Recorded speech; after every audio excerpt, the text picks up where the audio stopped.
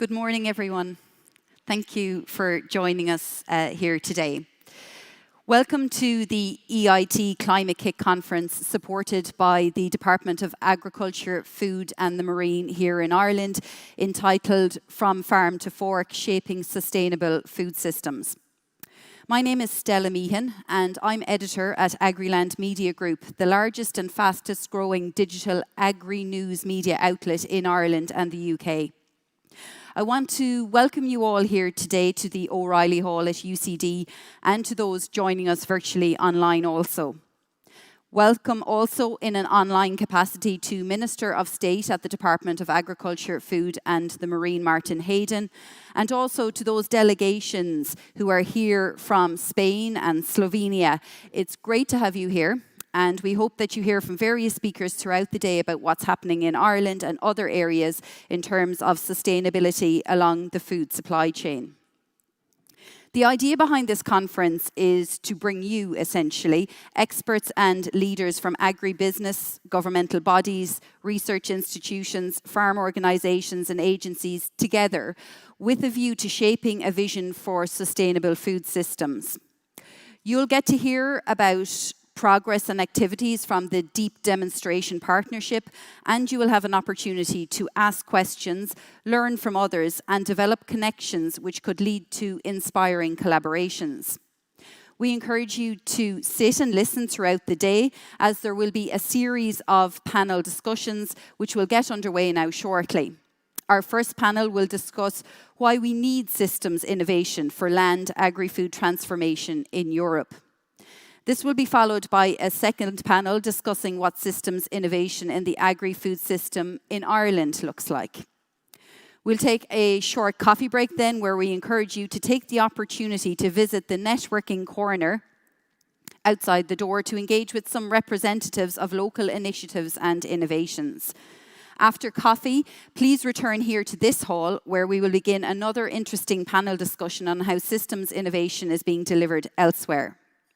Then I myself will chair a further panel discussion just before lunch on leadership and initiatives from Ireland's land and agri-food system. We'll take lunch then at about 1 p.m. and be back here for 2 for the most interactive element of today's conference, the workshops. There will be 3 different topics, and you can choose which workshop you would like to sit in on. One will take place here in the plenary hall, and 2 others will take place just outside the door there in the breakout rooms. The titles of the workshops will be outlined on the doors, but I'll remind you again before lunch. We'll then finish up the day with one further discussion in the afternoon, which will focus on how to create an enabling environment for systems innovations in Ireland and across Europe. We'll hear from the Chief Strategy Officer at EIT Climate-KIC, Andy Kerr, as well as a lady who I'm going to introduce you to in a moment, Suzanne Reinders. We do hope to wrap up at 5 p.m, so all of you can relax and enjoy a sparkling water, or something stronger if you prefer, while connecting with others here from the conference.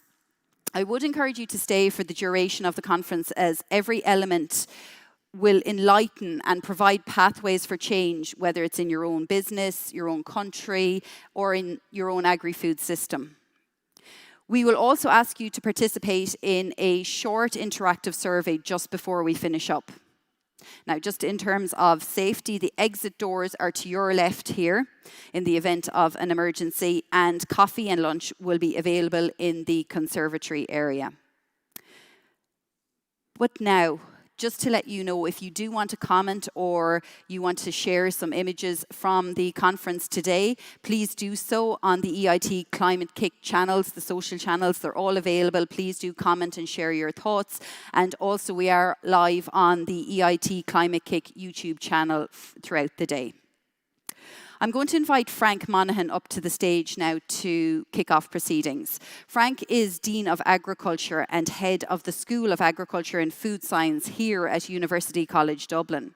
He teaches primarily in the area of food science, but I'm sure he'll elaborate further himself on his area of expertise and particularly his research interests. I'll invite Frank up now.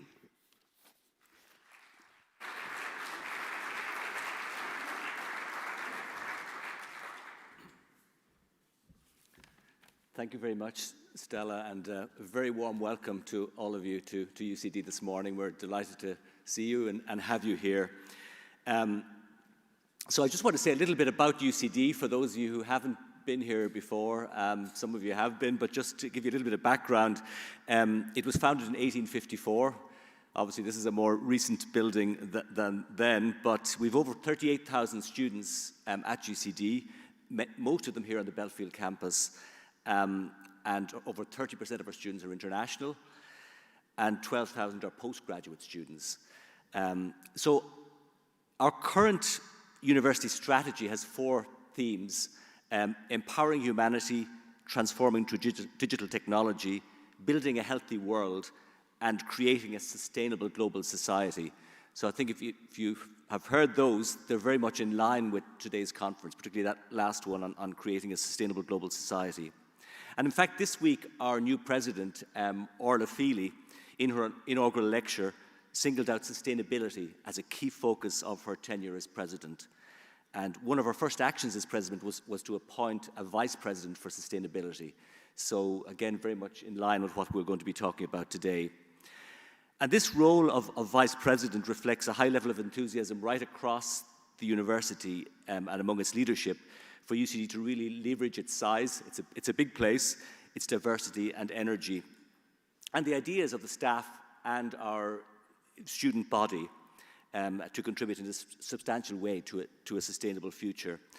Our vice president is Tasman Crowe, and he unfortunately can't be here today, but he's going to be establishing a sustainability unit within UCD to deliver on this ambition of a sustainable future, and a sustainable food system is a very important part of that. And I think at UCD we can credibly say that our research and education programs address the farm-to-fork food system. And if I could just say a little, in line with today's events, just to say a little bit about our education programs, we've 25 undergraduate and postgraduate programs in the School of Agriculture and Food Science, and they range from crop and animal production right through to food science and human nutrition, with programs in environmental sciences, horticulture, forestry, agribusiness, and rural development as part of that suite. And from September next year, we aim to offer an undergraduate BSc program in sustainable food systems that will span the food chain. In her inaugural speech also, the new president referenced the research work ongoing at the UCD Lyons Farm campus, which is a 250-hectare research farm about 30 kilometers from here. And there, UCD academics, some of whom are here this morning, PhD students and research scientists are undertaking the cutting-edge research on approaches to address the challenges of producing food for a growing world population while minimizing emissions and the negative environmental impact that food production can have, while also reversing biodiversity loss and promoting soil health. Of particular relevance to today's conference is the opening next month at the UCD Farm campus of an Ag-Tech Innovation Centre.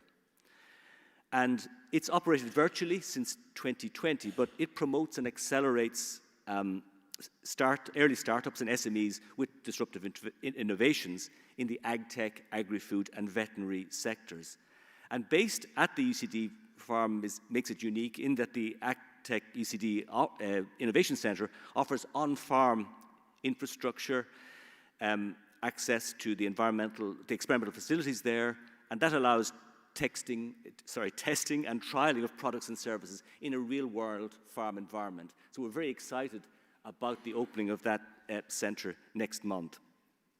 And startups, also have preferred access to our food processing facilities, as well as venture capital and business networks through Nova UCD to mentoring corporate partners and office and lab spaces.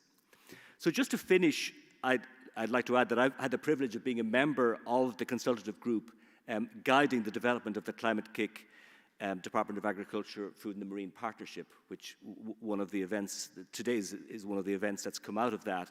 It's been a really privilege to be involved with that. And it aims to leverage, as we'll hear, the Climate-KIC deep demonstration process to develop innovation actions focused on the transition to a climate-neutral agri-food sector. So today's event is a very important part of the suite of events and the actions that will come out of that partnership. And I look forward immensely to the discussions and deliberations today, and hope you have a really fruitful and enjoyable day with us here in UCD. Thank you.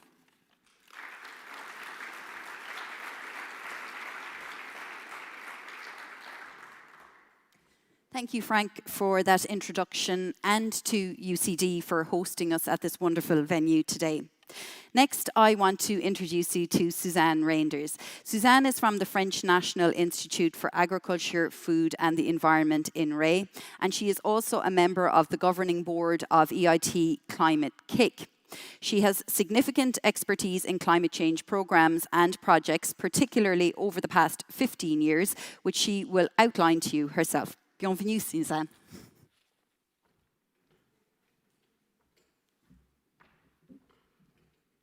Well, thanks a lot, Frank, for hosting us in the wonderful settings of UCD, and thanks, Stella, for the introduction.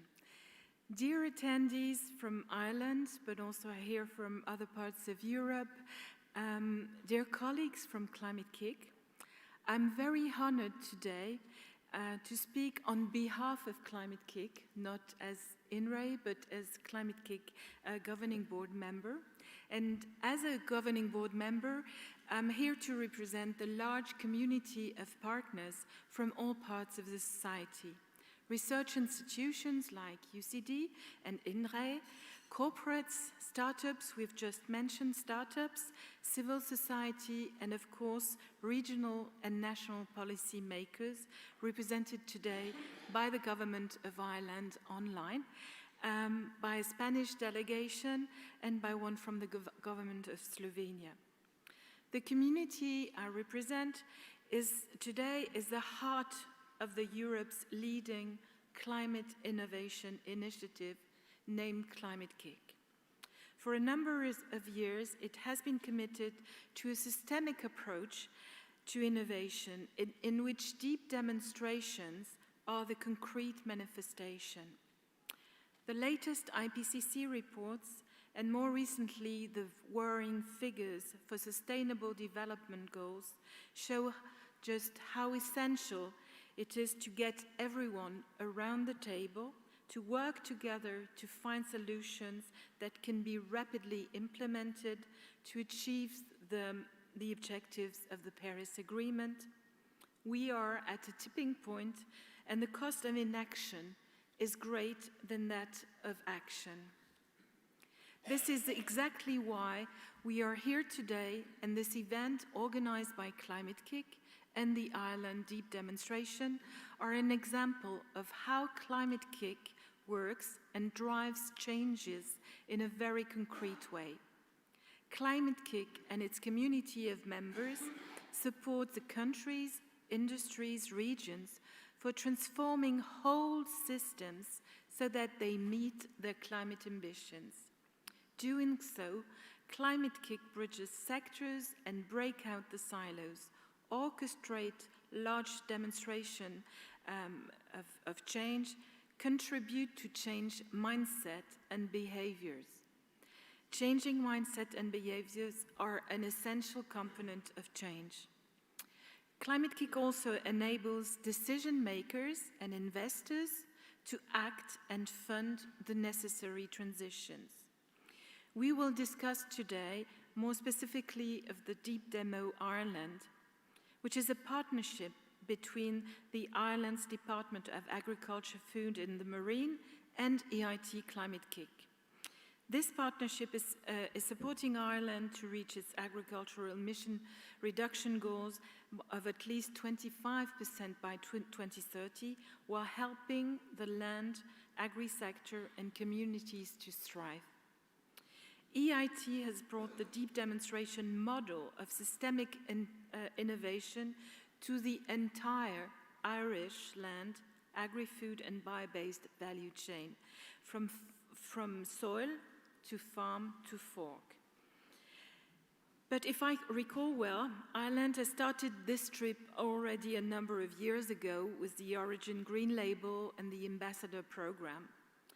And as I said previously, This means getting everyone around the table and working with stakeholders from public, private, non-governmental, and higher education. My hope for the next months to come is that the Deep Demo Ireland will lead the way and bring to light working methods that will inspire other European countries. Thank you very much for your attention.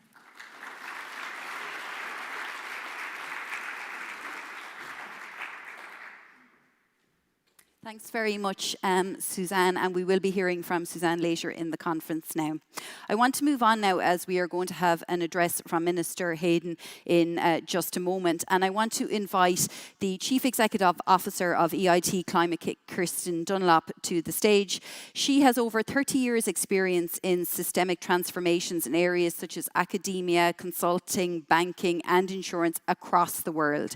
She serves on many advisory boards and is recognised as a leader at the European Commission Economic and Societal Impact Research and Innovation, that's ESER, expert group. She holds a PhD in Cultural History from the University of East Anglia and a bachelor's degree in Art History from the University of Sydney, and is a specialist in experiential learning and cross-disciplinary practice. Kirsten.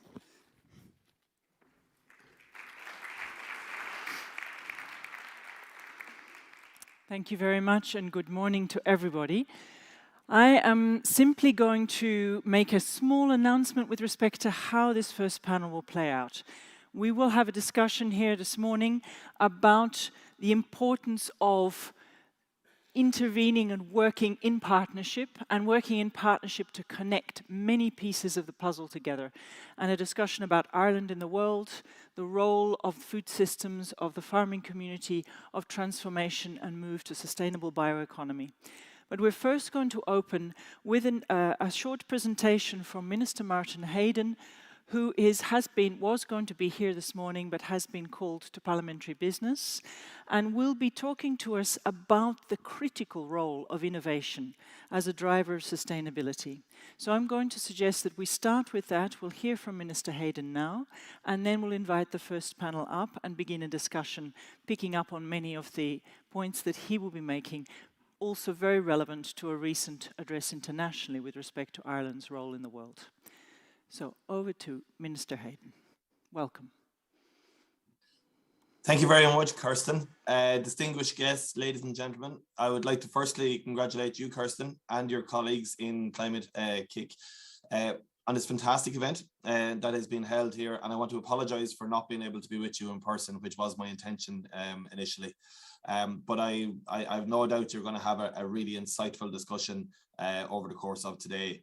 I would also like to particularly welcome our Slovenian and Basque colleagues to Dublin. It's wonderful to have you here, and I hope you enjoy all of the proceedings.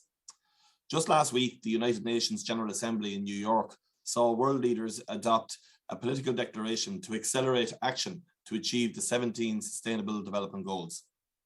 They aim to drive economic prosperity and well-being for all people while protecting the environment. They include, of course, ambitions around addressing climate change, but also issues like reaching zero hunger in the world by 2030. In the context of a growing global population and warming of our climate, we urgently need to optimally and sustainably produce food to achieve these. Therefore, the question is one of how we meet the competing demands concerning nature, land use, and ensuring our food production systems produce fewer emissions while being able to sustainably produce food to feed the world's growing population. For me, the answer is simple. It's innovation. We have done this down through the years. We are applying more science, research, and innovation in how our food production systems operate than ever before to ensure not only that we continue to produce food, but also that we do so more sustainably.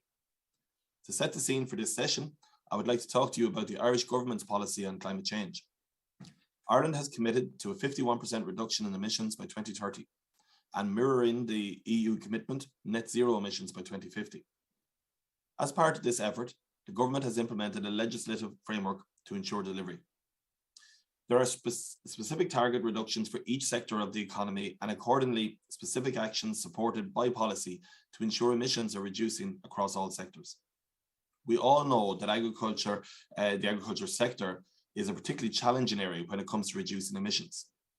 We in Ireland are particularly challenged because on the one hand, agriculture is a vital part of our economy, being our oldest and most important indigenous sector, but it is also responsible for a significant amount of our emissions. However, it is also a sector where significant progress can be made in reducing emissions through changes in farming practices and through the adoption of new technologies, which in many instances can be actually cost beneficial for farmers. And where there is a cost to the farmer, that is where the state and downstream private entities can step in to support farmers.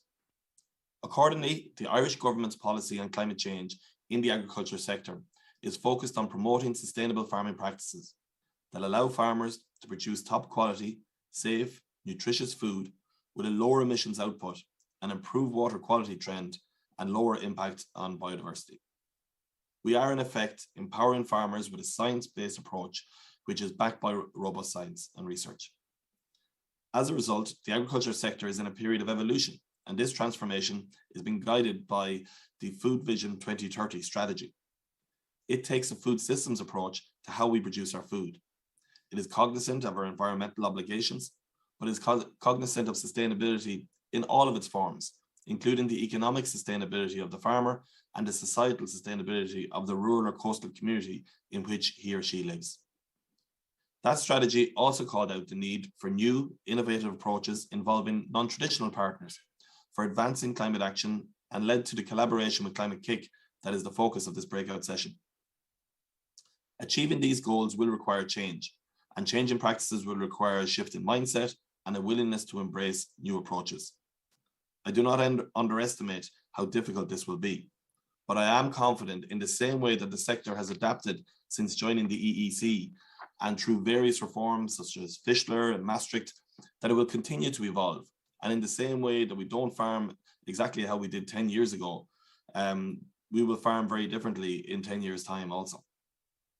The Irish government is committed to working with the sector. This includes providing guidance and support to farmers to help them to adopt the new practices, as well as working with industry and the research and innovation community to produce and promote new technologies and practices.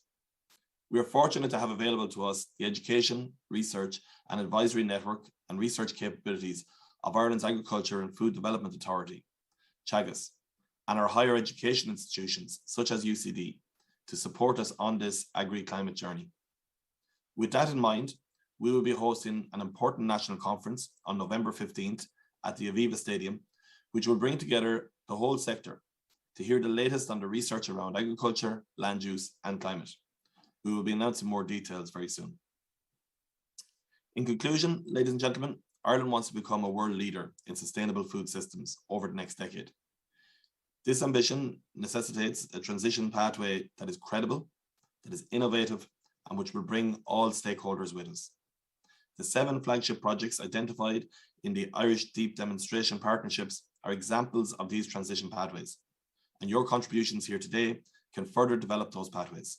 So I'm pleased to be able to share our journey with you all here today, and I wish you very well in all of your deliberations over the course of the day. Thank you very much indeed. It's an absolute pleasure to have you with us.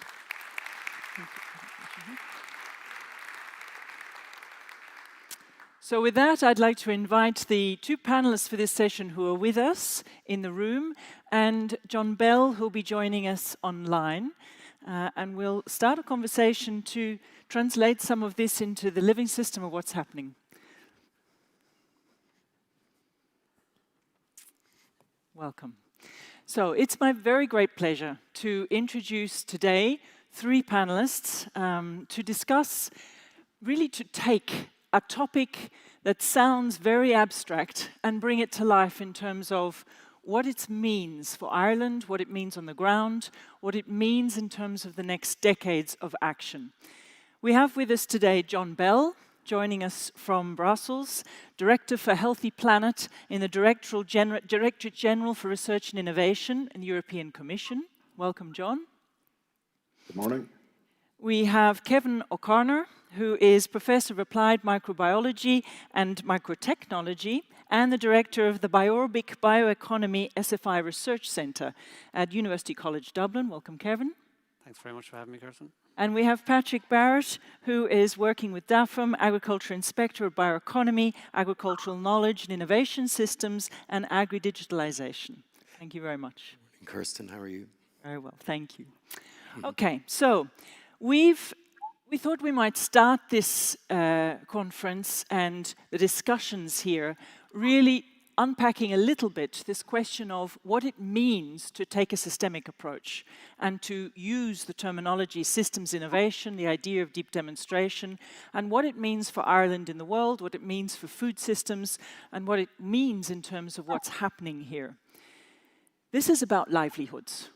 Ultimately, it's really about livelihoods. We're at a very tricky moment in the world, a moment of increasing tensions, increasing polarization, increasing fear and uncertainty.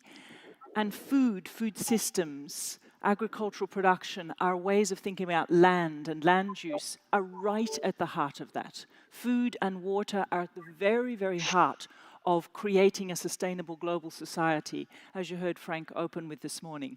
Because food and food systems and our land use, our identities in relationship to land, set a culture, set the system, determine who we are and how we live. So here the challenge is, how do we create a world in which 10 billion people can thrive?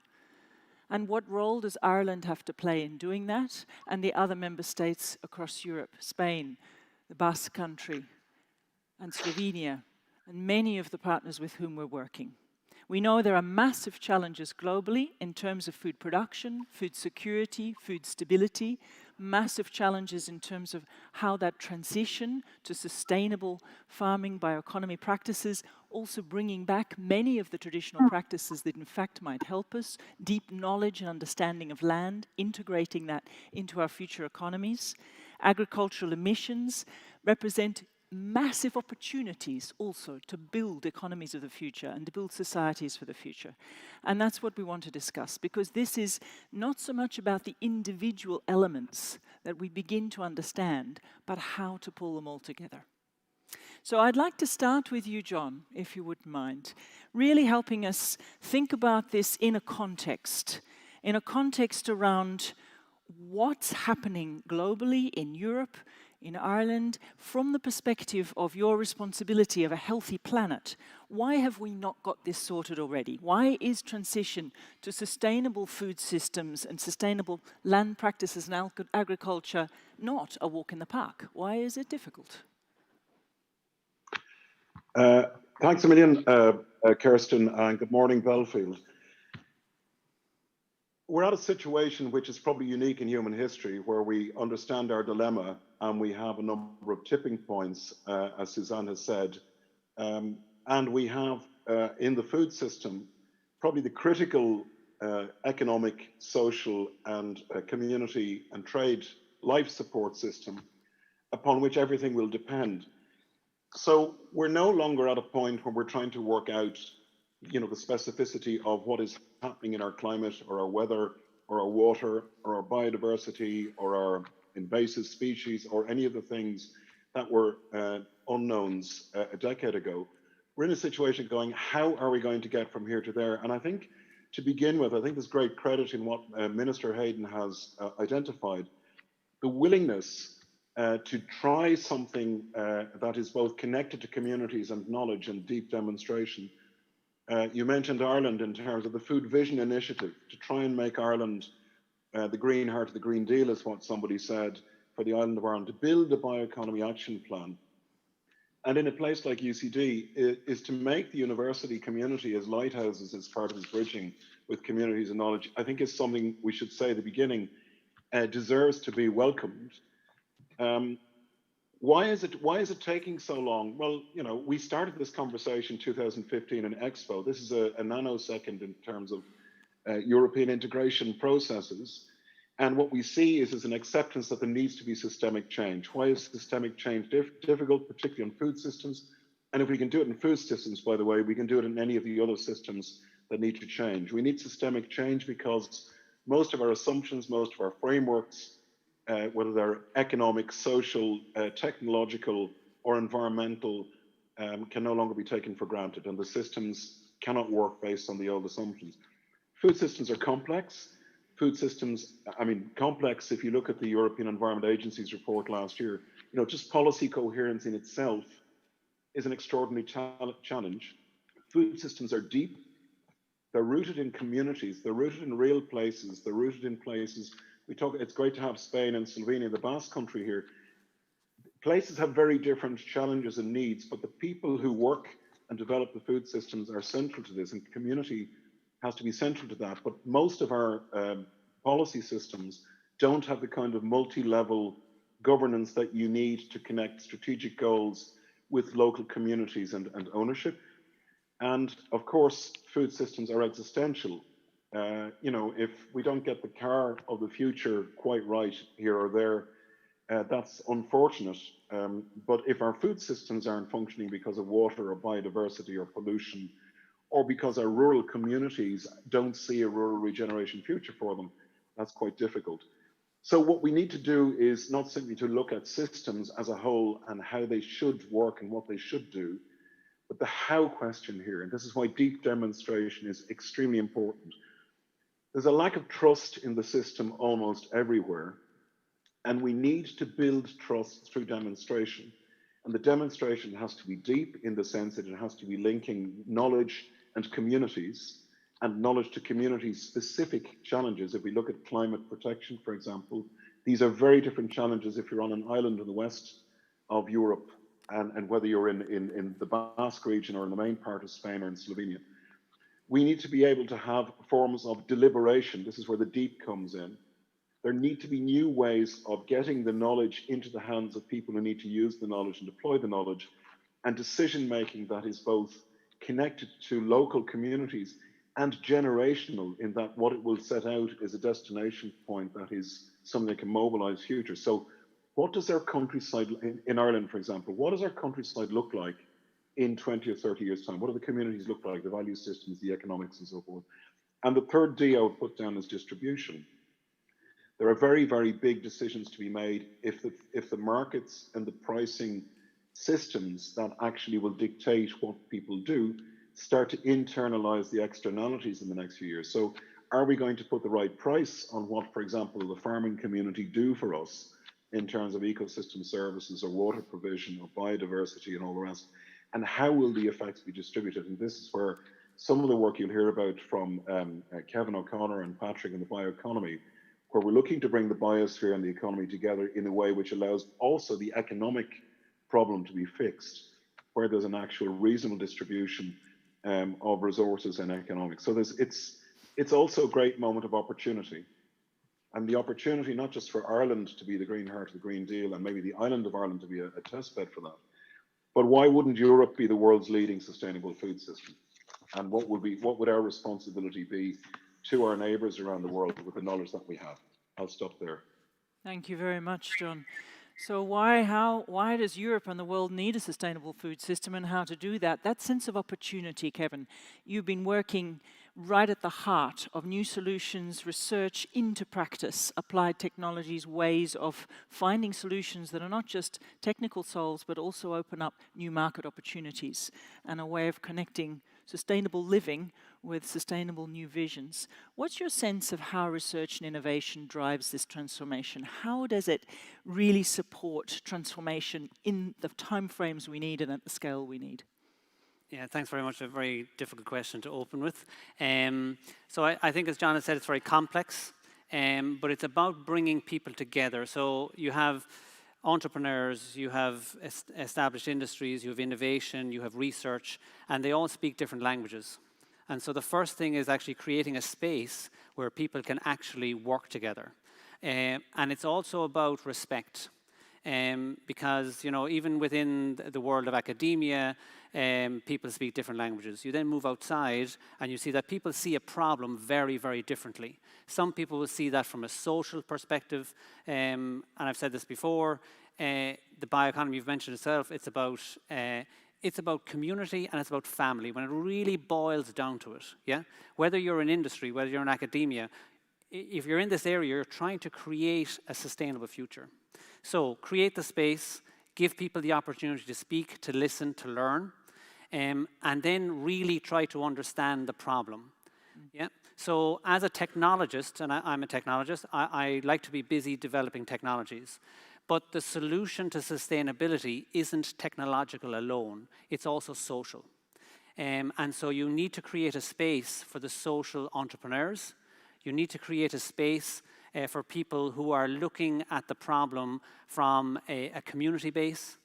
So there is a huge amount of tacit knowledge that people have. So it's not about people like myself as an academic telling people who are in practice what the solutions are.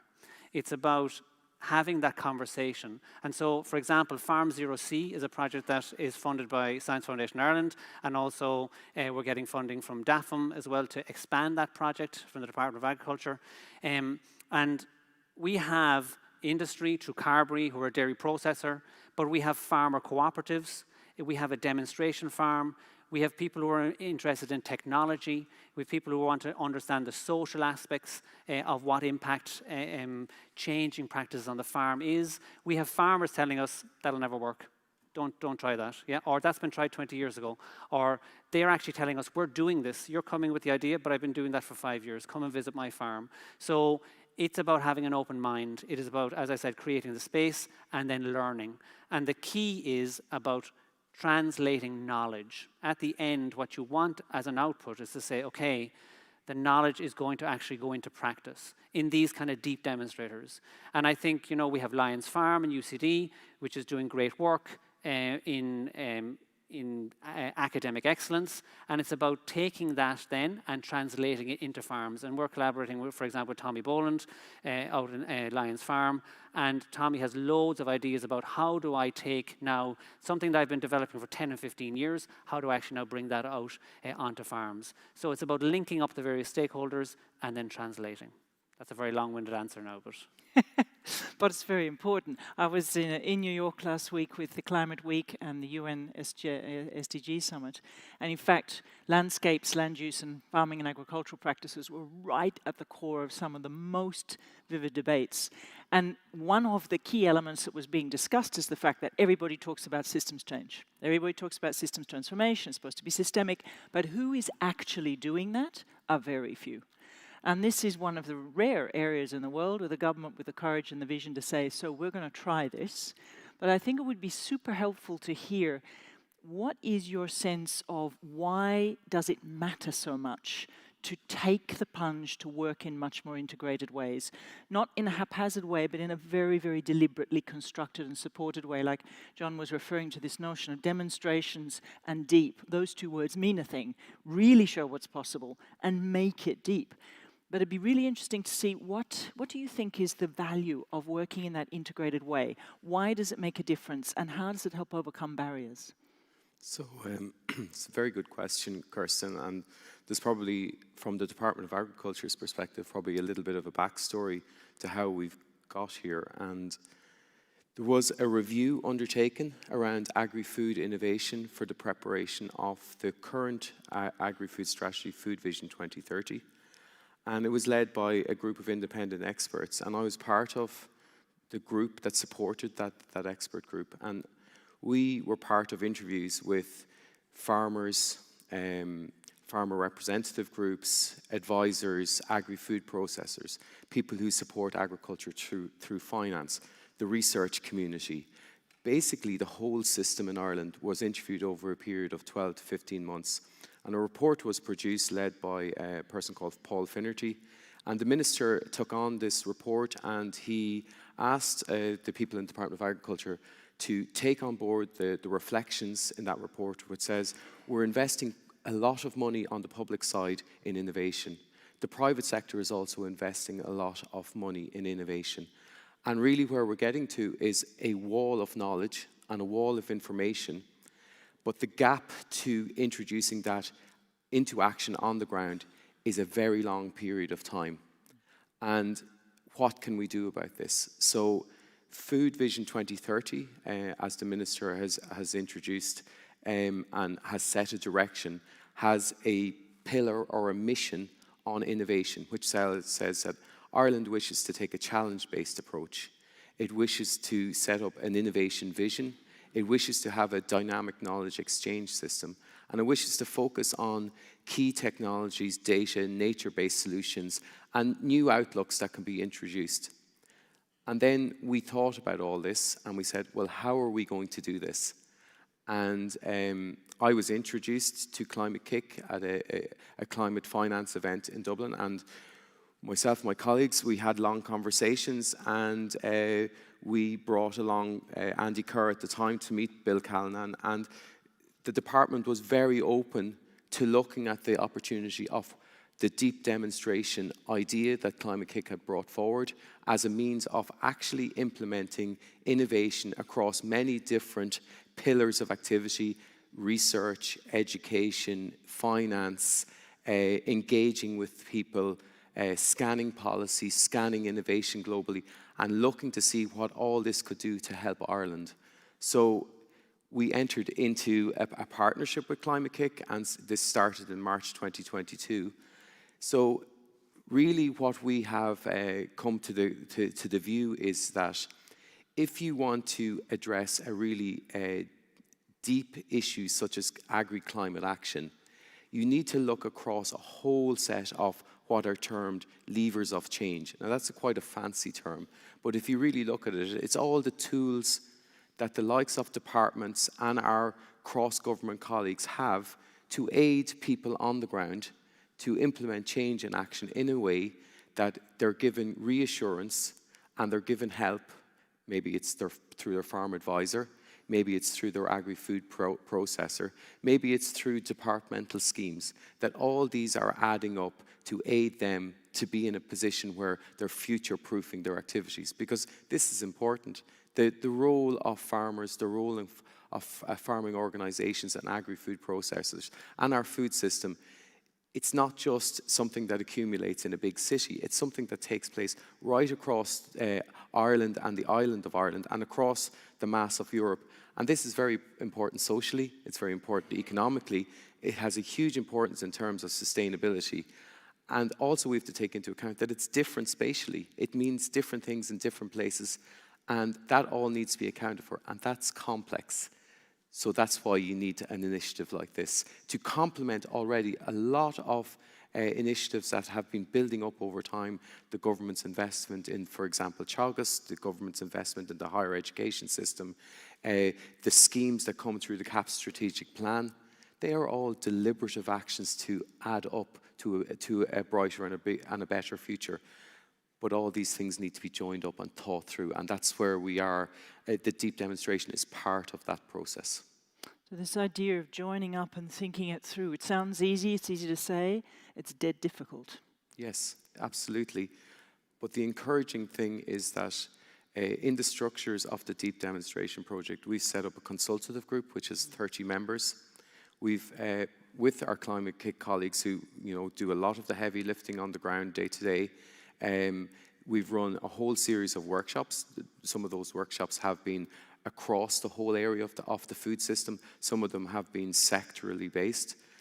But people have been really open to come and join these events. And that's been so encouraging, because what you really see is the drive to find the answers. People really want to, I suppose, address sustainability. And it's very interesting to see that they really view innovation as the driver of sustainability, because it offers multiple opportunities. There's opportunities to develop new products, new services, new applications. There's opportunities to look at, I suppose, the way their company can evolve. It offers a future-proofing opportunity, and it allows them to really have an outlook for their stakeholders, their value chain. So they're really, really trying to think through all elements. And I think that's probably been one of the warmest, I suppose, things that have emerged out of this is the engagement of everybody.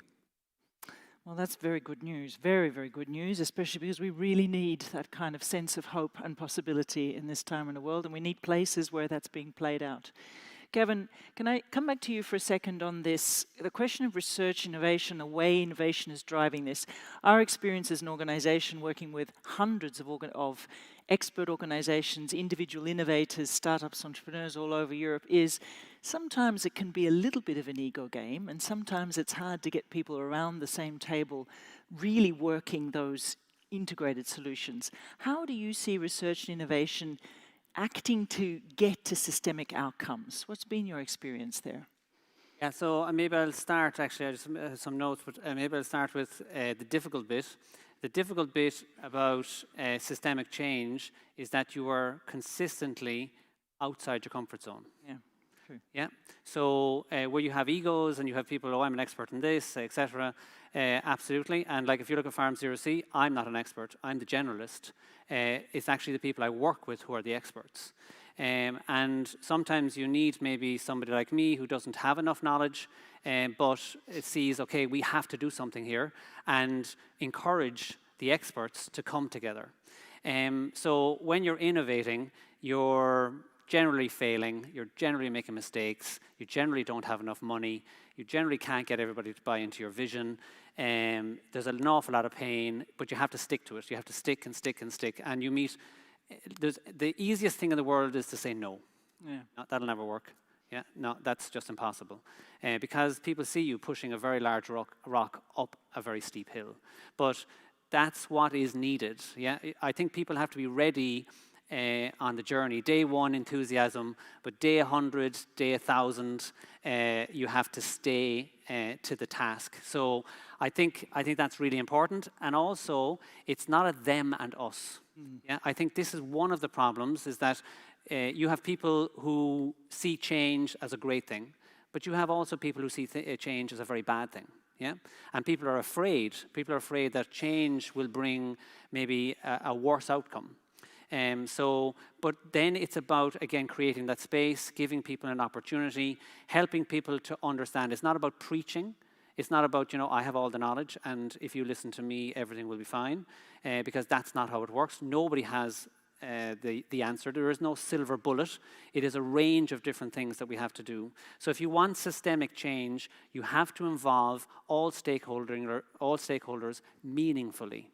Yeah, so you can easily say, oh yeah, I'm chatting to a few farmers there, and sure, they're grand. You really have to listen, you have to engage, park the egos, understand that nobody has a monopoly on the knowledge. But it's also about coordination.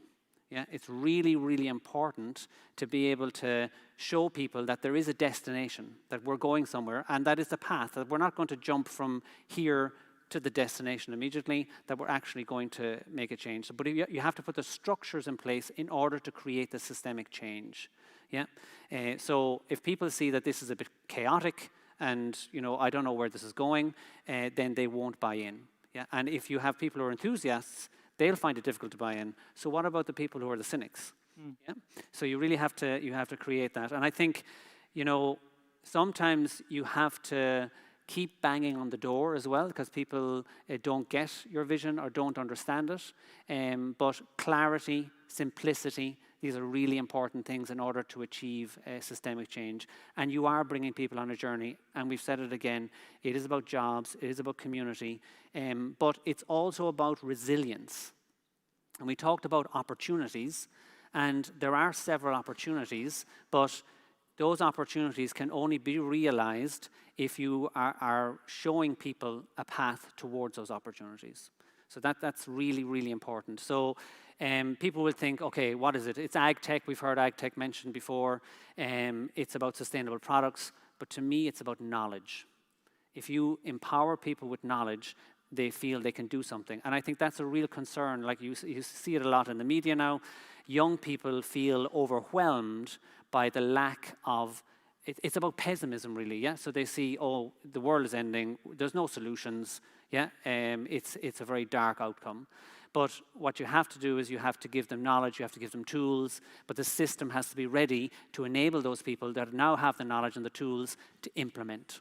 Yeah, so it is very complex, it is very difficult, but that is about education, what we're doing in the universities. That is about industry, farming organizations buying into how we actually tap in to that knowledge. And again, I've mentioned it before, it's not just about technology. Yeah, it is about social entrepreneurship. It is about providing people with the opportunity that say, I can create a better society. And if you look at rural Ireland, that is about my community is greying, my community is leaving because there are no jobs, there's no future, people aren't going into agriculture. how do you transform that and say, hey, there are opportunities. There are opportunities in information, the Internet of Things, data. Yeah, this can actually create a vibrant rural community because people can actually say, well, I'm actually in IT, I'm actually in the analysis of data, but I'm not based in the financial centre in the city. I'm actually based in rural Ireland or other rural communities. So I think that's really, really important. And resilience. If you see that agriculture is being beaten over the head saying you're a major problem, you're the cause of the problem, and people say, well, you know, how is my community going to be resilient? I see my community collapsing. So, but resilience is about biodiversity, it's about soil health, it's about communities, it's about the sports clubs. So it is about technology, about sociology, and it's about economics.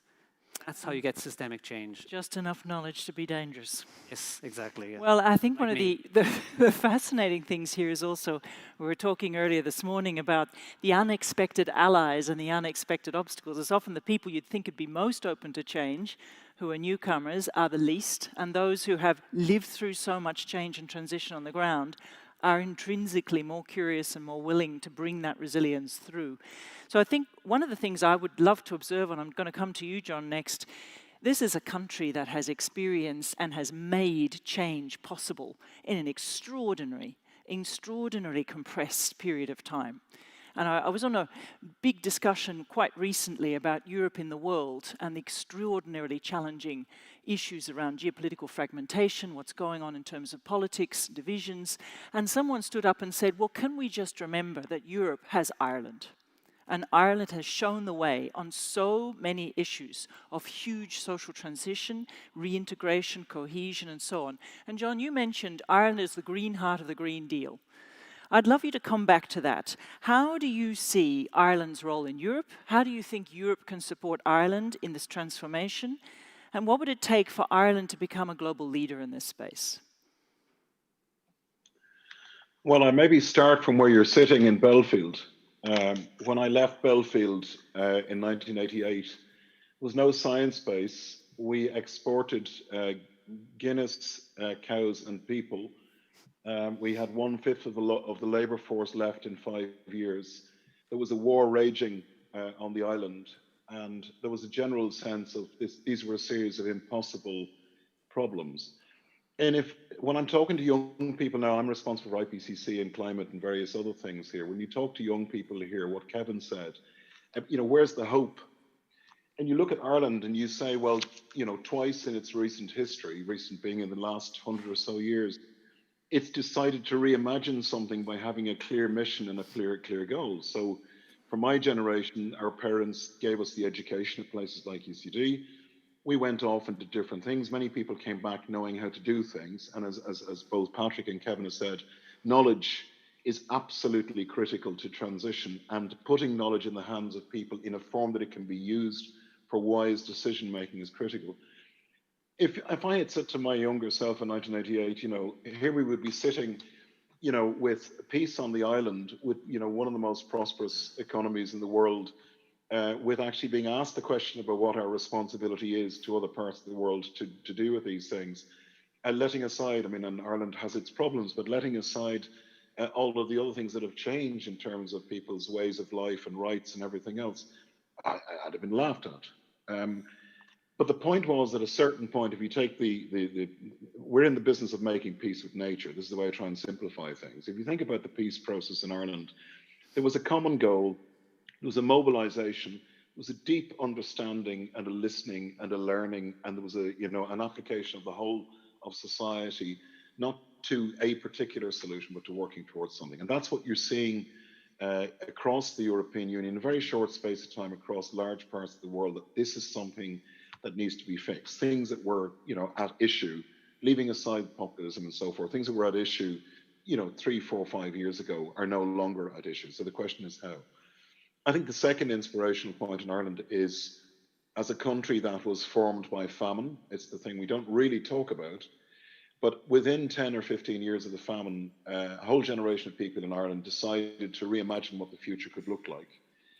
Agricultural cooperatives, sporting movements, language movements, theatre movements, you know, you name it, reorganized the country, but it had a destination, a vision of what it could look like. And I think that's critical. This is why this mission approach that Patrick has mentioned, actually having clarity about what is the kind of destination that we want, and that has to integrate fairness and distribution into that. That, I think, is where the hope comes from. Now, we're struggling, all of us are struggling with all of the instruments and tools and processes and all that. So you can imagine what it's like sitting here.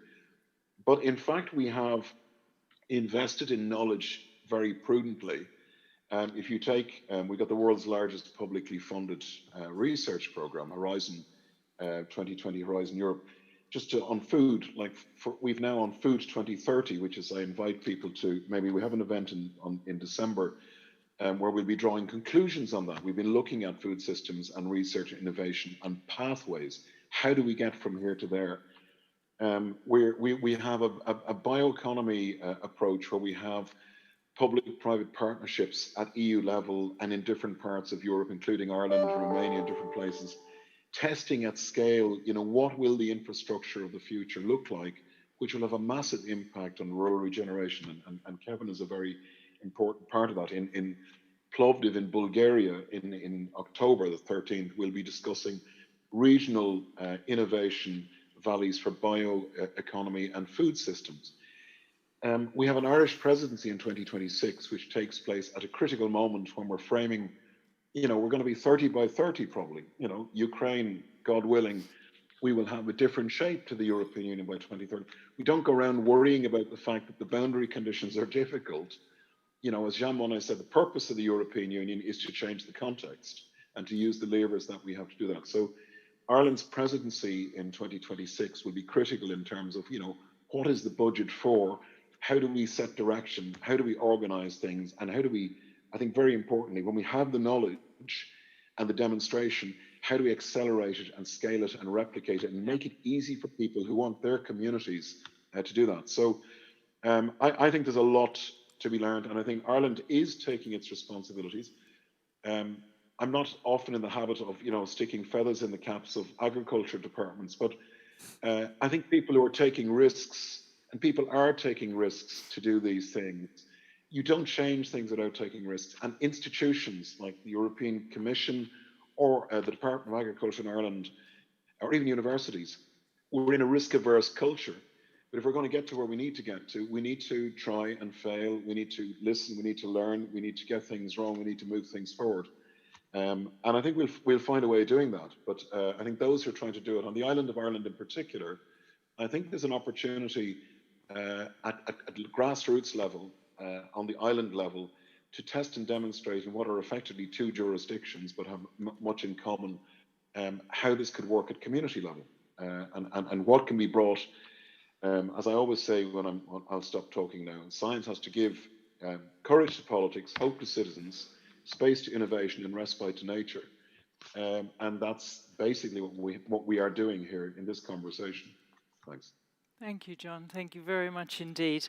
So that critical importance of taking risk to avoid risk, because we know that what is at stake is just so critical. So I think we've got time for a couple of questions from the audience. Anyone who has a question they'd particularly like to put forward at this point in time?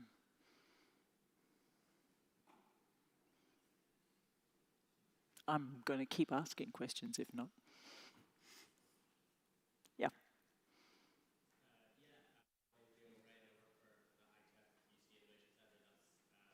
Going to be opening in lines next month, and it's just the question I had. Sorry, I tried to scribble it down here, so bear with me.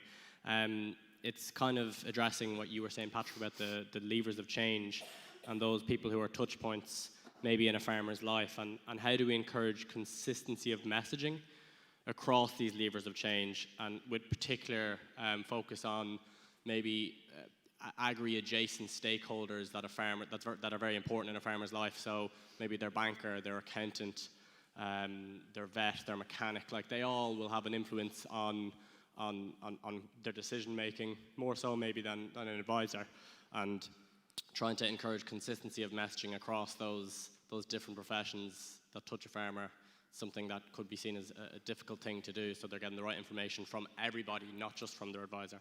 That's a fantastic question. Patrick, do you want to take that? Yes, so thanks for the question. And I think we're lucky is that people are already thinking about this So in the Common Agricultural Policy and in each member state's CAP strategic plan, so this applies to Ireland as much to Slovenia, as much to Spain or the Spanish regions, there has been a call out for member states to develop their agricultural knowledge and innovation system. It's shortened for ACIS, and essentially that tries to join up the dots between research, the farm advisory system, with innovation opportunities, and with delivering of information and knowledge to the end user as quick as possible. But that needs joint up thinking, because all the people within that system need to sort of, I suppose, take the direction that the policy and the strategies and the messages from Europe are setting, and is set by the political system, and to move in that direction. So very practically, because you always have to go from that words that I've just said to what actually does that mean. So for example, each European member state has to set up an ACIS coordination group. So that brings together ministries, their agencies, farming organizations, farming media, a whole range of other players, agri-food processors, and people who are providing inputs into the agri-system, and speak about how you can address this and work under a sort of an operational structure and a work program to actually deliver on exactly that point that you're saying, coherence, coordination, and being consultative with each other to deliver on the end game, which is the objectives around sustainability in all its different forms and what it means in different parts of the country. Thank you very much. Kevin. I can just say as well that it's about bringing, as part of bringing those people together, but in practice as well. For example, at Farm Zero C, and Gavin is in the audience, I see here, who's managing the project. You know, he brings a lot of people on tours of the farm, and they are not just farmers, to actually explain to them what practices you can actually put on the farm into practice. Yeah, changes that you can put into practice. There's some low-hanging fruits. There's more challenging ones. But when you bring different people together on a farm tour like that, you start to get them talking to each other and understanding each other's language. And I think that's also part of getting consistent messaging. Yeah, where you're bringing people into practice. I think that's really, really important. And it's an absolutely essential part indeed of the demonstration effect that John was referring to, that we've all been discussing. Can you show the adjacencies in practice, test and learn, fail, learn quickly and learn from the failures, and understand how does finance and insurance feed into this, and how does the entire economic system change indeed? I see it in a demonstration farm, and it's a commercial demonstration farm, so I could do that on my farm, or I'm already doing that on my farm and I'm doing it better. And here's how I'm doing it, yeah? So it's a two-way street. Nothing like the FOMO effect. Yeah.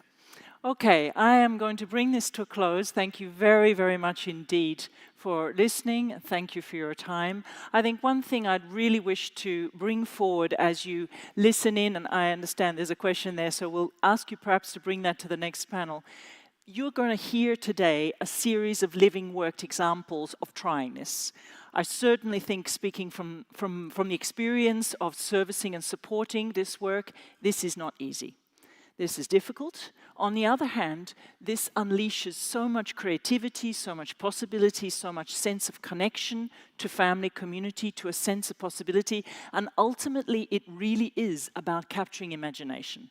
How does the logic of the missions in Europe at the moment are just so much about getting our imaginations where we need to get there and connecting through all of the practical things on the ground that make that pathway possible. Thank you all very much. Thank you, John, for joining us.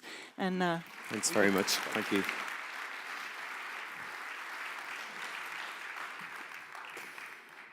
Thank you, Kirsten, and to John Bell, Kevin O'Connor and Patrick Barrett for that very interesting panel discussion. And actually, just a reminder that we very much encourage questions during the panel discussions. And if you wouldn't mind, for those here in attendance at the O'Reilly Hall, if you wouldn't mind just popping up your hand if you do have a question, and we'll get a microphone over to you, just so everyone in the room and indeed everyone online can hear the questions, because they're very interesting questions as well. So just pop up your hand and we'll come to you with a microphone. We're going to move on now to another panel discussion, and it's what does systems innovation in the land agri-food system look like in Ireland? So I'm going to invite Andy Kerr Bill Callinan and Saskia Visser to the stage. The panel discussion is going to be moderated by Andy Kerr. Now, Andy has been in leadership roles in climate action for over 2 decades. He's Chief Strategy Officer at EIT Climate-KIC, Europe's climate innovation agency, responsible for the group's overarching strategy, its financial sustainability and delivery of its global impact. Climate-KIC implements a place-based learning by doing innovation model that mobilises public and private finance and investment funds to implement and test suites of coordinated innovations to produce the actionable, intelligence and scalable solutions needed for meeting ambitious climate targets. I'm also welcoming Bill Callinan. He's the Chief Inspector at the Department of Agriculture, Food and the Marine here in Ireland. He's responsible for the provision of advice on the practice of agriculture and on science and technology related to the agri-food sector within DAFM. Heading up the Agricultural Inspectorate with over 300 graduates across the department, he has direct responsibility for DAFM's lead on climate, water and biodiversity. Saskia Visser then has 24 years of sustainable land use research experience in areas like circular sustainable food production, climate smart land management and land use optimization. She actively applies the deep demonstrations methodology for decarbonisation and biodiversity regeneration. Saskia organised the Circular Work Conference and serves as a strategic advisor for the European Joint Programme on Agricultural Soils under Climate Change, fostering global partnerships in soil research. So I'll leave it to Andy to chair the panel. Thanks very much, Stella, and a very good morning to everyone. So as was mentioned, we're trying to dig in a little bit on this panel to what's actually happening on the ground with what we're trying to do with a deep demonstration. It's a great pleasure to be joined by Bill and Saskia. As we have been hearing, Irish agriculture and the agri-food system here is characterised by change, it's characterised by innovation. It has been hugely successful on the global stage. If you look at the export markets it's captured. The challenge facing us here is around the pace and the scale of change in the face of multiple pressures and opportunities. Social change, geopolitics, energy markets, obviously climate change, regulatory pressures and so on. So that's really what we want to be looking at in this panel. As Climate-KIC and as part of this deep demonstration in partnership with the Department for Agriculture, Food and Marine, we are very much in this process of trying to demonstrate the positive change is possible. It was one of our former board members, Yves de Boer, I think, who I first heard the comments around where there is a way, there is a will. In other words, we actually have to demonstrate things to get people along. It's not good enough just to produce the knowledge.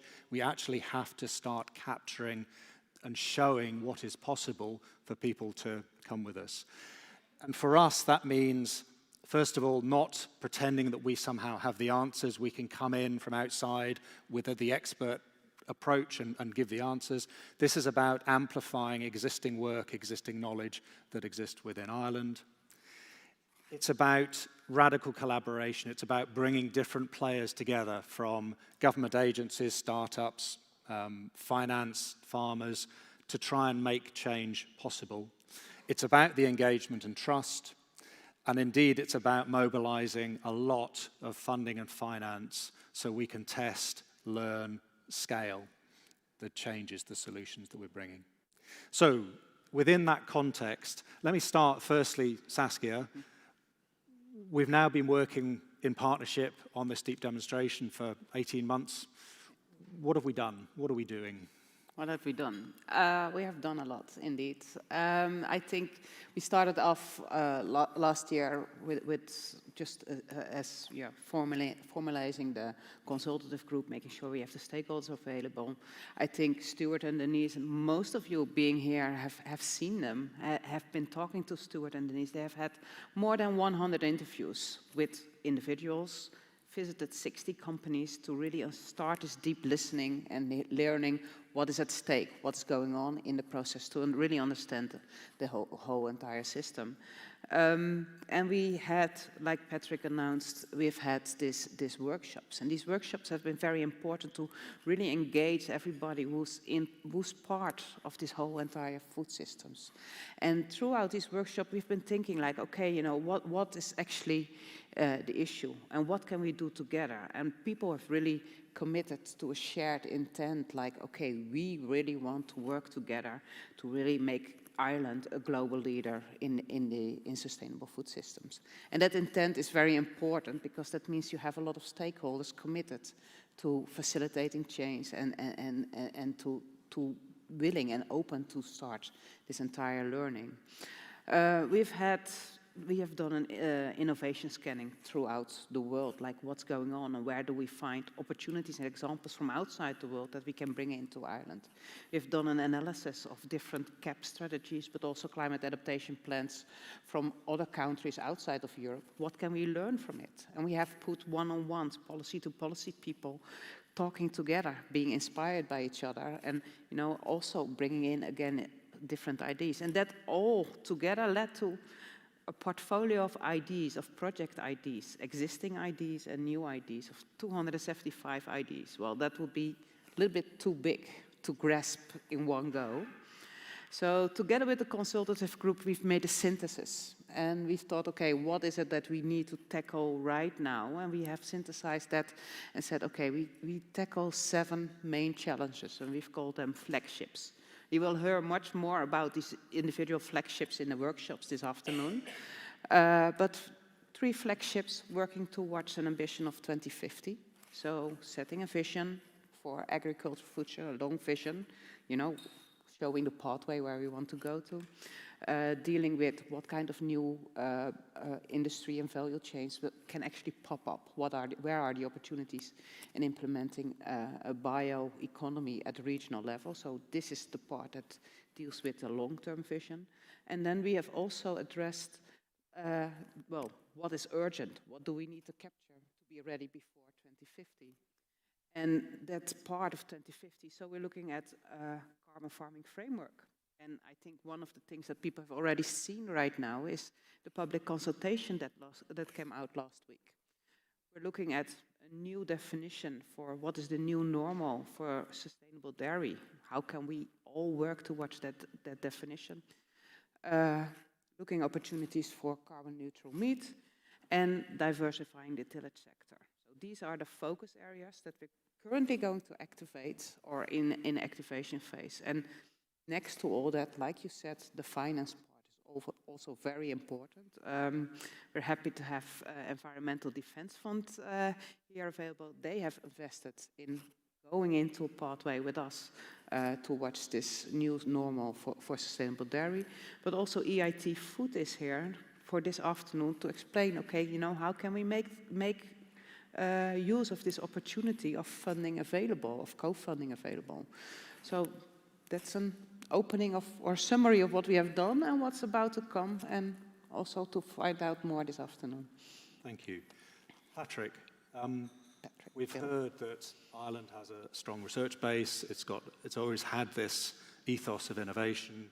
It's already on the global stage. What was the motivation for partnering with Climate-KIC in terms of what were you trying to achieve with this demonstration?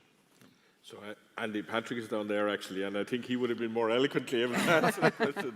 So from my perspective, so look at, I've long given up in terms of having insight or wisdom, but rather I'd like to share kind of, you know, from my perspective in terms of the work I do, well, what makes us think, and as a civil servant, our job is to implement government policy. Our job is to inform the development of that, but ultimately implement government policy. And government policy is very ambitious in terms of the climate agenda, okay? And when you then look to, well, how do you then break that down in terms of saying, well, as a government, I describe it generally as we enable and we regulate the industry. So we have regulations in terms of food safety, in terms of environmental compliance, etc. But ultimately, you're trying to create an environment where the structures are in place to enable the industry to the betterment of country, the betterment of farmers, betterment of society. And when you look to that, and you look to that effectively, how do you make that you have to look to, and have you the structures in place? And that would be, have we a very good research base that's supported, and the department is a big funder? And we would challenge ourselves in terms of the calls, which are our ask of the research environment to answer, in terms of saying, can we chart a future and ideas in terms of where we need to go? And then you, on top of that, look to how do you work with the structures we have, which are very good in the agricultural sector, which includes that we have a very good advisory service, both Teagasc and also private advisors. Have we the systems in terms of the likes of Animal Health Ireland that are available to bring stakeholders together in terms of saying how do we improve the health of the national herd? We have structures like ICBF there, which is bringing cooperation between effectively competing players to generate a breeding direction. So we have a very strong base, and we have a business then that's based on cooperative type models in most cases, and many cases, particularly in the likes of dairying. So how do you bring those together effectively to say, look, that we're on a common trajectory and a shared understanding? Now, people describe, well, you know, new politics, what does it mean? Well, for me, what it simply means is that, you know, I suppose the old system in many ways where you had single-party government very strong, where it would ask for a policy position to be developed by civil servants like myself, who would then transfer it over to the political system to implement it, and could do so, I suppose, because of its strength of governance. That system is gone, pretty much. We are into, and will be into, as much of Europe is, in terms of coalition-type governments. And that puts a focus in terms of saying, if you need to do something, it's not just going to be applied to people, right? You have to articulate and have better understanding of what's the problem, that people can understand the problem and then join in and participate in the development of the solutions. So I often describe it, I had a good neighbour friend of mine that I was very friendly with. He has passed away now, but was particularly friendly. But an odd time then he just turned to me and he said, "Now, Bill, not telling your business, but..." And our immediate reaction when somebody says that to you is, well, you can feck off. Like, you just, everybody's reaction is negative when somebody tells you what you should do. So how do you create environments in terms of where people are actually participating? And I suppose we're articulating and describing the problem, we're framing it, but the part of the solution development is inclusive of all the stakeholders. That's where, I suppose, when we looked at the opportunity at Climate-KIC, and we had looked at other innovations before, such as we've engaged a behavioural economist in terms of some problems, and how would you look at something differently. Climate-KIC was bringing that to the table, and it was very much a conversation, as Patrick said, where Patrick would have engaged in the initial discussions, and then said, look, there's an opportunity of bringing something new and fresh in terms of the way we look at it. And given that, I suppose it's a wicked problem, it's a huge challenge. And I'm not just saying that just from almost the political ambition that's been set, but the reality is industry is engaged at this. Industry is having the exact same discussions in terms of the consumer is demanding greater sustainability, how are we going to deliver on that?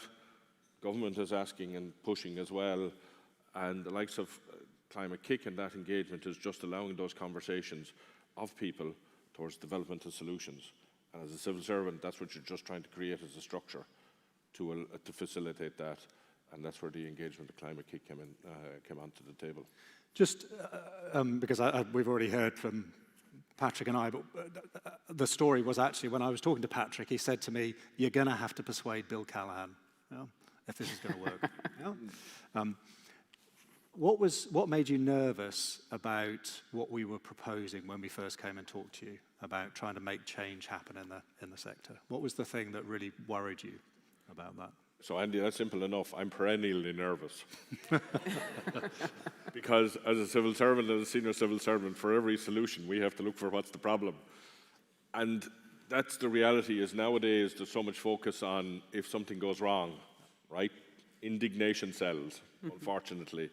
So we're inherently looking at something like this, and I welcome John Bell's theory there that we should embrace risk. Like, geez, lads, I'll tell you, that's not exactly a comfortable place for somebody like me in terms of taking risks. But equally so, I think you have to set an ambition. And the likes of the risks that were here was, you know, I put it simply, government sets policy and civil servants are there to implement government policy, ensuring that this process was going to align with government's ambition in terms of how we're going to deal with this problem. And that's focused, however, around that engagement piece. It's focused around voluntary pull factors. It's focused around creating of opportunity. Now, Ireland is a food island. We've like 8 or 9% of our gross domestic product is food products. So the idea of kind of saying, well, everything is wrong just doesn't work. It's a question of saying, look at what are our strengths, how do we build on them, what are the weaknesses, and how do we address them? So my fear always in terms of the early engagement was that, you know, the process runs away from you in a way, and if there's mistakes, everything is measured by the mistakes and not the success. But I do agree, you have to take an element of risk in some of these, but it's not convincing me, I can assure you. It's about, you know, we putting a coherent, I suppose, policy, structure, strategy in place that a minister can, I suppose, sign up to, and the idea and understands, well, look at what are we trying to do here. There's often speed bumps and issues that arise, but if it's getting us towards that longer term and you stick with it, then it's particularly valuable. And I suppose that's where the likes of these processes. So we were quite comfortable from an early stage in terms of, yes, it's innovative, but two, from the principles point of view, it's aligned with the way we'd like to see things done around those principles of engagement, voluntary opportunity, that type of conversation. Yep. Thank you. Saskia, let's dive into one of the flagships that we're talking about that we've co-created with the stakeholders about how we try and bring innovation in.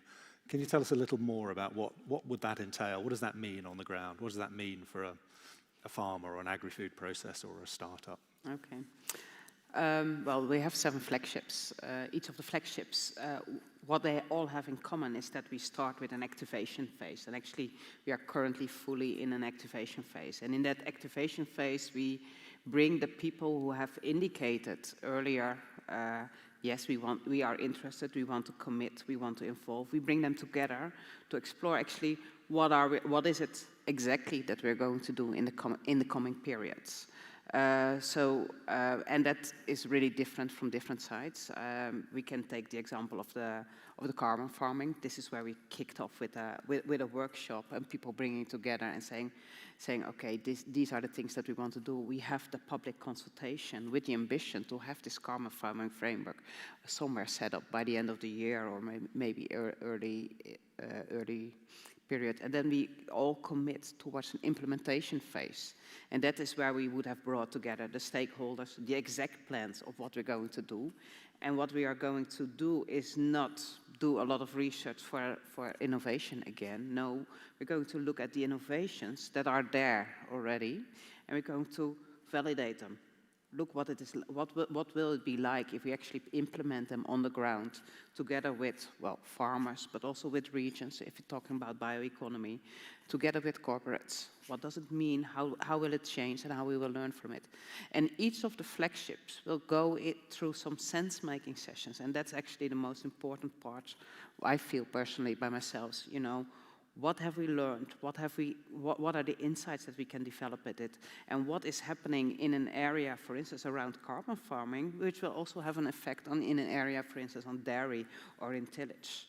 And how we bring that knowledge and intelligence together to support, well, new innovations, policy innovations, in finding new sources of funding to move forward. So the process is activation, and then move towards implementation and sense-making across the whole thing, and bringing the stakeholders and the people together is a very important element of success, to have people actively engaged in the validating of the innovations. And could you just talk a little bit about how are we, this costs money, yeah? There will be funding, there is both public money needed, there's private money. If we're going to mobilize and grow this, we need a whole range of different forms of funding. How are we going about, collectively, how are we going about trying to solve that? It's a big challenge, obviously. It costs money, so the implementation phase, the activation phase already costs money. So what we are doing together with with the different people is look at, okay, where are opportunities, where do we find opportunities to get this funding?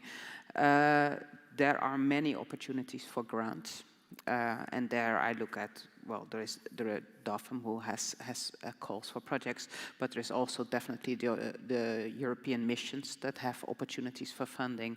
And we have an approach to move into what foundations to say, okay, do you really want to provide grants? Grants is not the only thing, so we need to look at different types of investments, equity investments, also in thinking like, okay, what are the scale-ups? Not only the startups, but really the scale-ups that can provide funding and to which extent can facilitate investments. And obviously we have started this partnership with agri-food, who are really willing and committed to invest in this deep demonstration in Ireland. So there are different opportunities, different types of funding that we need to bring into these flagship areas to make this change happening.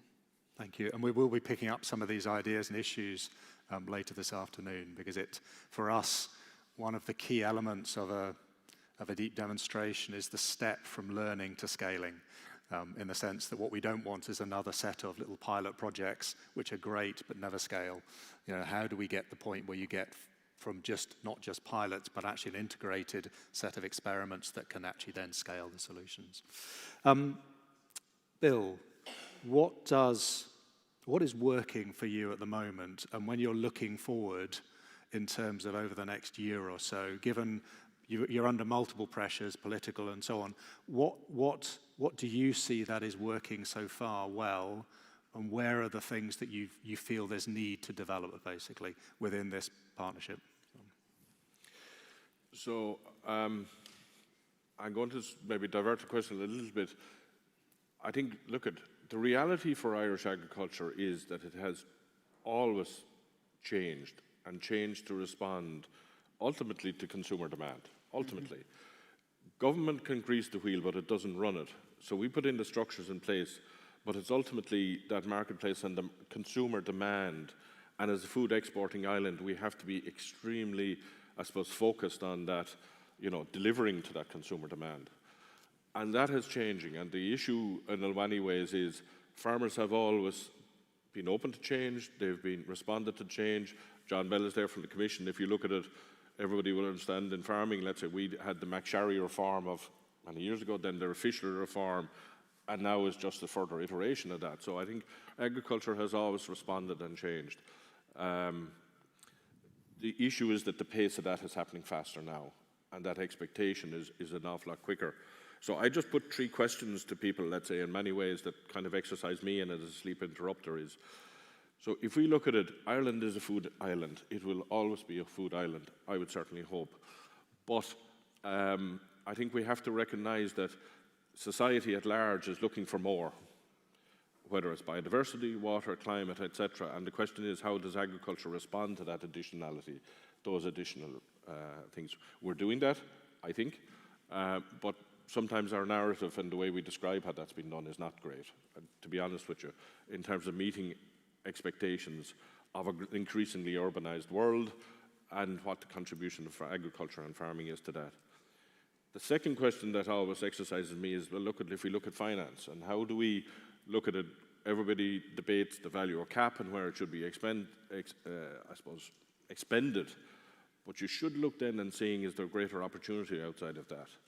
Is there opportunity of creating an inherent value for those goods that we effectively are saying that society is asking for, and that's in the areas of likes of biodiversity, carbon, I think energy as well, in an increasingly carbon-constrained world. So how do we increase the opportunity for finance?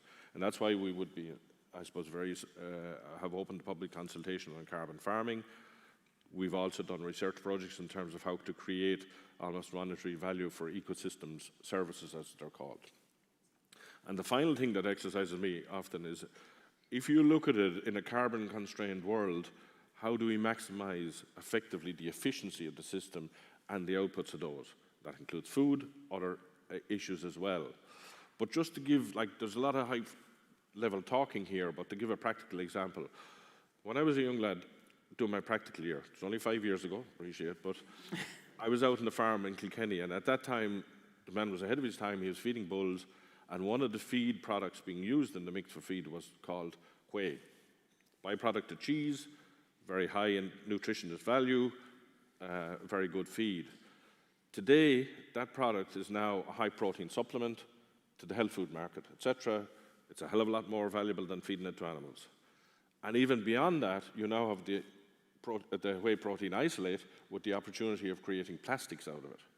So if you look at a carbon-constrained world, like we've said, we have 3 ambitions: reduce emissions, the opportunity to remove emissions, and a contribution to energy. But there are products today that are based around, carbon-intensive fossil fuels that will have to be replaced. And I just think at times there's this suggestion, well, we need to plant trees to deal with carbon emissions, but actually I think it's a more, understandable argument for farmers if we're saying we need to plant trees we need timber rather than concrete, or we need it for biodiversity services. And those are just more tangible and understandable by farmers. In many ways, look at just transition is a term that's regularly used. I often think farmers are looking at that from a different way because just transition was so used in terms of when a factory was closing. And it was associated in that sort of environment. Whereas actually what we're saying to farmers is we want you to continue to farm. Food will be one of the primacy elements of that, but there will be other deliverables from Irish agriculture into the future. So to me, it's just transition, not just, as kind of a farmer perspective, it is transition. Yes, we need to make it just and we need to make everybody with them, but we need to create that vision of, well, look at that there's commercial products that we can create value for Irish agriculture, and that's where Climate-KIC, the likes of carbon farming, the likes of looking at the bioeconomy that yourselves and the likes of Patrick are working on, of those valuable displacement products for high fossil fuel. Those are the 3 things. How do we deliver on more of those goods that are expected? And I suppose tell that story a lot better. How do we increase effectively the access to finance? That may be corporate social responsibility, it may be marketplace in terms of carbon, etc. And finally, how do we maximize the efficiency of the system in terms of, I suppose, what will be a carbon-constrained world, and it has to be. Thank you. Saskia, you've been working in this space with Ireland for a year and a bit.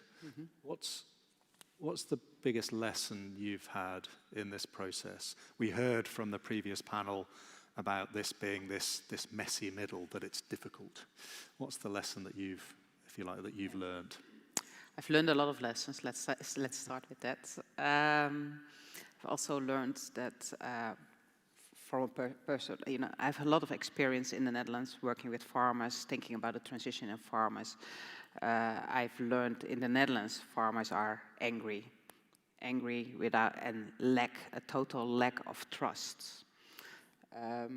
I've learned how important trust is, how important it is to listen and to engage. And there are so many opportunities in here, and Irish people are really entrepreneurs. If they see a pathway, they dare to take it, and they dare to further explore those pathways.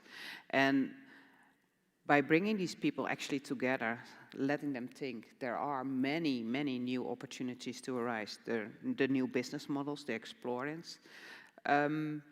I've also learned how insightful it is that you can learn from listening to others. Within Climate-KIC, we bring communities and different people together.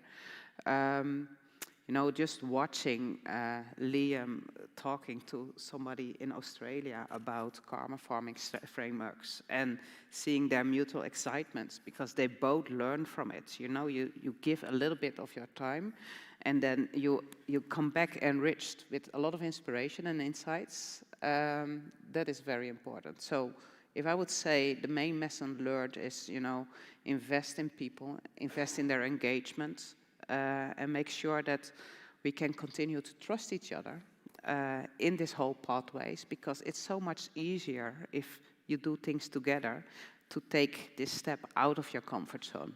We know that we are going out of our comfort zone to explore new pathways. But I think here in, well, the community within Ireland, people tend to trust each other, tend to be willing to work together. So let's go and do that.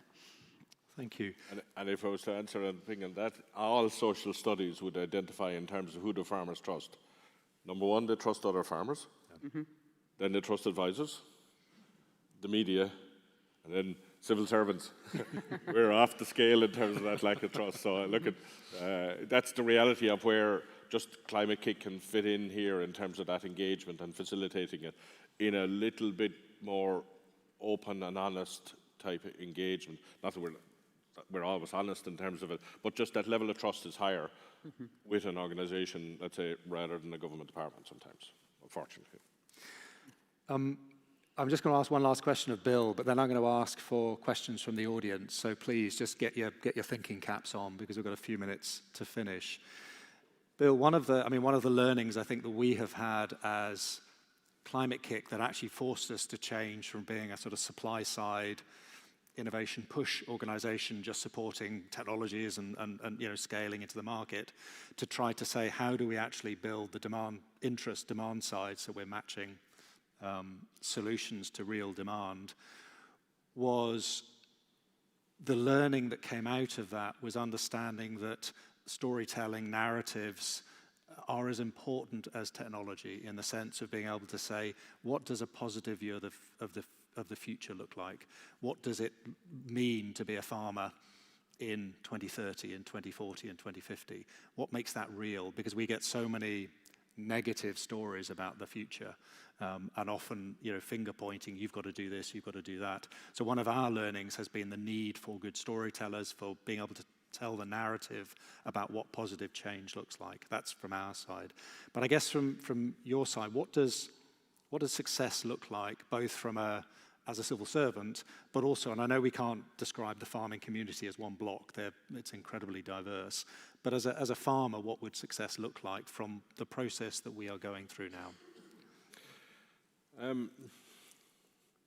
So if you look at it, I suppose, in the round, the first thing is, so we break it down into, is it socially sustainable? Is it economically sustainable? And is it environmentally sustainable? And farmers will look at it from that perspective as well. Is there a future here for me and my family into the next generation, etc.? Because farmers have always looked at land in terms of, and it's critical sometimes in terms of how we manage it, but they have invariably always wanted to hand it to the next generation in a better state. How you define that is certainly a matter, but everybody intrinsically wants to hand it on better. It's our human nature. But equally so, it has to be economically viable. There's no point in telling somebody, look, do this, it's the right thing to do, if effectively, there's often the term used, it's hard to be green if you're in the red, but it has to make financial sense, And I suppose environmentally then, I've always found dealing with farmers that, realistically, once they understand, well, look at what's the objective and what we're trying to do, and that narrative is changing in terms of our approach, for example, to agri-environment schemes.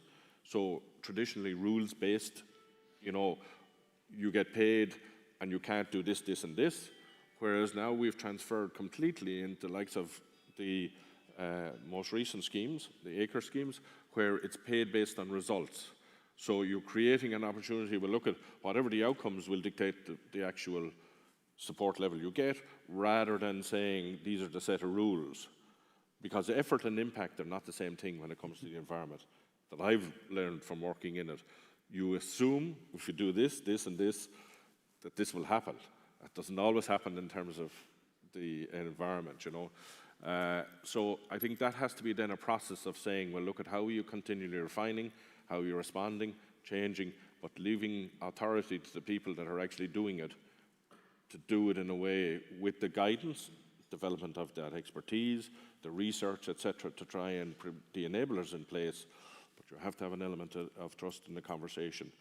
And I was really struck by somebody recently on a Saturday program was saying that, unfortunately now for some people, advocacy is roaring at each other on Twitter.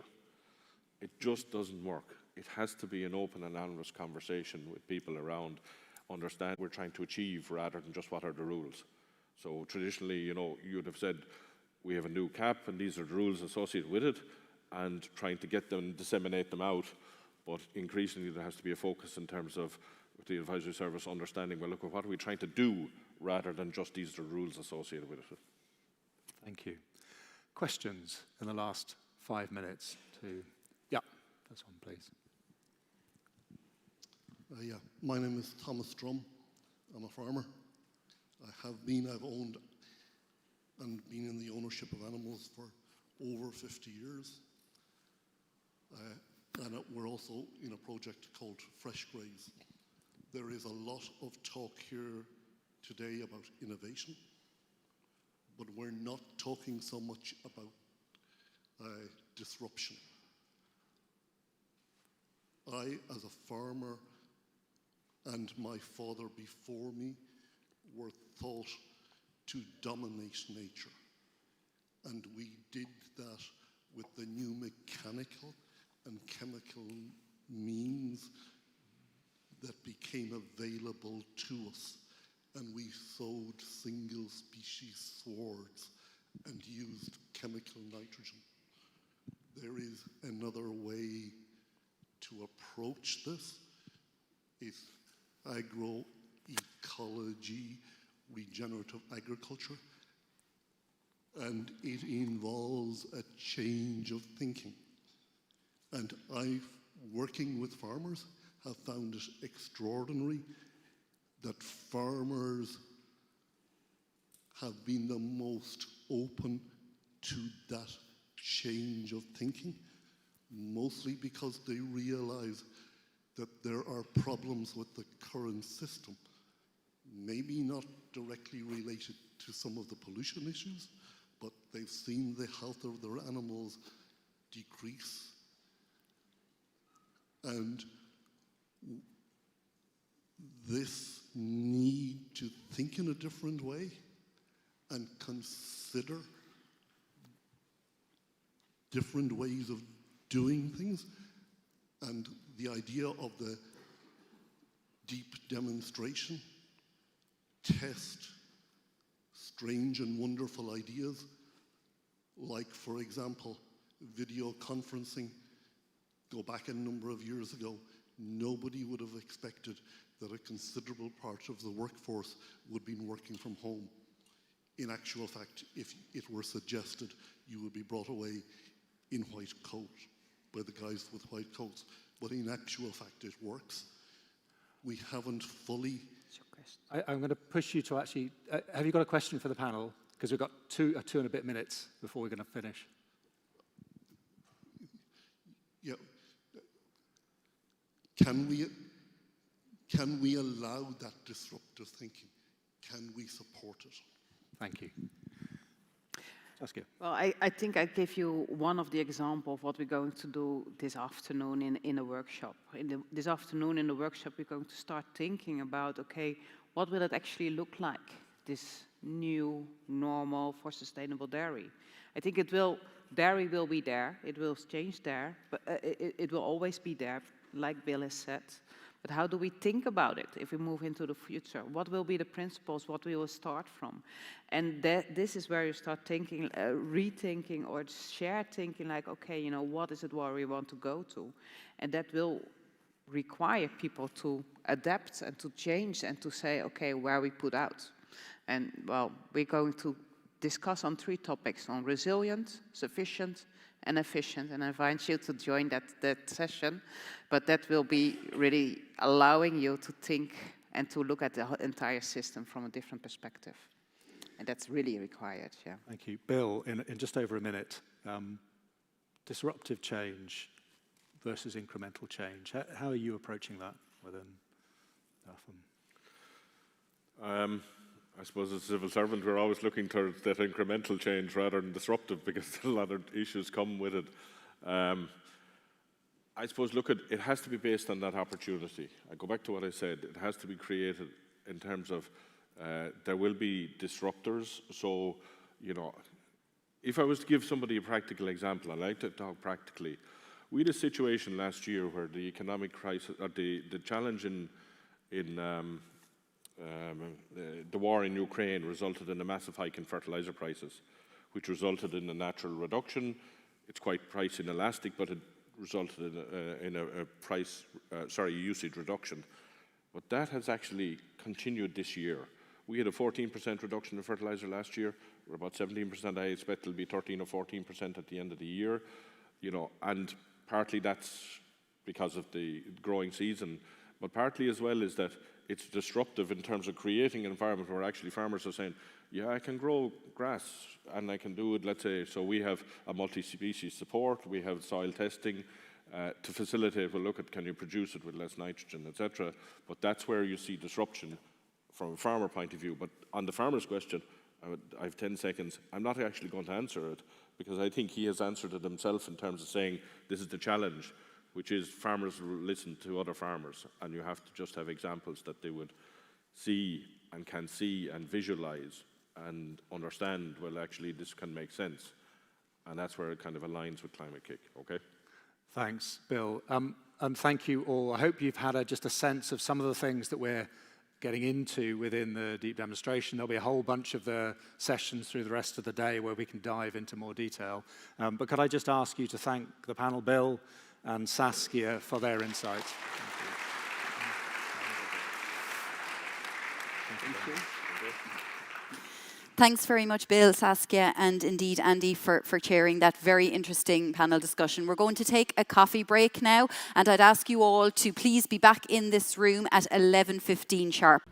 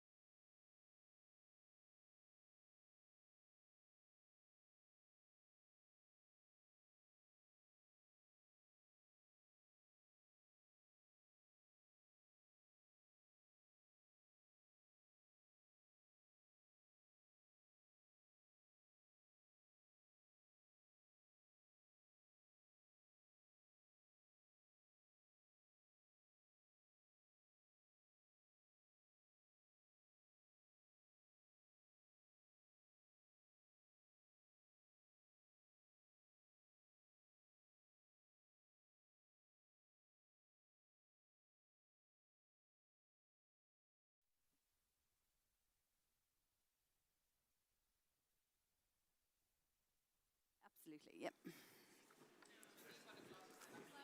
Yes. Oh, I'll take those from you. No worries, I'll take those.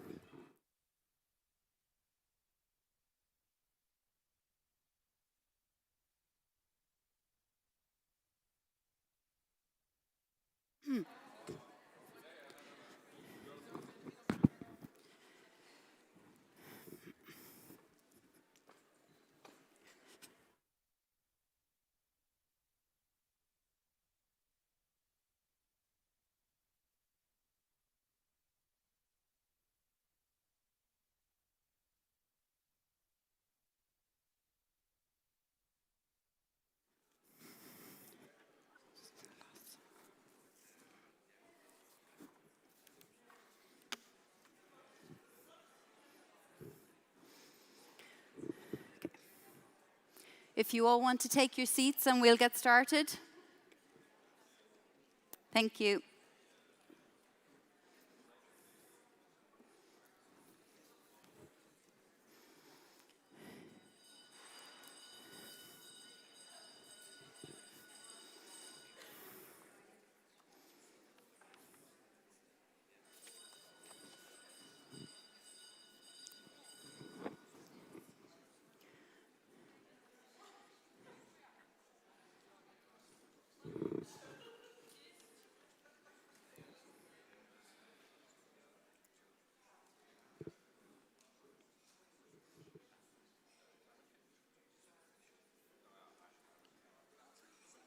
I'll just give a few more seconds for everyone to take their seat. Thank you.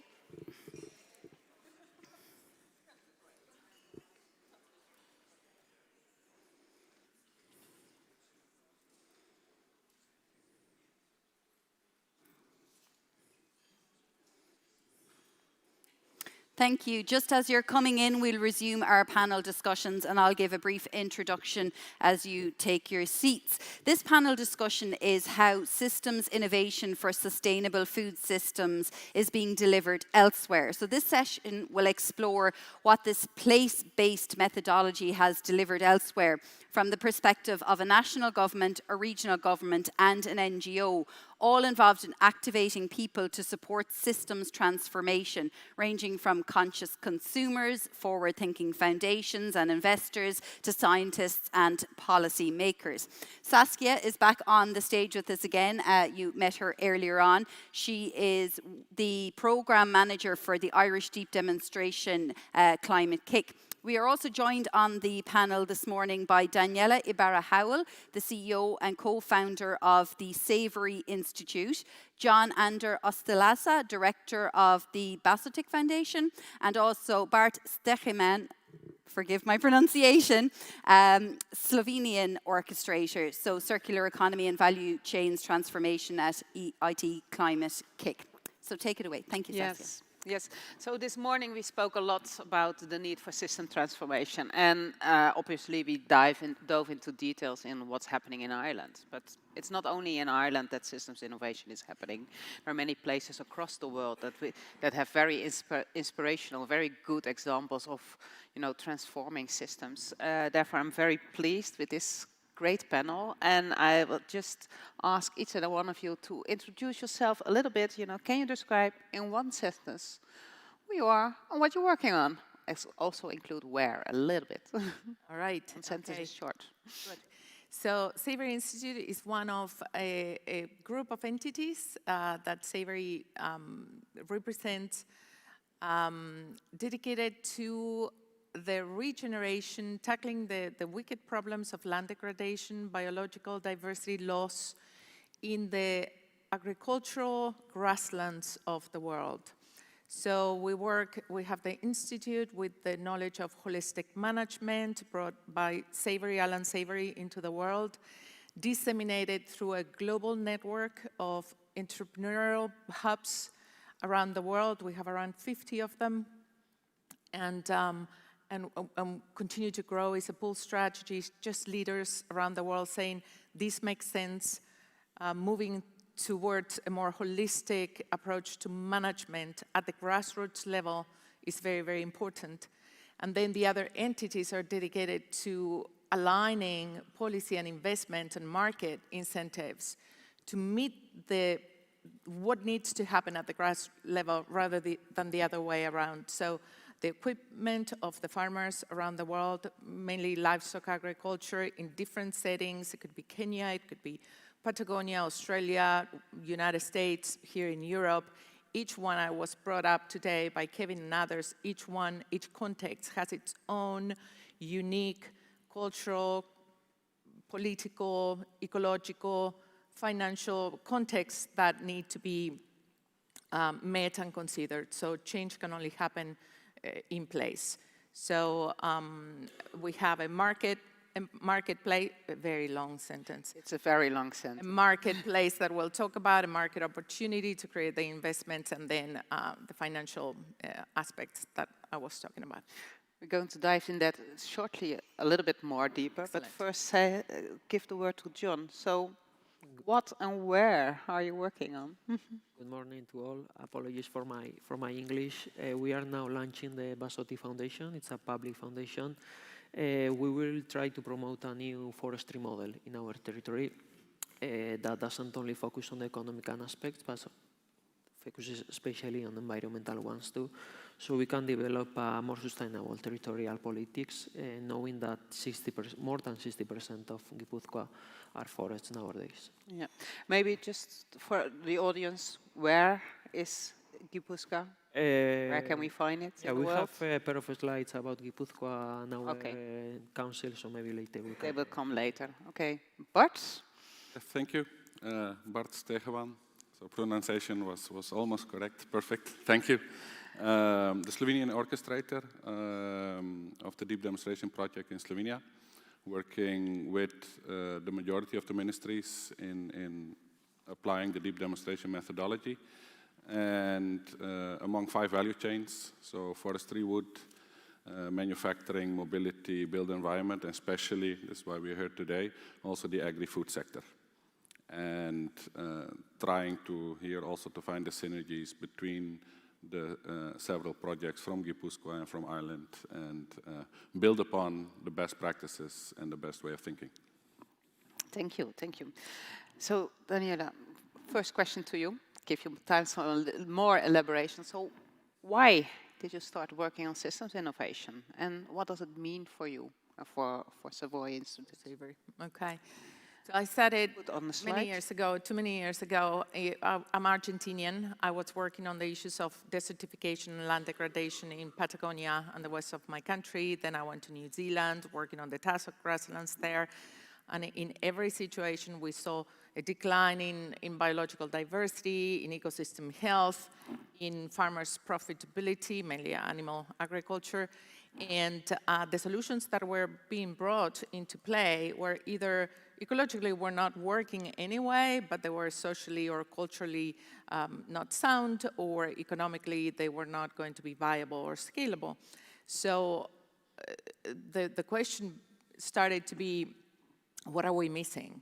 And I came across through the work of Alan Savory, holistic management, as a framework for decision-making and management, but also in the procedure of holistic plant grazing, which basically looks at the complexity of a farm or a land base. It could be a community land, like in Kenya, many people living on the same piece of land.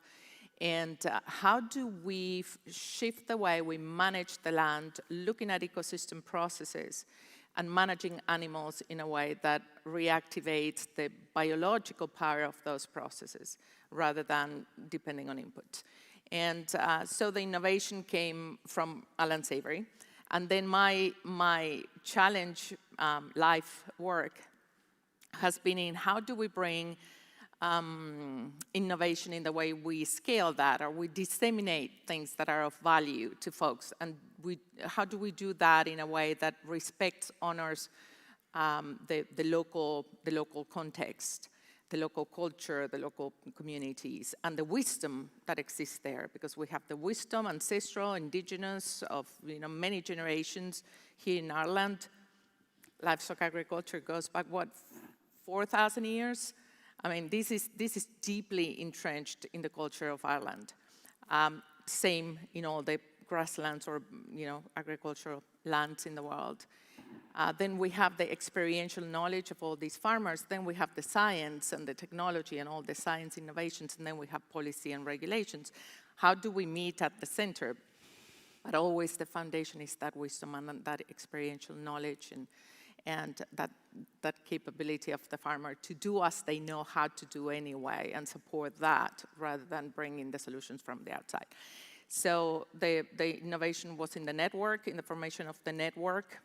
So we're working in context, but in many places around the world with local solutionaries being the ones that approach, on board, engage the community and the farming community into solving these issues. And we bring the holistic framework and the holistic plan raising the procedures and the pieces that are part of the body of knowledge that we carry forth. And then we understood, well, market forces are very important to accelerate, de-risk it for the farmers.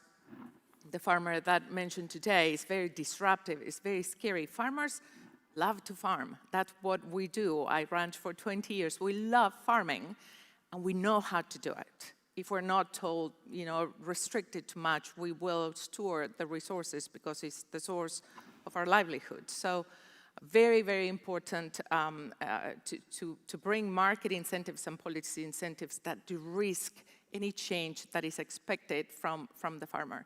So we have the land market program. So basically, we support the farmers to do what they need to do. We measure the outcomes. The idea is net positive outcomes, ecologically, hopefully socially, and economically too.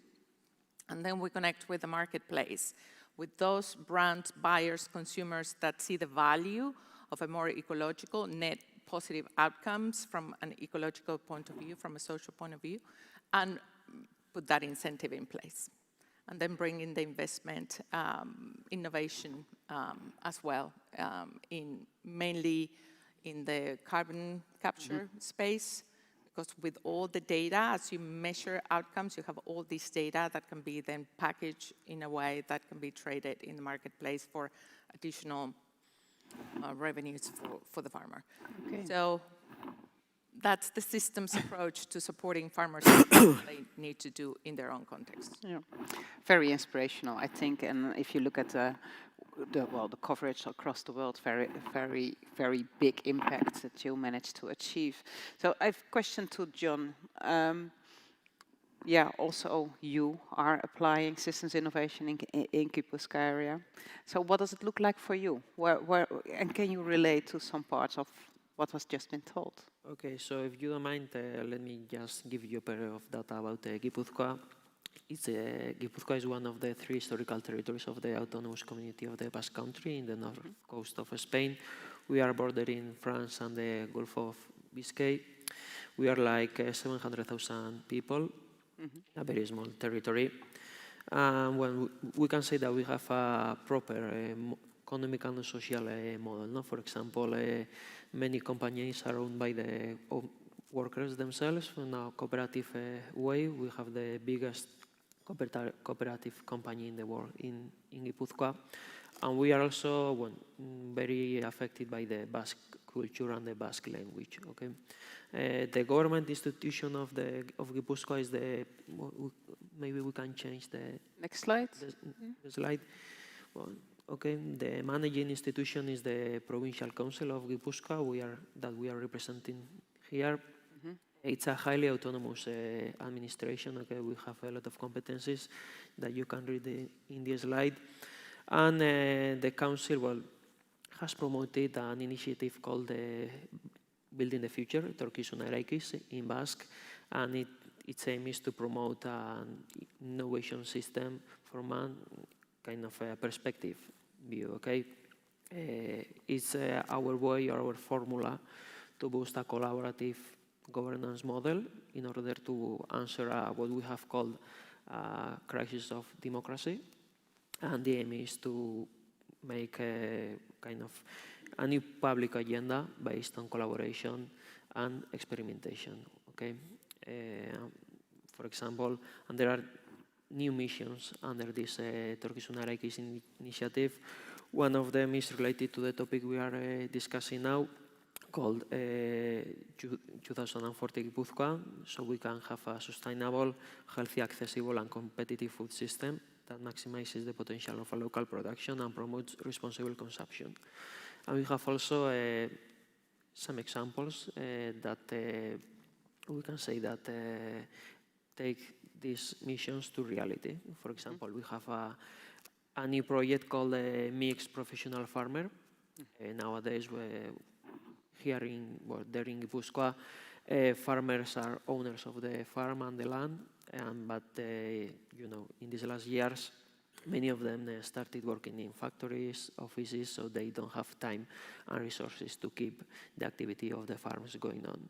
So from the council, we are trying to let them to keep a work outside the farm, but still continue working with their heritage and the activity. So we are collaborating with the private sector, administrations, farmers, societies, so we can find a kind of solution to these new realities we are living nowadays. Okay, thank you. So it's again, you know, the public authority working together with people on the ground, like you are doing, you know, making sure they have the local communities, respecting the local knowledge, bringing that all into the whole innovation of the entire system. But how does that work for Slovenia? And why are you working in Slovenia? Yeah, now basically I'm very proud that the Slovenia decided to go in a partnership with Climate-KIC, especially slide please.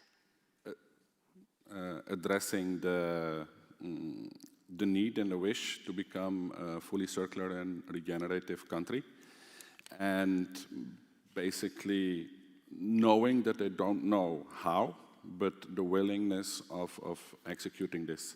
So why did we enter in with our systemic view? Because the acknowledgement as such that linear or parallel measures, activations, are not productive, are not reaching the goals that they have been set. This was also acknowledged by a revision report lately by the European Commission, that we spend a lot of resources and a lot of effort and a lot of time, but in the end the result to transition to a circular economy was just not there. And the systemic approach that we also apply in Slovenia will give, it's like from the start it's like this peat fire. Yeah, you don't see it, and it's under the radar for a while, and then it creates basically a hockey stick, so it opens up like a fire, and it creates a hockey stick of results. And I think this is one of the biggest powers of a systemic approach, that it's not counterproductive, so it's aligned with all the levers of change that we already heard before, and it is able to create added value with lowering the emissions that you want to achieve. And my personal frustration was always there, that how come that a country with so much resources, natural and human capital, is not able to flourish as well as, let's say, neighboring countries who are similar. So that's why I think the systemic approach is the reason for Slovenia to move on forward. Specifically on the food value chain, Slovenia has a particular landscape where, maybe slide 1, just to give a presentation of that one, where 60% or close to 60% is covered with forests. It's very mountainous and a hilly country, and if we only look at the agricultural space, we are quite limited. So it adds up to the complexity, but it might steer us also to just focused innovations in the areas where we are allowed to. Because next to the, let's say, geographical part, we also have 30% areas where Natura 2000. So we have a lot of already existing kind of boundaries where we need to innovate to make them, basically to bring the actions there where they are needed. Also you see that we are quite at the end of the European part in farmland per capita. And then if we can go to slide 2, we basically want to increase the self-sufficiency in the food value chain in Slovenia, because currently we are quite strong in dairy and beef, like in Ireland, and we are less self-sufficient on the normal crops and vegetables and fruits. So how to approach this challenge? Also from the light from a healthy diet and a sustainable one, what can we do? So we basically, with the whole landscape, we came up with 3 parts of the value chain that we wanted to focus on. So one is the primary production. What can we do there? The middle one is the collaboration among the stakeholders, so from farmers to cooperatives to retailers. And then what can we do to increase the demand for the sustainable, healthy, locally produced food? And I think that what we have seen, that embracing this approach and seeing, because we agreed those 3 elements basically with the whole landscape. So from retailers to farmers, cooperatives in the middle, and the academic world supporting us, that this is the way to go. And yeah, what can I say? We are in the middle of the process, and the first few activation areas are already popping up. And I hope that here in Ireland we can add some nice cherries on top of that. And yeah, we'll keep it for this for now. Yeah. So looking at local value chains, looking at local food security, looking at regenerative systems, that's what you devoted your life to mostly. So how does it deal, regenerative, with food and water quality or security in practice? And maybe also addressing maybe a little bit, you know, the inspiration for the local supply chains, because I think that is helpful. Yes. Yeah. Well, regenerative agriculture became the buzzword in 2015, I think it was, with COP15 Paris, the 4 per thousand. It was recognized, not that we didn't know it was, but it was institutionalized as a solution to the climate challenge.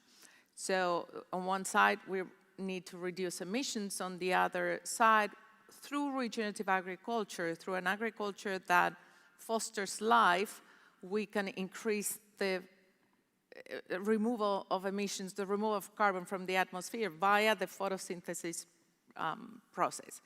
So the whole idea is you move to an agriculture, and when we talk about food and fiber from the land, you could say waters too, that fosters diversity, that fosters soil health, you all know these, that fosters ecosystem processes that are effectively working.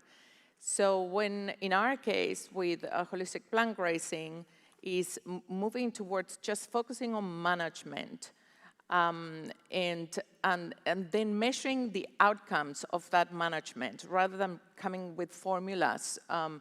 And management is, you know, it's very adaptive. So all the variables are changing all the time. So it's very hard to go ahead and try to explain how it is when you do research in which you have to keep things sort of fixed and move one variable. So the base labs would be the farms that are doing this type of work. So it has happened that in a lot of our farming communities, they say, we're doing regenerative. You know, our very proud grass farmers in New Zealand or Uruguay or Argentina in the Pampas, we know how to do it. Okay, let's measure outcomes. Rather than tell you what practices to use, let's measure the outcomes. And so we use a protocol that is called ecological outcome verification, and we measure together with the farmer, and it's a good look in the mirror for the farmer to see, oh, actually, the water cycle is not working really properly here. And the water cycle means the rainfall that falls is absorbed, infiltrates, and is retained in the soil, fostering life and recharging underwater. What is happening now, because of our current models, most of the water that falls runs off or evaporates. Very little effective rainfall stays supporting food production or nature expression manifestation. So we measure the outcomes. The farmer can adjust his management or her management, their management, and at the same time, that data And we can look at the lagging indicators, leading indicators, the ones that move quickly, inform management. The lagging ones, like carbon, that is now the one that is recognized in the market as tradable, is a lagging indicator, so it comes later. So as long as we see the leading indicators moving in the right direction, we can be certain that carbon is being sequestered in the living systems, in the soils, in the plants, in the animals, and cycling back properly because you have effective ecosystem services. So now the corporates that are supposed to also engage and investors that are supposed to meet the targets and the commitments of these days predicament, so they say, we want to find where are those sources of raw materials, meat, dairy, leather, fiber, wool. We want to know where they are. How do we find those folks? And so introducing them, and that's what Land Market does, putting them in touch and looking at the supply chains to make them shorter and more transparent. So going into this idea of relational value networks rather than these long supply chains that a brand goes to a processing facility to get the meat or the leather, and the farmer sells in the commodity market to get to that place. No one wins, and no one knows where it comes from. Now we start connecting them. Here are all the farmers that are doing really good stuff, and not only in terms of practice, in terms of outcomes. Here is the data that you need. Now let's make sure we follow that production to the buyer.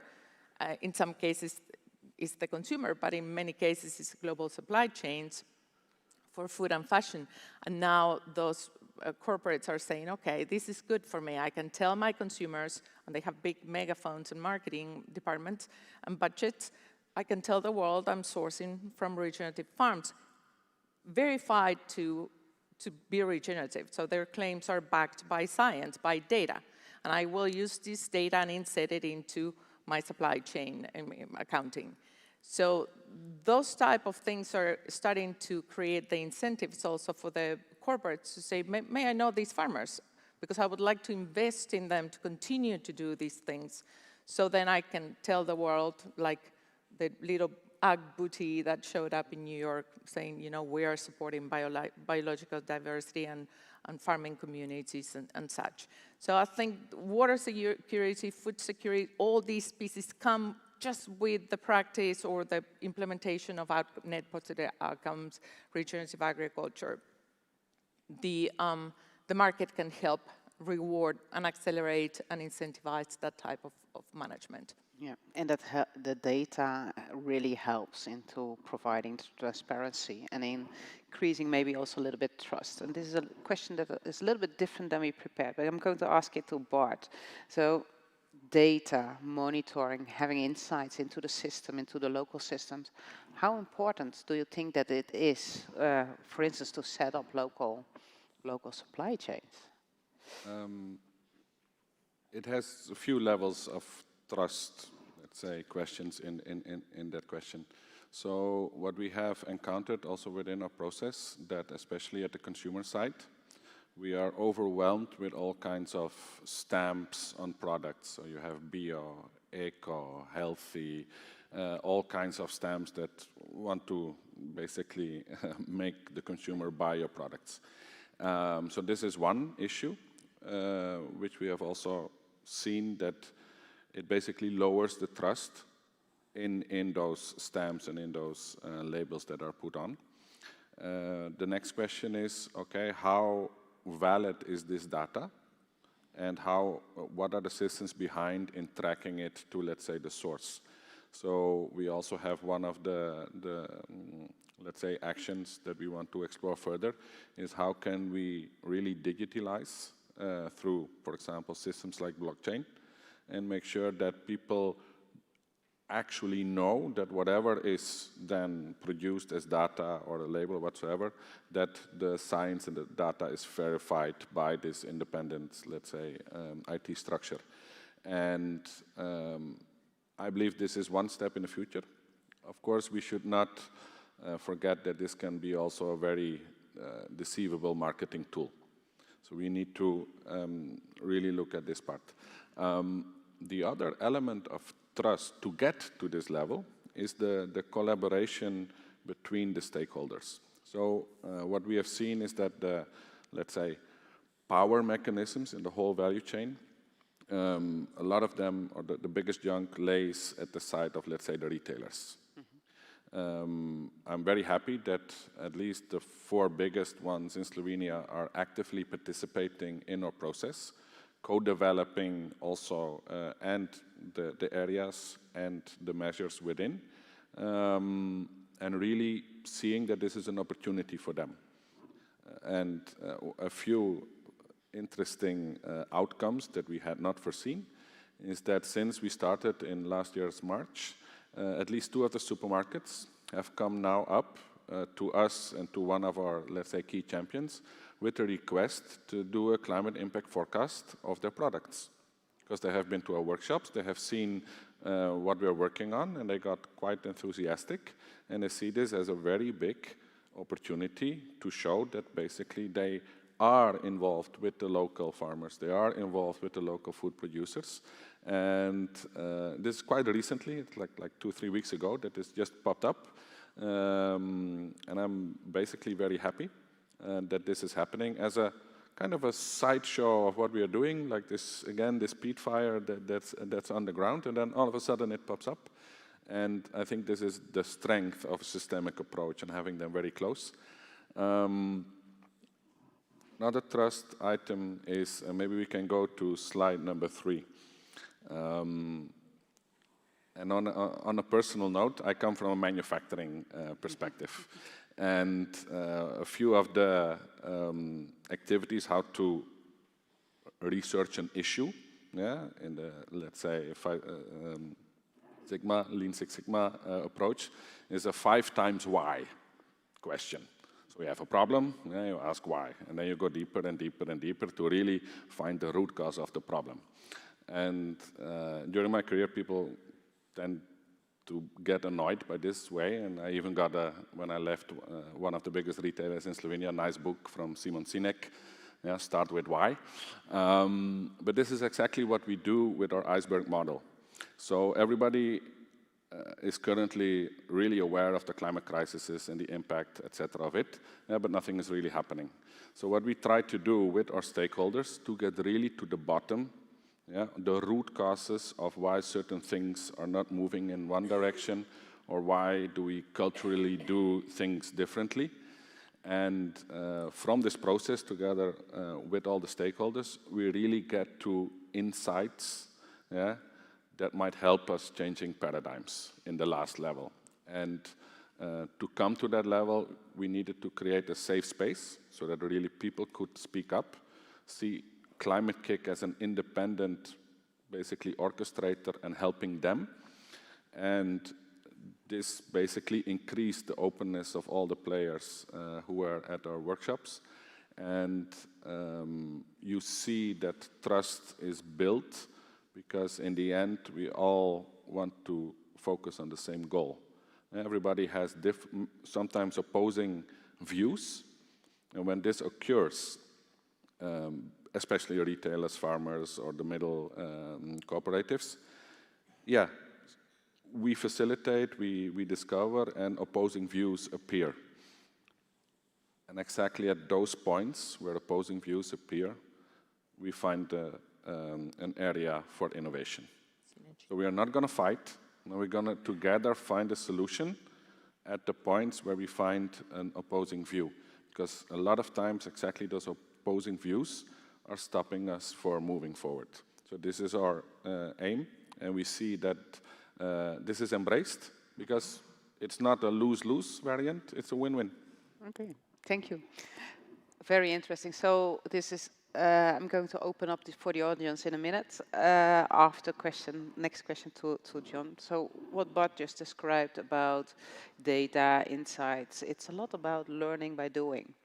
And that is basically what the deep demonstration approach is all about. So what has been your experience with this whole learning by doing approach, and how did it help you to come with policy innovations, for instance? Okay, well, first of all, I will highlight the audacity, no? And that the Council has had when they launched this Building the Future project, and especially when they pass from the theoretical aspect to a practical aspect, when you can already see some examples that are already having a true impact on society. We have spoken about Basotti Foundation, the Mixed Farmer project, and so on. And for this is actually vital to pass from a theoretical to a practical plane, and this is for me the most important aspect and the most important thing we have learned in these years. Secondly, I would talk about the support shown by the actors that have participated in the initiative. We have just spoken about trust, and for this, the way we have found to make our government reliable for society is to keep them in every aspect of the processes. No? We start with listening on the deliberation, experimentation, and addition to public policies. In every step of the process, the people, at least those who are going to be affected by the changes, are an active part of the process, and all this helps us to become a trustful society. And finally, and for us, and being here in Dublin, is the importance to be part of initiatives like Climate-KIC, where we can discuss and get feedbacks from different places, and make at least a kind of short benchmark exercise with all of you. Okay. Thank you. I think, well, what you address is really important, is that, you know, we can actually learn from what's going on elsewhere in the world, and, you know, it may not be directly applicable to the place where you are, but if you start thinking about it and you think like, okay, maybe that approach or maybe that solution is very valid also to my area, which may be totally different. Questions from the audience? There's a question over here, if we can bring the mic in this direction. It's coming. In the meantime, may I make a comment on the issue of trust? Just short, yeah. Very little amount of farmers in the world feeding us, and a lot of urban people very disconnected from the reality of producing food. When we talk about trust at the moment, a lot of money is going into building compliance structures. So it's heavy on the side of, not the farmer, but on the side of, on the other side, to build that trust. I think we need to become closer with the farmer, understand what it means, understand what we're asking the farmer, who's bearing the cost of regeneration. PhDs, if there are a lot of young people here, go do your PhD not from the desk at the university, go live for 4 years on a farm, and then come out with the relevant science that needs to inform policy. That's very good suggestion. I actually did that living in the farms in Burkina Faso. Yes. Hello, I'm Alejandro Vergara. I work with life cycle assessment of the Farm Zero C project. Super interesting, very nice to hear you guys. I have 2 questions. I'm going to cheat the system. I have 2 questions for Daniela. Being historically a big fan of carbon credits or monetizing the sustainable practices that farmers have. But I have to admit that in the last year or the last 2 years, I have been a bit discouraged about what is happening in the carbon credits market.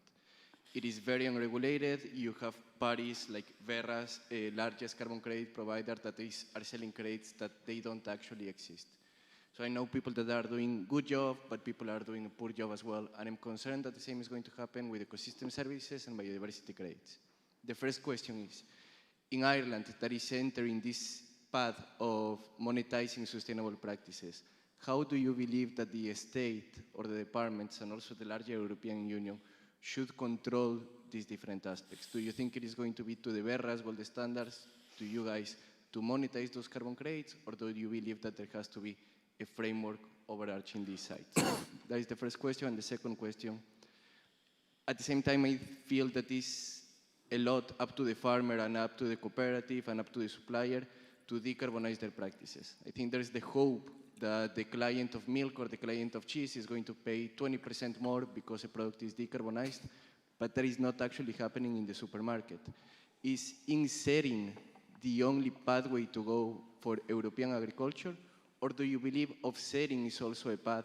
And how does that conflict with the national goals that agriculture has for reducing their emissions? And the farmer knows what's right. The problem with both what we have seen in the past 6 years working with the land market, with the corporates, and now trying to look at how do we enter a market that we don't believe in itself is quite, I mean, most of the carbon being sold is based on modeling projections of practices that may or may not be embraced by the farmer, not on real measurements of outcomes. The measurements come later, right? But there's a promise or a commitment on the part of the farmer to do certain things, so then they can get a little bit of money. I think we have to reframe. The farmer has to be at the middle. They have to be almost like the main stakeholder, shareholder of the SPV that will get, you know, the investment from policies or from corporates that are wanting that data from those ecological outcomes that are coming, because basically it's corporates that want that. The minimum specs for those off-takers. Are you stopping emissions so you have the right to buy additional carbon removals from farmers? Are you retiring those? Or is it getting into more of a speculative market type thing? So there's a lot of flaws that we need to address. At the end of the day, if we sit at the table and the farmer sits at the table and everybody can understand the biological, not the technological, chemistry, marketing aspect of farming, the biological aspect of farming is the greatest opportunity we have today through regenerative agriculture to capture displaced carbon and displaced water in the atmosphere, creating climate change, and put it back into the life supporting systems, which is the farms that are feeding us.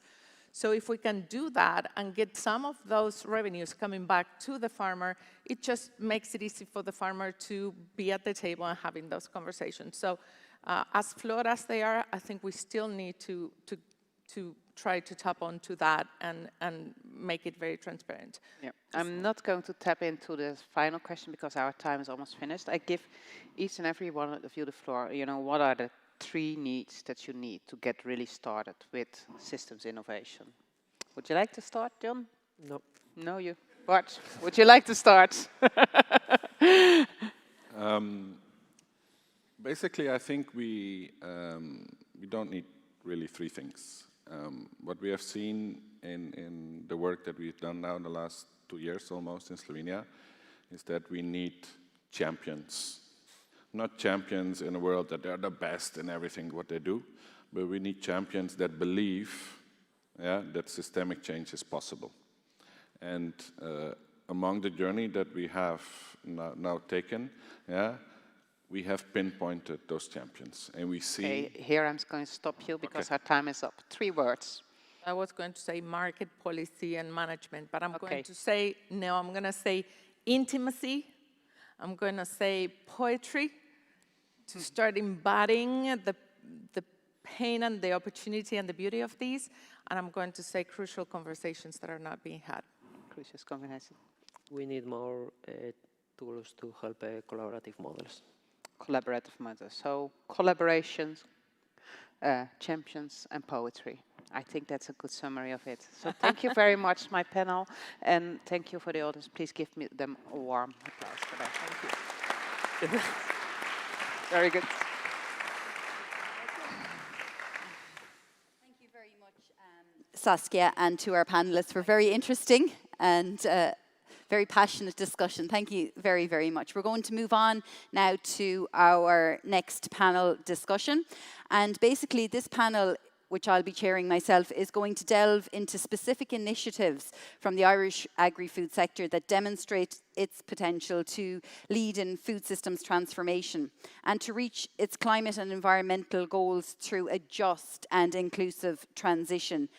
So we will look at the positives, what's happening in Ireland, the opportunities here that may be replicated in other countries. So I'm just going to invite to the stage now our panellists for this discussion, Pat McCormick, Richard Clinton and Deirdre O'Shea, and I will give you a brief outline of their roles. But perhaps just before we get started, I fill you in on my own credentials, I suppose. I am editor of Agriland Media Group. I've worked there for several years, covering all manner of news and features related to agriculture, environment, agribusiness, politics, policy, and the European context. I have a degree in English, sociology and politics, a master's in journalism. And prior to working in Agriland, I worked in many different facets. I worked in radio, print journalism, regional print journalism, national print journalism, business and politics, political consulting. And I am chair of the Guild of Agricultural Journalists in Ireland. So some of our panelists are already familiar with me grilling them in different aspects. But what I'll go through now is I suppose, just to introduce them to you and who we have here on the panel. We're joined by Deirdre O'Shea. Deirdre leads the Food, Agribusiness and Beverage Practice Group for AON in the EMEA region. She represents AON in the Agri-Food Diversity and Inclusion Forum in Ireland. She's also a member of the AgTech Ireland Board and the Vista Milk Governance Board. Before joining AON, Deirdre spent 8 years working in the Irish agri-food industry in various policy, management, leadership and educational roles. She's also an alumnus of this very university where she attained her degree in human nutrition, and she also holds a Master of Business from the Irish Management Institute. Welcome, Deirdre. Pat McCormack is the president of the Irish Creamery Milk Suppliers Association. He is a dairy farmer himself in Tipperary, on the border, I think. I hope I'm close enough.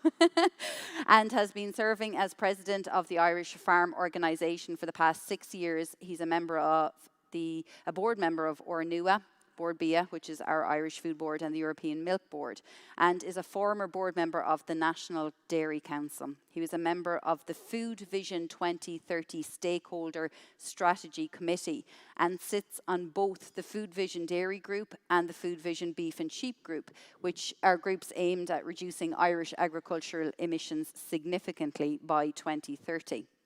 And also finishing our panel, we have Richard Clinton, who joined Dawn Meats in 1984 at the first business unit established by Dawn Meats, and which is today the location of the McDonald's beef patty plant in Ireland.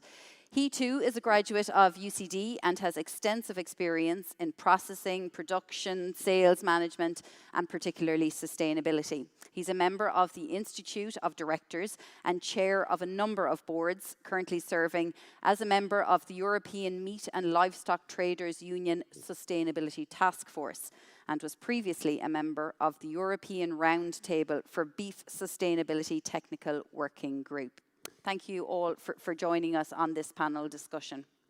So I might just, I suppose, start with yourself, Richard, at the end and ask you, what are the drivers that you feel are currently supporting the agri-food industry in Ireland towards its leadership role in sustainability? Like, what is working well and what do you think we need more of? Thank you, Stella. I think you've already referenced one important aspect of a positive attribute of the industry through the Food Vision strategy that has already been established, that Pat was a member of, and other stakeholders from across the industry were involved in back in 2021, and it was subsequently published in mid-2022. So we already have a strategy in place for the industry, so it's a good starting point. And that Food Vision strategy is complemented by the work of Origin Green and the members of Origin Green, and that links the producers, the processors, and ultimately the customers for Irish beef and lamb products. So we have a common aligned strategy as a broader sector in the first instance, so that's an enormous positive. On top of that then, Meat Industry Ireland, as the representative body of the meat industry in the country, earlier on this year published its sectoral beef sustainability report, and in that it committed to a beef charter, for example. So that sets out a series of aligned actions that will be taken by industry members, which will collectively add to improve sustainability within the sector overall. There are a lot of individual actions already taking place. Things like demonstration farms, the signpost farms programme, for example. All of these initiatives are aligned towards achievement of this national strategy that has been agreed.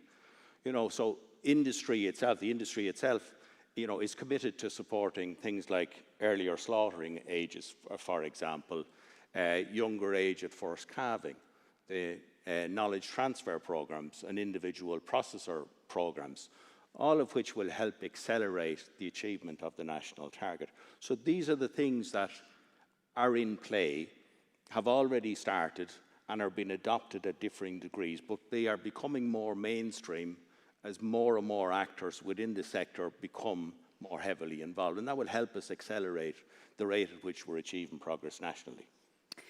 Pat McCormack, in terms of the dairy sector, which is primarily the sector that your organisation represents, albeit other sectors as well, what is the dairy industry doing to support climate targets here in Ireland? What initiatives has it begun? Well, you know, you need only look at the Dairy Vision Group. I mean, there was 19 recommendations from that group. It was across the spectrum, Dairy Industry Ireland. You had the co-ops represented, the farm organisations. And you know, I suppose the challenge is to meet our target for 2030, but we must also look beyond that. I see Tom O'Dwyer in the audience, the head of knowledge transfer, and that's a critical thing. You know, it was mentioned in the earlier debate about champions. We have signpost farmers who are effectively champions in our industry at this point in time. And I had the privilege of being at the launch of the signpost farmers in Tipperary in recent enough weeks. And to see the buy-in there from industry is absolutely critical. But, you know, the adoption of multi-species swards, the amount of clover. I mean, when clover was spoken about in 2022, the question was its lack of availability. I mean, farmers are using those techniques now to replace chemical fertiliser. And we can see that very evident, you know, with anywhere between a 12 and a 15% reduction in the amount of chemical fertiliser used over the last 2 years. And an example is that, you know, farmers are changing their mindset, and sometimes it can take, it's like having hiccups. You can trot along with hiccups, but you need some impact to kick those hiccups. And the war in the Ukraine was probably the belt on the back that we all needed. We saw significant price increases in fertiliser, and its availability was a huge issue. And all of a sudden, farmers looked at the resources they had on farm, and the utilisation of low-emission slurry spreading and its widespread adoption during 2022 was phenomenal.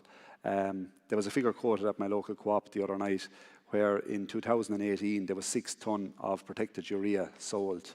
In 2022, it accounted for 42% of all fertilisers, which is significant.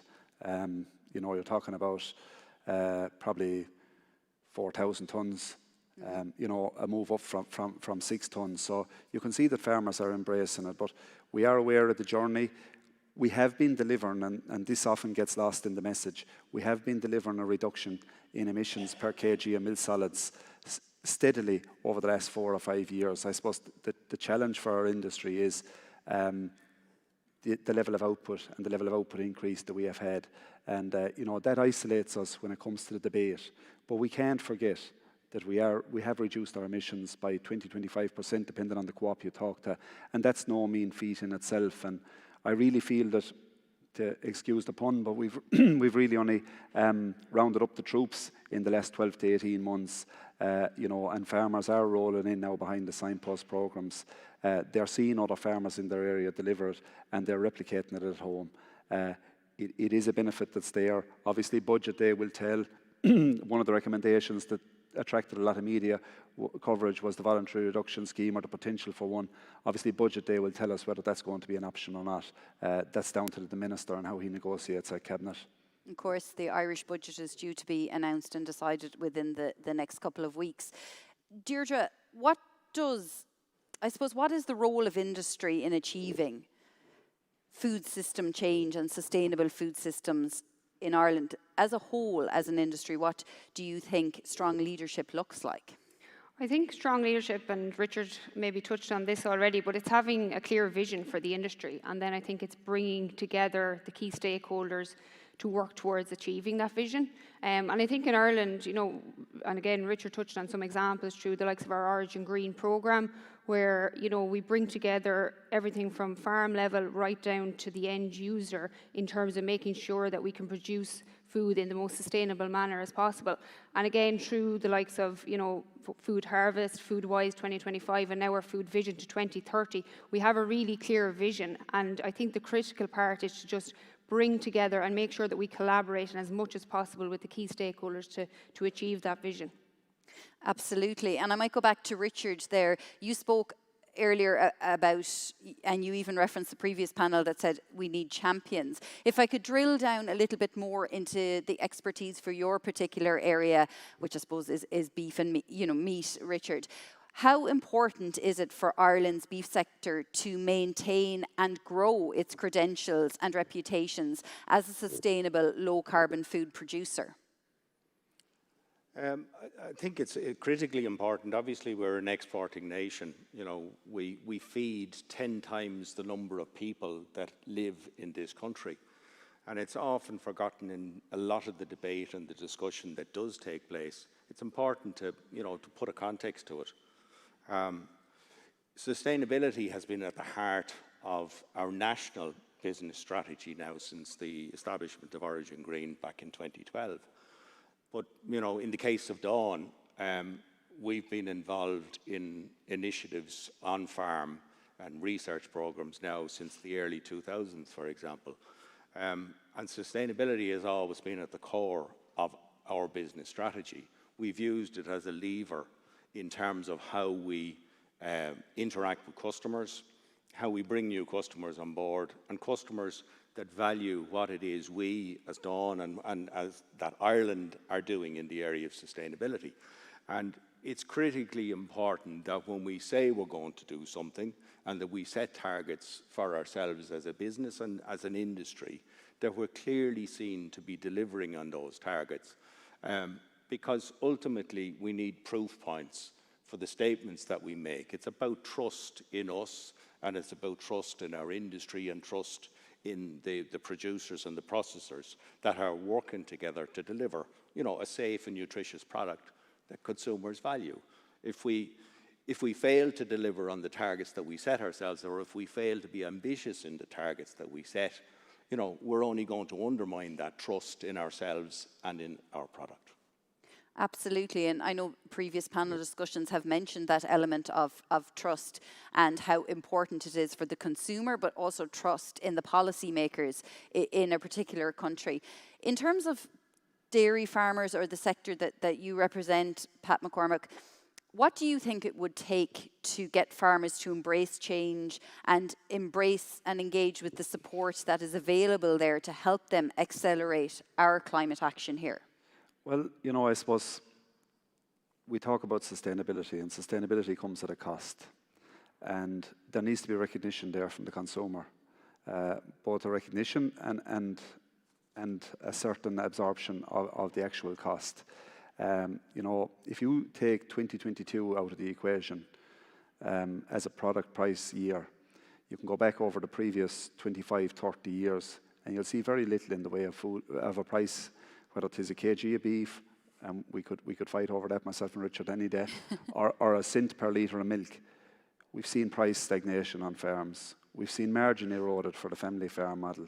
And as a result, there had to be, in order to remain viable, there had to be a significant investment in scaling up to provide a family farm model delivering a family living.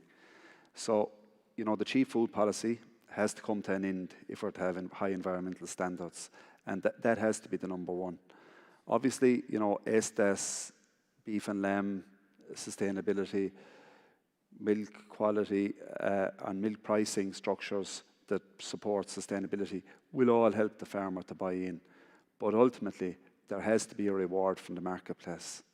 And that's absolutely critical still as we move forward. Other than that, the most fundamental part of sustainability, which is economic, will fall. And if economic falls, it's going to have an impact on environmental sustainability, but it's also going to have an impact on social sustainability in rural Ireland. You mentioned there the economic sustainability, which is obviously a big factor in any kind of sustainability, be it climate or environment, and that the consumer has to be cognizant of the fact that being sustainable comes at a financial cost. Is there an onus on policymakers also to support people in their endeavours to try and move towards a more, environmentally sustainable model? Look, there certainly is, and obviously the TAM scheme has been a huge help to farmers that were eligible, be it the use of low emission slurry, the take-up of low emission slurry spreading, the increased slurry storage on farms. These are all obviously, for those not from Ireland, Irish grant available TAM scheme, which provides grants for all sorts of sustainable methodologies on farm. Yeah, without a doubt. But I suppose the technologies maybe are the future as well. And, with almost 60% of the beef kill originating in the dairy herd, there's a huge part to be played there with technologies and the use of sex semen to provide, and we have probably ended, it's fair to say, the significant expansion of our dairy industry at this point in time. And the animals and that are produced on farm that aren't dairy replacements, we need to up their value in the beef sector for the likes of Richard, to move forward with. So I think sex semen, and whether it's the collar or the bolus as a heat detection aid, is absolutely critical as we move forward. Staying with that theme, I suppose, of new technologies and new methodologies, Deirdre, what examples of leadership are you seeing in the adoption and the scale-up of ag-tech solutions in the ag-tech space?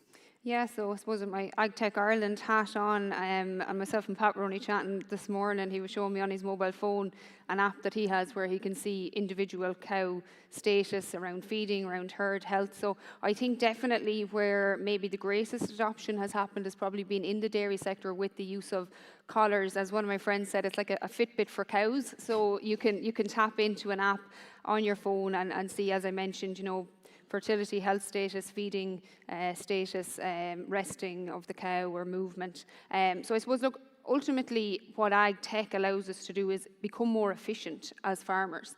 And really, I suppose, if you're talking about sustainability, that's what we need to look at, is the efficiency on farm. The other things I suppose that it does is it helps with the a better work-life balance, I think, for the farmer in terms of reducing labour on farm. The fact that Pat can be here today and look at his phone and see what's happening with his herd, on an individual level, I think is a fantastic progression within the industry.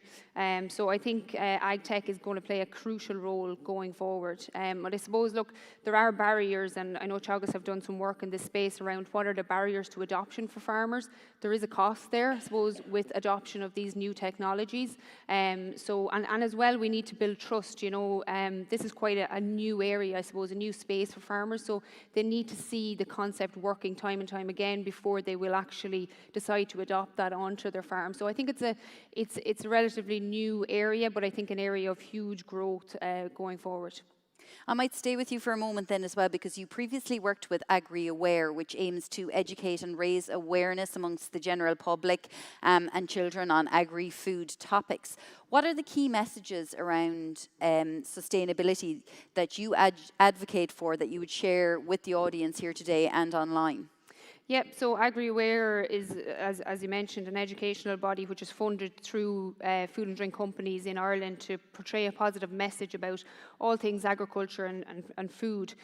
So I think from a sustainability perspective, educating the general public is absolutely critical. They're the stakeholder that sometimes are forgotten in this whole debate, and we need to make sure that we incorporate them in as much as we can. I think we need to keep the message very simple. Our challenge is producing safe, nutritious food in an environmentally friendly way.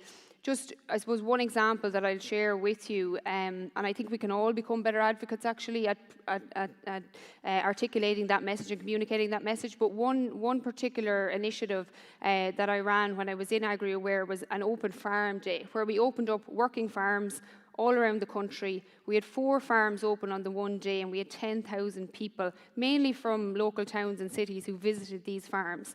A mix of enterprise on the farms. And we just showed them exactly on a day-to-day basis what a farm does, how your food gets from from the farm here today right down to the supermarket shelves. And I think when you actually bring the people to the source, they start to understand and they start to have, I think, more of an appreciation about where their food actually comes from. Like working in this industry, one thing, when I was listening to the bio, one thing I should have in there is I'm from a farm and I'm very proud of that. And I think we should all be more proud about where we come from, the industry that we work in. It's an amazing industry. We're producing nutritious food to feed and nourish the population all around the world. Like you look at the likes of Dawn Meats, they're feeding people all around the world on a daily basis. We need to be more proud of that, and we need to work together, but also all individually become advocates for this industry, because it's an amazing industry. But I think from a sustainability perspective, we do amazing research through the likes of Lions Farm and UCD, through Chagas, through all our research institutes. It's really just trying to, I suppose, articulate what we are doing in a simple, in layman's terms, in a really simple message that will resonate. And I think the other thing that we need to be mindful of is how people actually consume information is changing all the time. So if you think of primary schools now, and in Agri-Aware we did a lot of work with primary schools, their attention maybe to, read an article or, how they absorb information, it's very, it's through videos, or it's through short clips or animation. So I think we need to be mindful as well around the audience that we're communicating to and how we actually shape the message for them. That's very interesting, because I know from my own background as well in Agri-land, obviously we write articles no more than what a newspaper would do, but we have found that the information, particularly to our agri audience, and it's not just younger people, we are seeing the older generations as well, the way that they take in information, and there's so much information about climate coming at people at the moment, and a lot of information about climate and agriculture, that they are finding it far more digestible in things like visual videos, podcasting, interviews that they can see online, the likes of this Climate-KIC conference here today, that people can listen in and watch in, that they're finding it easier to get the message across in that sense. Richard, I might go back to you again. Obviously Dawn Meats is doing a lot in terms of sustainability, but the beef industry as a whole in Ireland, can you tell us what it is doing to support climate targets? I know you've mentioned them previously there already, but I think that sometimes agriculture comes in for a lot of criticism for not trying to be more sustainable, and maybe perhaps it should blow its own trumpet a little bit and let people know about the actual positive initiatives that are underway, particularly in beef, for example. Thanks. I think it's fair to say, Deirdre's already referenced it, the work that's done through Agri-Aware and organisations like it, and the farm walks that we are associated with and support on an ongoing basis. We do the equivalent of that at primary, secondary and at third level. So one of our farms, for example, in Newford in Athenry in County Galway, since we established it in 2015, has had more than 8,000 farmer visitors to that farm. So we've been implementing a range of measures that Pat has referred to earlier, like low emission slurry spreading, for example, grassland management through the use of paddock grazing, the use of protected urea, the inclusion of multi-species swards. All of these things can't be implemented overnight on a working farm. There's only so much that can be done in any given year, and you have to give these measures an opportunity to take hold. So through that sort of engagement and through the open days that we've held on that farm, for example, we've been able to demonstrate that the things we're advocating for, like lower age at slaughter and lower emissions as a result of the practices that have been employed, that they are deliverable. But the big challenge that is there is absolutely on the economic front, because beef is a very low margin business. That is the nature of it, unfortunately. But in order to be able to survive in it, we have to continuously improve what we do and how we go about it. Every actor within the sector has to do it. And we have to do it in a collaborative way. So by sharing practices that are known to work and accelerate their implementation, that's how we demonstrate and achieve progress. I mean, we set science-based targets as an organisation back in 2019. We were the first European beef and lamb producer in Europe to do so. Now, that was not an insignificant step for us to take as an organisation. And we committed at that stage to reducing our Scope 3 emissions intensity by 28% by 2030. We're on target to achieve that, and we'll be publishing our latest sustainability report later on this autumn. But that has been achieved at a considerable cost. But we're hoping by making those sort of steps that it provides an example to others to realise that what we're talking about is achievable, and it is more achievable if people collaborate and work together to achieve that common goal. And I've no doubt that we will deliver on it as an industry, because it's absolutely imperative that we do, because this is only the first step. Pat has already referenced it. You know, achieving 25% in agriculture by 2030 isn't going to cut it ultimately with consumers, because we're going to need to go again. And the sooner we accept that reality and are prepared to invest in it, and that we align sectoral supports with that common objective, the better off everybody will be and can get on with delivering on that goal for ourselves and for consumers. Absolutely. And Pat, you represent farmers in the Irish Creamery Milk Suppliers Association. Can you tell me what's working for farmers in terms of sustainability practices, and what do they want more of, apart from a better milk price? Yeah, I suppose they want the certainty of economic sustainability. That's always front and foremost, whether they're beef, sheep, tillage, or indeed dairy farmers. They're no different. And that's absolutely critical as we move forward. And, you know, I suppose there needs to be a greater collaboration maybe across the industry, the primary producer, the processor, and the marketeer, to help deliver that, and to help deliver maybe an awareness to the consumer that all these things come at a cost. As regards on-farm, certainly what's working, the ASAP programme, as well as the signpost farms, have worked tremendously well. We've seen that in West Cork, one of the most densely populated areas for dairy production, and we see significant improvement in water quality there. It certainly is a landmark, and it's something to be rolled out across the country in order to deliver, because we must remember, you know, that very often in the climate debate, and God knows yesterday was a wretched day, to remind you, Stella, being at the plough. The farmer is one of the most affected people out there as regards climate change, because if the weather is too dry, it comes at a cost. If the weather is too wet, it comes at a cost. So, you know, we work very, very closely, and I say it as a primary producer, maybe rather than as a farm leader. We work very closely with nature, and you know, I think the farm family model that's here in Ireland, where we talk about passing on from one generation to the next, I think it would help if the entire state, and indeed if the entire global population, were to attempt to better our climate, because when you talk about a climate issue, it is a global issue, that we hand it on to the next generation in the best possible way, and everything needs to be done in that regard, and every conversation has to be open. And sometimes farmers feel frustrated there, because, you know, when it comes to energy and a reduction in energy, agriculture has a significant part to play there potentially, with a very, very minimum visual impact, and by that I mean solar panels in particular. But the difficulty for a farmer that covers every square inch of cladding that he has in his or her yard with solar panels to produce energy, there is no recognition at farm level, and that's hugely frustrating for the individual, and as an individual farm family, as well as a sector. Deirdre, in terms of, I suppose, AgTech solutions, which you mentioned earlier in your role as an AgTech board member, what collaborations are taking place internationally that can mirror, I suppose, what's happening in Ireland?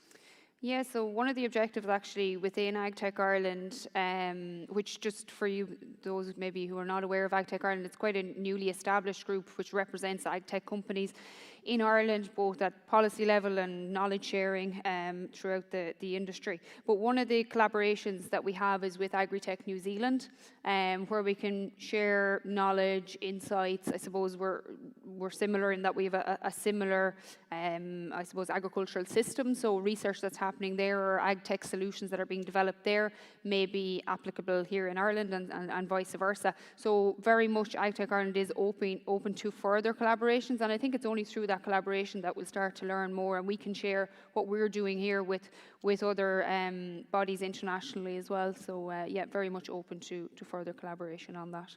That's interesting, and I might go back to Richard on this one as well. Obviously, you mentioned earlier, and I suppose most people know that Ireland is often seen as a leader in sustainable beef production. It's an export nation. What lessons would you share, Richard, around sustainable beef production in Ireland that could be relevant to other countries? Obviously, we have people here from the Basque region, from Slovenia and elsewhere.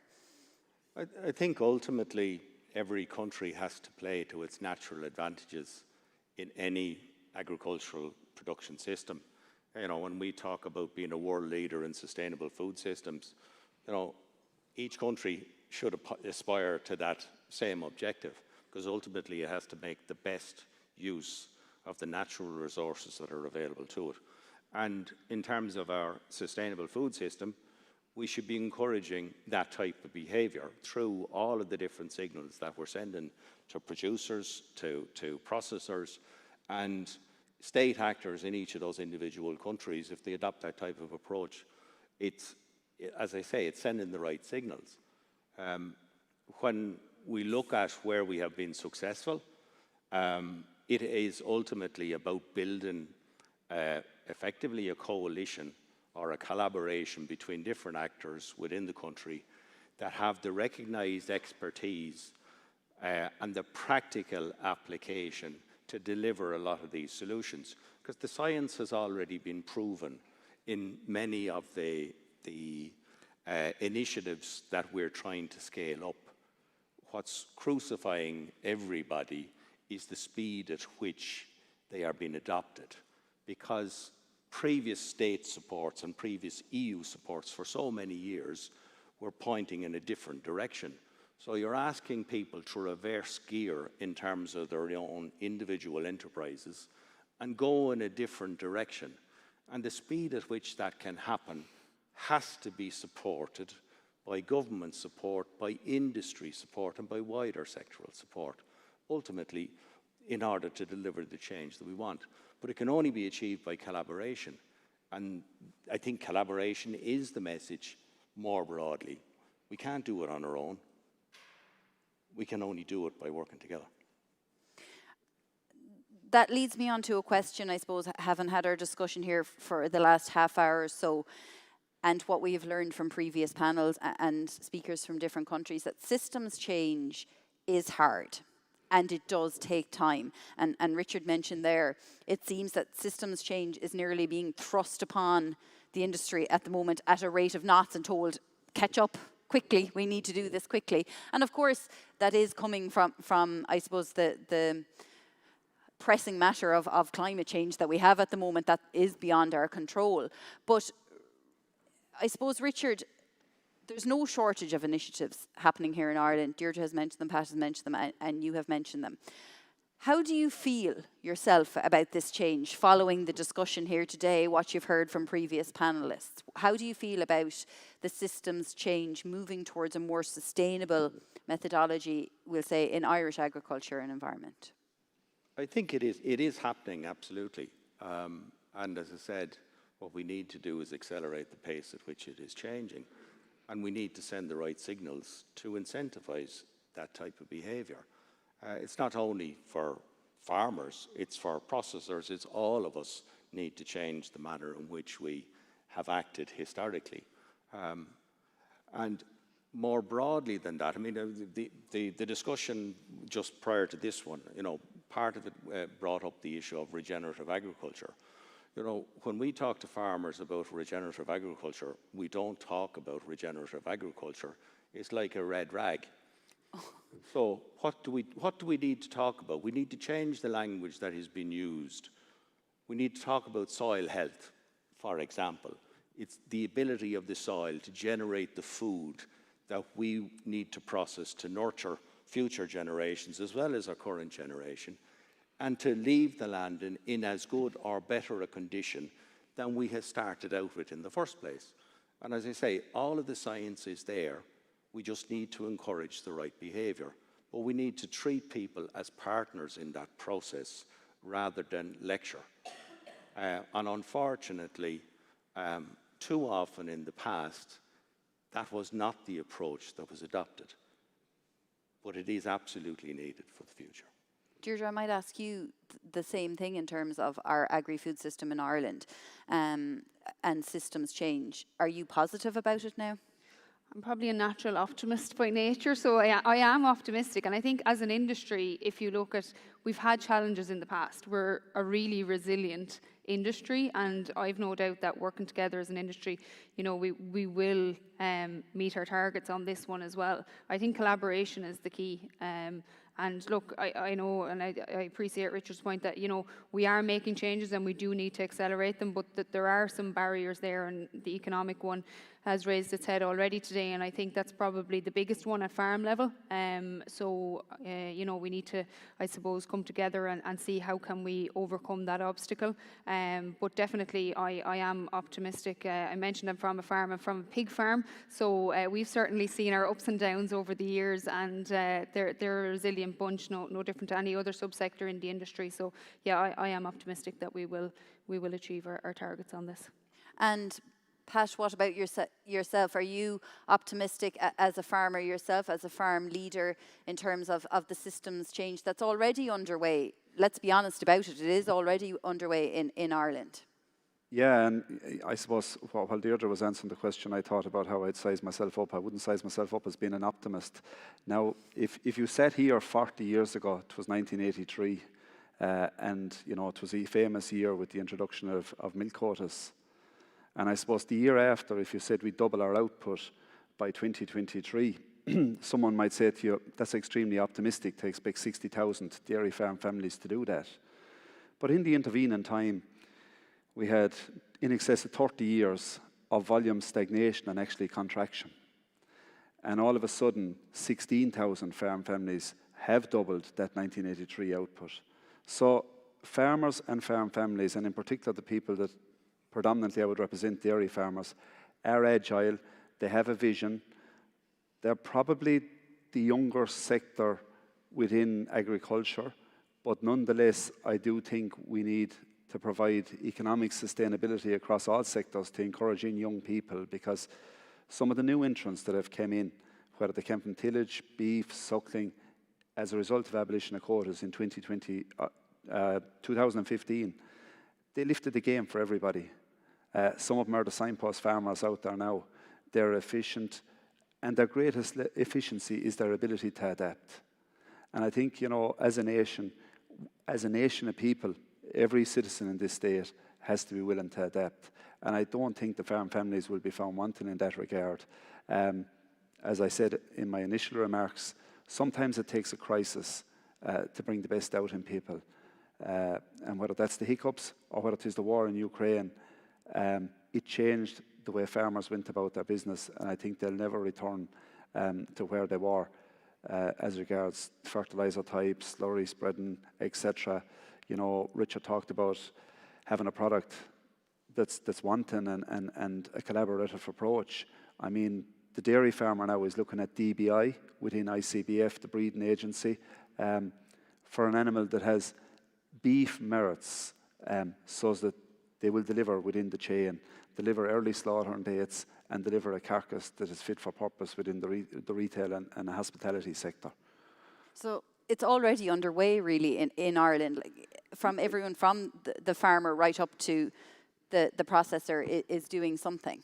It's happening without we realising it. We can put our hands up and say it's not happening. There needs to be greater collaboration, and there always does, because there's always room for improvement.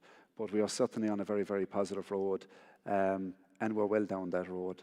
And I do believe that come 2030, we'll be in a position to have delivered.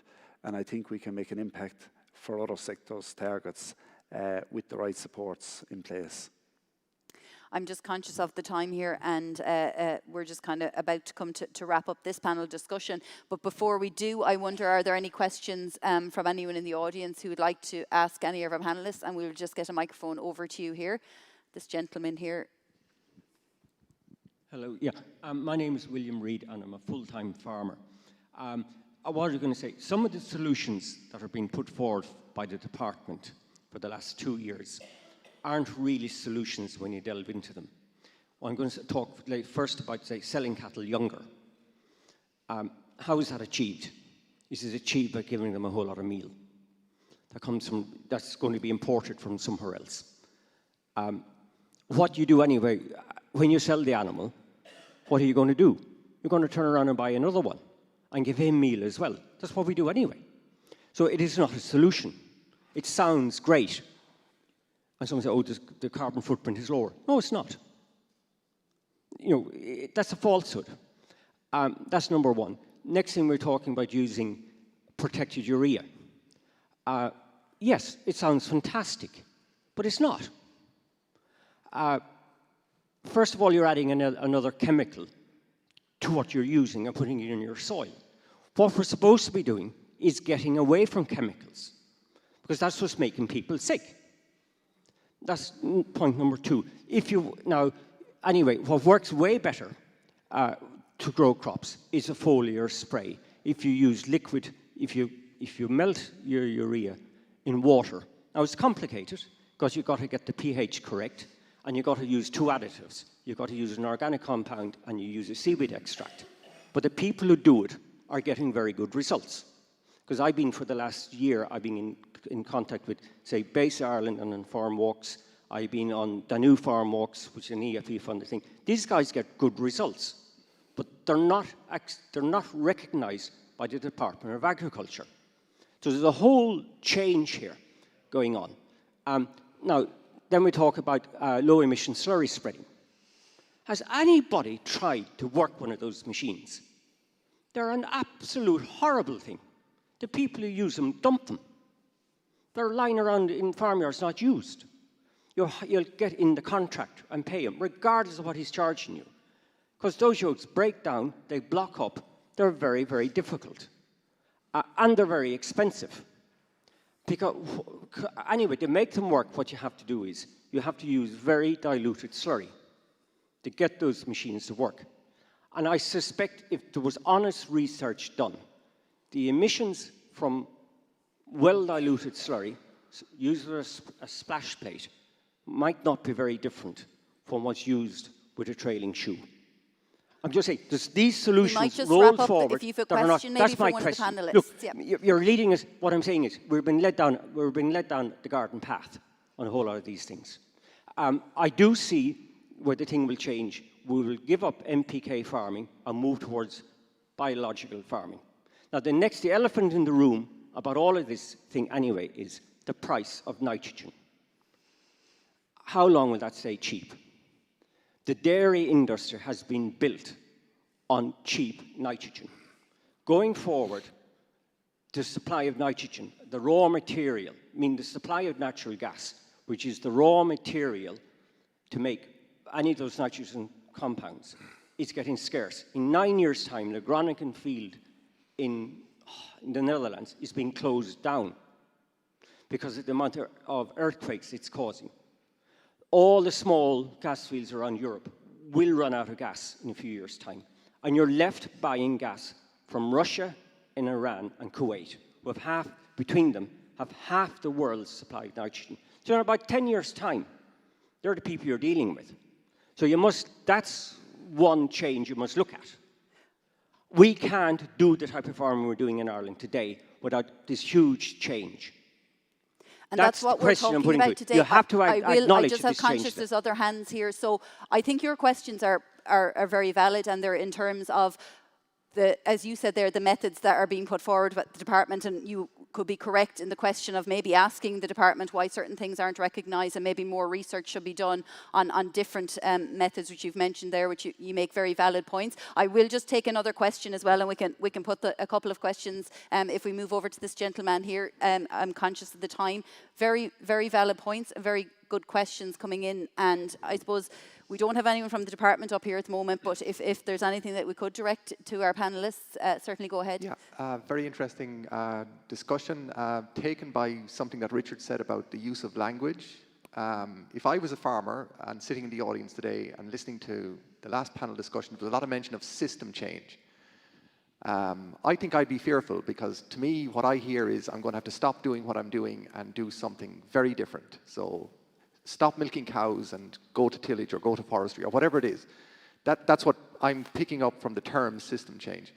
And I just wonder if the panel would like to comment, are we more likely to see system evolution, that we're moving towards more efficient systems, systems that produce less greenhouse gases, rather than fundamentally maybe changing away from what we're doing for large numbers of farmers? For sure, there's going to be some farmers that are going to make that step change or systems change. Just a comment on that from the panel, I'd welcome. Richard, I might go to you on this. I suppose, is the terminology or is the idea of systems change a little too stark for some stakeholders along the agri-food supply chain? Yeah, I think, again, language is very important in all of this, in terms of broader communication, needless to say. But in terms of how you bring people along with you in what ultimately, is a long-term plan that you implement in small steps.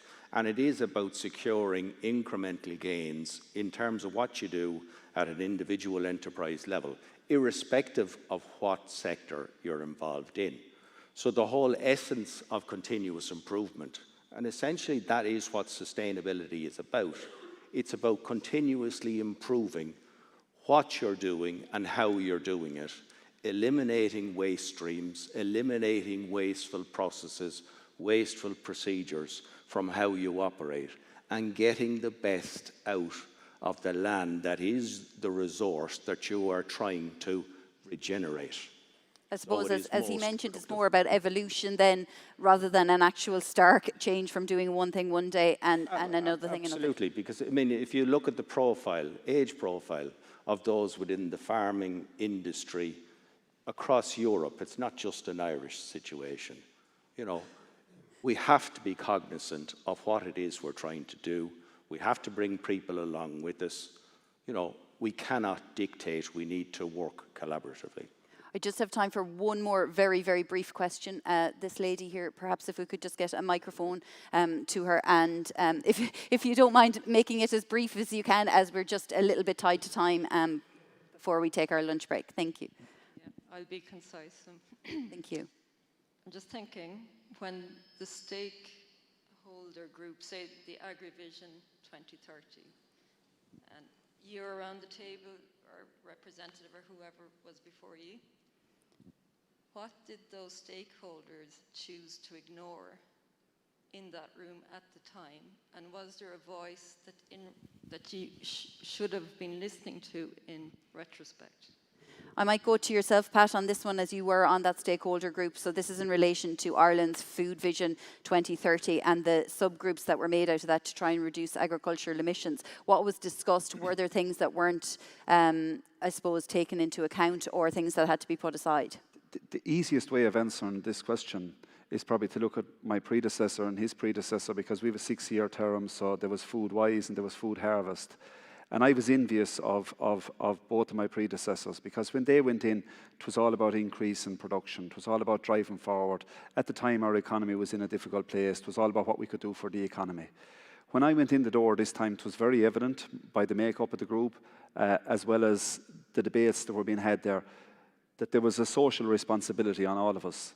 And I say all of us, including the farmer representatives in there, that we needed to protect our environment, we needed to do things in a different way, we needed to do them in a more sustainable way. That doesn't necessarily dictate that we're going to reduce output here going forward, because I believe that would be defeatist, given that we are, within Europe, the most sustainable from a milk production point of view, and one of the most in the top 3 or 4 from a beef perspective. So it's how we do it. And, on a daily basis, I pass the Salahead Research Farm, run by Tegas. It's in my own locality. And the work that's been done there on clover in particular, on land drainage and on land fertility, is huge. It's about getting the most efficient use out of what we use. And we have to be doing that, because we've reduced chemical fertilizer 2 years in a row by double-digit figures, and that's of huge significance. Now, there's a whole education piece out there for farmers then. And, you know, it was referenced earlier about slaughtering cattle at a younger age. I took our livestock committee to a signpost farm in Boher, just outside Boher, where they finish Frisian cross steers. And it was an education and an eye-opener for us, where them animals could be slaughtered at 20, 21 months of age, killing out at 300 kgs. And that was all down to a huge focus on grassland management and keeping those animals moving forward all of the time. It wasn't about replacing them with concentrates, it was about grassland management, routine and animal husbandry. The low emission slurry spreaders were also touched on. At this point in time, there's coming close to 90% of slurry being spread with low emission slurry spreaders, whether that's dribble bars or trail and shoes. And there's a huge educational piece there. It's absolutely vital that the tanks are sealed. And, you know, you may have to add a load or two of water, but the utilization of the organic nitrogen from those machines is impeccable. And the graze out from the swards in the subsequent rotations is phenomenal. Okay. I'm afraid we have to leave it there with the panel discussion. We could stay probably for another hour, but we'll just wrap it up there. I just want to thank Richard Clinton, Pat McCormick and Deirdre O'Shea for joining us on our panel this afternoon. Thank you so much. I'll let you exit stage left there.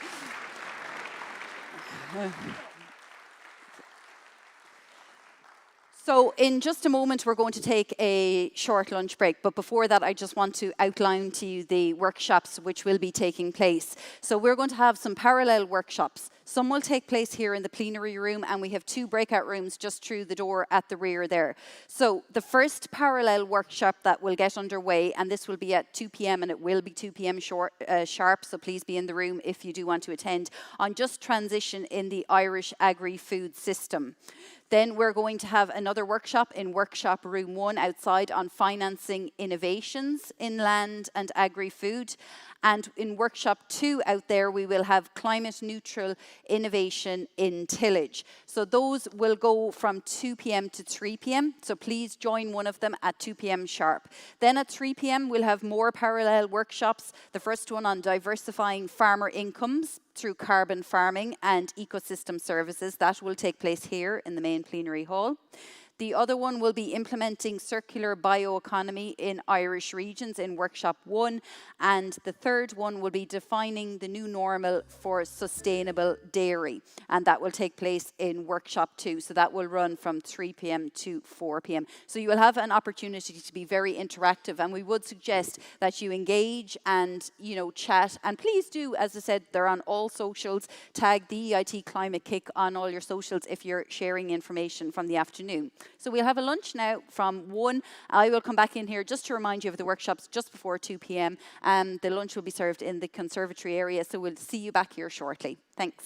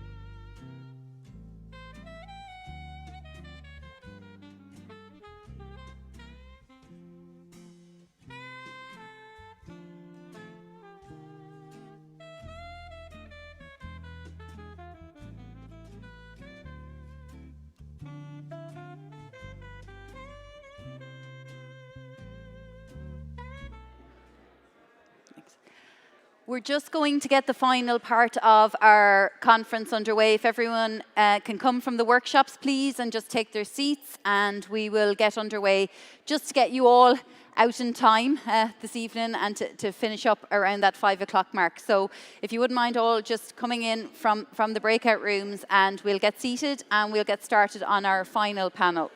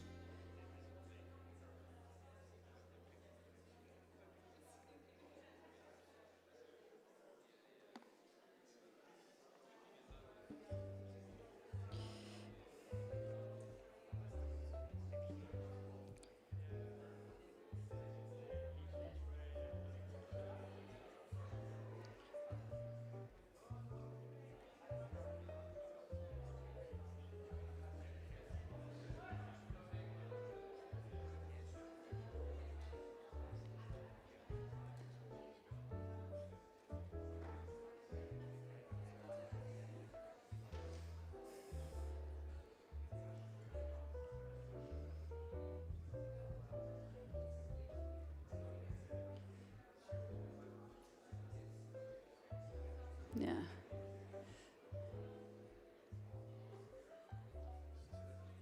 Okay. I think most people are in. They'll probably just get seated as we start. We might just get started though, just so we can finish up in time. And I want to welcome you all back. I hope you had an engaging time at the breakout workshops and had the opportunity to provide your own input and insights into the various topics. So I'll return now to our panel discussion format again with a panel entitled How to Create an Enabling Environment for Systems Innovation in Ireland. So this panel will be chaired by Luke Baker, who is Investment Programme Manager with EIT Climate-KIC, who I now invite to the stage. So Luke is the Investment Programme Manager working across the firm's European deep demonstration portfolio. His work focuses on catalysing innovation through targeted new funding and financing models alongside key demand owners. He has over 10 years of experience across institutional, early stage and other innovative financing. So I'm going to invite Luke up to the stage. And this panel will look at the enabling conditions necessary to unlock transformation across the board, from finance and sustainable business models to new skills and rethinking education to radical collaboration among stakeholders. So I'm also going to invite the panelists to join us on stage, which includes Katrina Power, Cluster Manager, Circular Bioeconomy Cluster Southwest and Munster Technological University, and Susie Crawford, Head of Sustainability and Business Banking with Bank of Ireland, along with Patrick Barrett, Agricultural Inspector with the Department of Agriculture, Food and the Marine, who's also going to rejoin us. You met him earlier in an earlier panel discussion, and I will let Luke take over now. Thank you very much. So I was considering how I might tee up this conversation, and it wasn't particularly obvious to me, but what happens sometimes in Climate-KIC when you're in need, someone comes up with a great idea. This has nothing to do with me. And I was thinking, how do I frame this conversation? And I was sent this. And this is a simple diagram that looks at systems change. And it looks at not just what do you need to make system change happen. So you need vision, you need skills, you need incentives, resources, action plan. But I think the important thing here is what happens if you don't have all those things. It creates some anxiety, it creates some issues along the way. What we're saying is this is hard. This is really hard, and bringing all these things together is not easy. So this panel is going to investigate a little bit about this. We've got some people in the field who are working on trying to make systems change happen in their organizations with the resources they have available to them. So I'm going to ask my first question, which is I'm going to ask you to outline some of the activities that your organisation is working on and how you approach this challenge of creating a sustainable food system. And we're going to start at a policy level with Patrick. Okay, well, hello everyone again, and it's nice to rejoin the panel.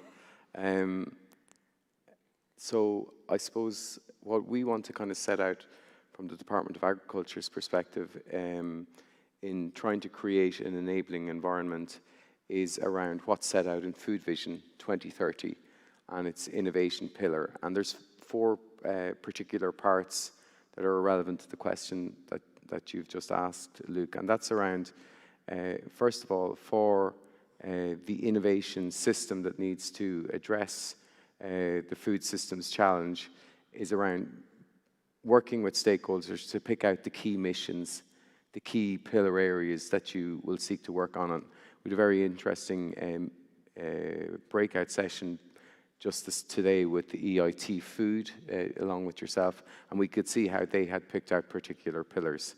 And that's in Food Vision, that's set out as the Environment and Climate Challenge, working with primary producers to look at addressing their challenges, but also new innovative opportunities, working in terms of food processing with the industry, but also looking about how health and nutrition is considered in terms of food, and then really working with the research community to develop a vision of how we can address this, working with a dynamic knowledge transfer and advisory system. And like locally in Ireland, we have an organisation like Teagasc and also the private advisory sector who are really on the ground, working with stakeholders, helping to enable farmers and other organisations to uptake knowledge that's already known or new knowledge that's coming on stream. And then also maybe looking at new opportunities around technologies, nature-based solutions, bioeconomy, or new opportunities that are arising. And I suppose that's the enabling system that we think that should support sustainable food systems development. Very good. I'm going to turn to Susie next. You obviously sit in a very, very different role, but you have amazing touch points across the entire Irish economy. Can you talk to maybe a little bit of the work you're doing? Sure. So maybe just to set the context, sustainability in banking is relatively new. My own role within business banking only exists since May of this year.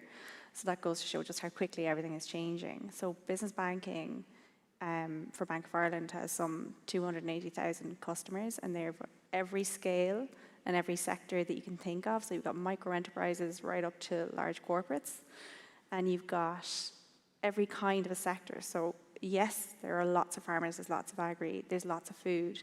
Then there's overlaps there with manufacturing, there's kind of downstream from that, you know, hospitality and even healthcare settings, nursing homes, hospitals.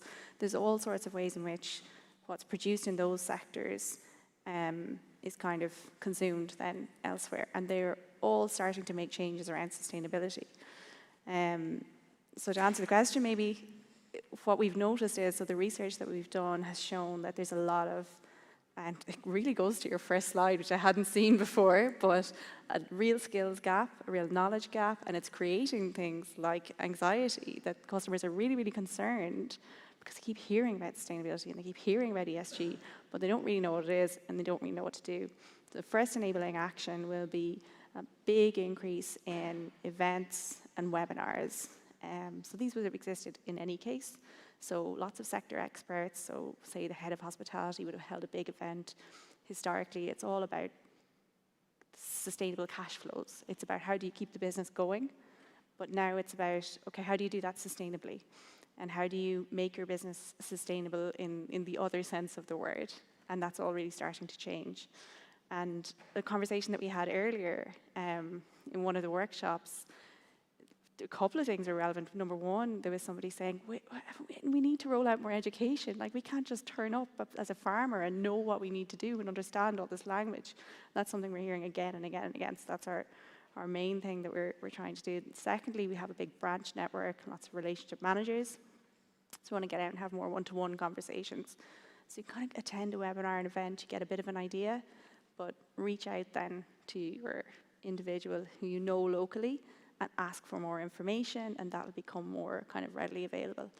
And then the third enabling factor, which is probably the most obvious, is finance, naturally.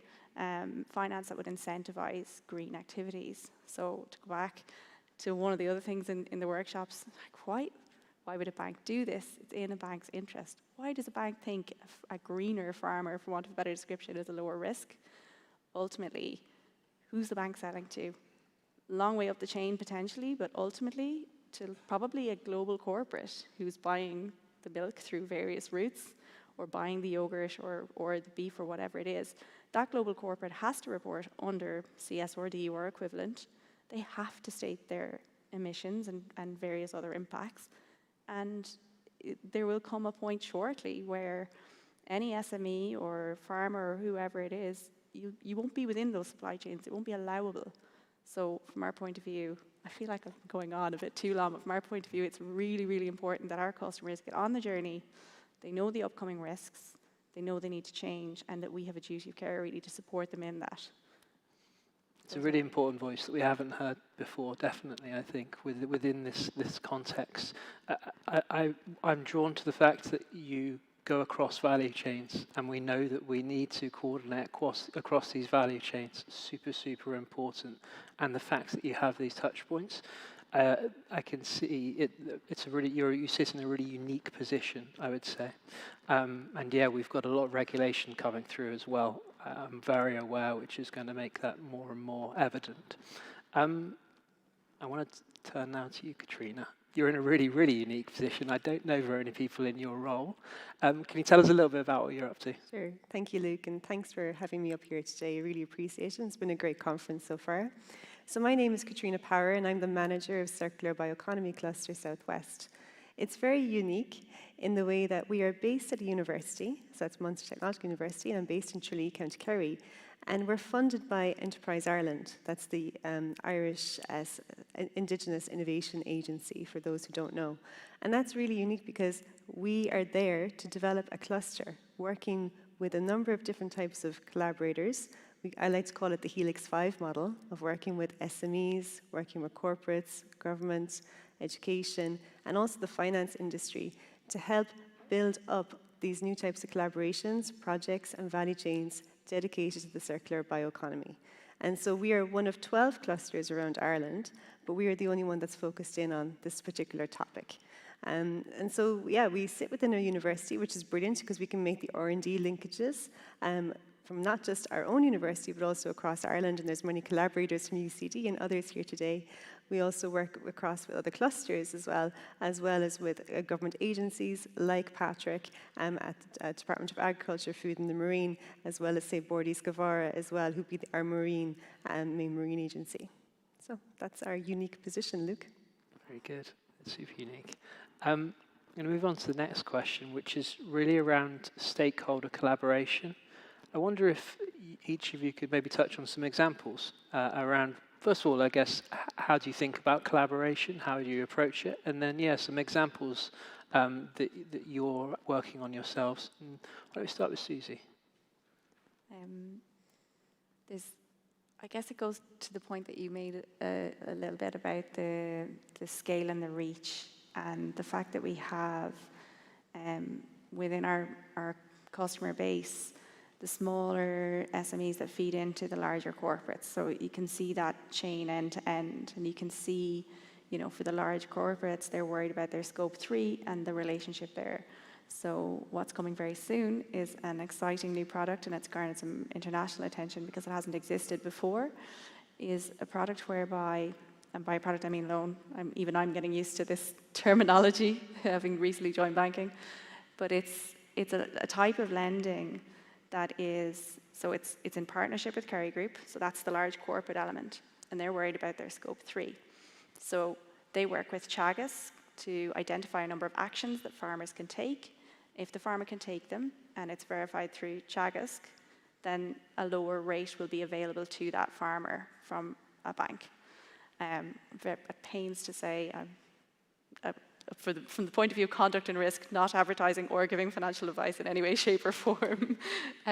But the idea is effectively that it incentivizes change. And the more of the actions from the list that a farmer takes, the greater reduction in the rate that will be available. It just makes sense. It makes sense from the point of view of the bank, reputationally, in terms of calculating the bank's risk.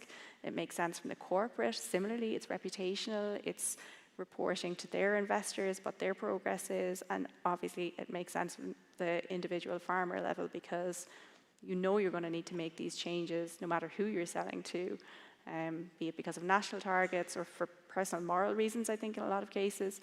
Whatever it is, and why not do it with the incentive of a lower rate? So I think that collaboration, that being able to see the full value chain in one place is really valuable. Very good. The more we can see of those, the better. Patrick? Well, if I think about an enabling environment for systems innovation and examples of collaboration, an important example would have been, for example, the way a consultative group came together to develop Food Vision 2030 and was led by Tom Arnold, so an independent expert on food systems globally, led Irish stakeholders through a process to develop the strategic outlook. And that set a vision for the Irish agri-food sector for the next 10 years. And that's a very important step. That sets your direction. There's other steps that are needed then. For example, in developing the bioeconomy, we would have a coordination group that works across 11 government departments and 8 agencies. So that's really trying to create a coherence amongst activities so that, for example, if we're speaking about developing bioeconomy, the Department of Enterprise funds cluster development. It's not the Department of Agriculture, even though they pick up on the topic area. And there's loads of examples like that where, for example, the Irish Cooperative Organisation could be funded through SkillNet Ireland, which is under another department for further and higher education, research, innovation and skills. They fund that activity, but it all adds up together. So that's sort of a coordinated approach and really thinking through policy development. Another one is where you have stakeholder engagement. So we had an example of running a bioeconomy forum with 35 people who are working in the bioeconomy, but then supported by 17 experts who are involved in research or in specific project areas. And all that adds up to really having a very structured approach of how to get started in terms of moving say, for example, the agri-food sector to one that builds in an outlook on a sustainable and circular bioeconomy. So that's a very structured sort of way that you go about it. And that they are all collaborative efforts and people talking to each other and moving in a direction. And that's absolutely vital. Can be difficult to achieve and can be difficult to, I suppose, eke time out from people's jobs that they're very busy doing, and you're adding another task in there. But hopefully, because people see the importance of undertaking these significant ideas of addressing sustainability, they're willing to give the time over. So it works, but with a lot of work. It sounds like you've got a lot of collaboration to do challenges, not just externally, but internally as well. That's a lot of departments. That's true. It's yes, because sometimes the task is not just working between ministries, it's also working within a ministry or a department. Like there's as much work there. But I mean, there's a lot of collegiality in doing this as well, and I think that's very useful. Katrina, this is your whole role. I mean, you must have some insights that you can pass over. Yes, there's a lot. Collaboration is the name of the game, really. So I guess I can start with when we started the cluster about 2.5 years ago. We knew that you can't just develop a mission and a vision and a whole strategy without input. It can't just be from EI or just MTU. We have to go out and talk to industry. So we co-created our strategy with industry. And that means we co-created what the programs are and what to meet their needs when they're trying to either develop, say, a circular bio-based product, or maybe perhaps they're looking to become sustainable, or they're looking to attract either private or public finance. There are three key areas that we are working with companies on. And so we developed that strategy with them, and so now we deliver programs for them. But the programs we deliver, we don't do it in isolation, we work with others. So for example, on the finance piece, we'd work with our friends at the Irish Bioeconomy Foundation and the Bioeconomy Ventures Project. Hi, Kevin. And that's really exciting because now we have 12 startups who are going to be pitching next week to investors. These startups cross circular bioeconomy and agriculture, and we're helping them to get to market faster. We're accelerating their process, and we're doing that in partnership with others. On the education piece, we're based at a university, so naturally we do fall into that education kind of role. But what we do is, say we work with 50-member companies. I should have mentioned that earlier.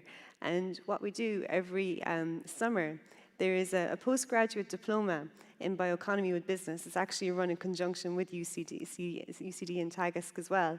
And we place those students on their work-based learning placement with our industry partners from the cluster. And they get to work on a bioeconomy improvement opportunity. Well, what's the benefit and what's the impact here? Well, the impact here is that the students learn about what a bioeconomy job is, because let's face it, it's hard to define it. But also the company maybe identifies an idea they might want to work on going forward. And we've actually had a number of ideas come out of that actually have been validated and gone through for further research, for example. So that's in a really nice collaboration with, on the education piece. In terms of, I guess, cluster-to-cluster collaboration, we would work with our colleagues all around Ireland, but also across Europe as well. So, for example, we've worked with Italian clusters, we've worked with New Zealand clusters, the Scottish cluster, and I'm saying the word cluster a lot. And what it fundamentally means is, just to make it clear, I suppose, is that we're trying to increase the competitiveness of companies by working together, fundamentally. And we work with other clusters around Europe and also internationally, such as New Zealand and Canada, to be able to help with missions across the world, to help them, collaborate, meet customers, meet new collaborators and SMEs and research institutions and things like that. So that's a bit of a snapshot, I guess. Many more examples. Another recent example I want to talk about is we hosted a sustainability demystifying sustainability event for our members, where we had people come in to talk about certifications, talk about carbon footprinting, what that means for your organization, but also to talk about certifications like B Corp. And so we had a nice peer-to-peer networking event where companies who had, say, for example, got B Corp certification, which is quite a high standard, were able to share with them, well, what the benefits of that were. Whether that's, I've attracted investment based on the fact that I can prove points now in the market that I am a sustainable company, or I've been able to retain employees. And retention is actually one of the biggest things, I guess, one of the largest issues we have in companies in Ireland, because it just is at the moment. And so, becoming a sustainable company is a good thing. And I suppose the companies who are part of this cluster, fundamentally, that's why they're coming to us for these programs and to access these programs and services, because they're trying to be a better company, and they want to retain staff, they want to attract investment, and they want to grow and become sustainable. Very good. There's been some really, really good examples from all of you, and I've loved it all. I guess the next thing I'd like you to reflect on is, where are things maybe could we improve? Where in Ireland, where do you want to take it in terms of next steps? Maybe start with Susie again. Okay. You're obviously early in the role, so well. And there seems like there is a transition going on there within the bank. Yeah. I guess personally, there's a lot of education and engagement that needs to happen internally so that we'll be kind of one voice, and it'll be a much more anyone who is on the front lines and is talking to customers is much more fluency around sustainability. Secondly, products like the recent one that I just described, that's kind of it's not that it's a pilot, but it's the first of its kind. But you can quite easily see how it might be developed for lots of different sectors and used in lots of different ways. So there's a lot in the kind of world of product development. Now, obviously, banks are heavily regulated and these things take time. but the fact that there is one, and hopefully it will work and it will drive the kind of change that is a strategic priority for the bank, then that's our next kind of step. And then internally, as everyone probably knows, huge job of work to be done to report accurately. So any PLC is coming under increasing pressure to be able to say what your footprint is, but it has to meet certain standards, and there's different rules depending on the sector that you're in, and for banking it's particularly challenging. So there's a lot there for us to get done. Those are the most important ones for me, and because my background isn't banking, I always try to put myself in the shoes of the customer, which I was very recently, and think about, okay, what incentives do our customer need? What supports would our customer need?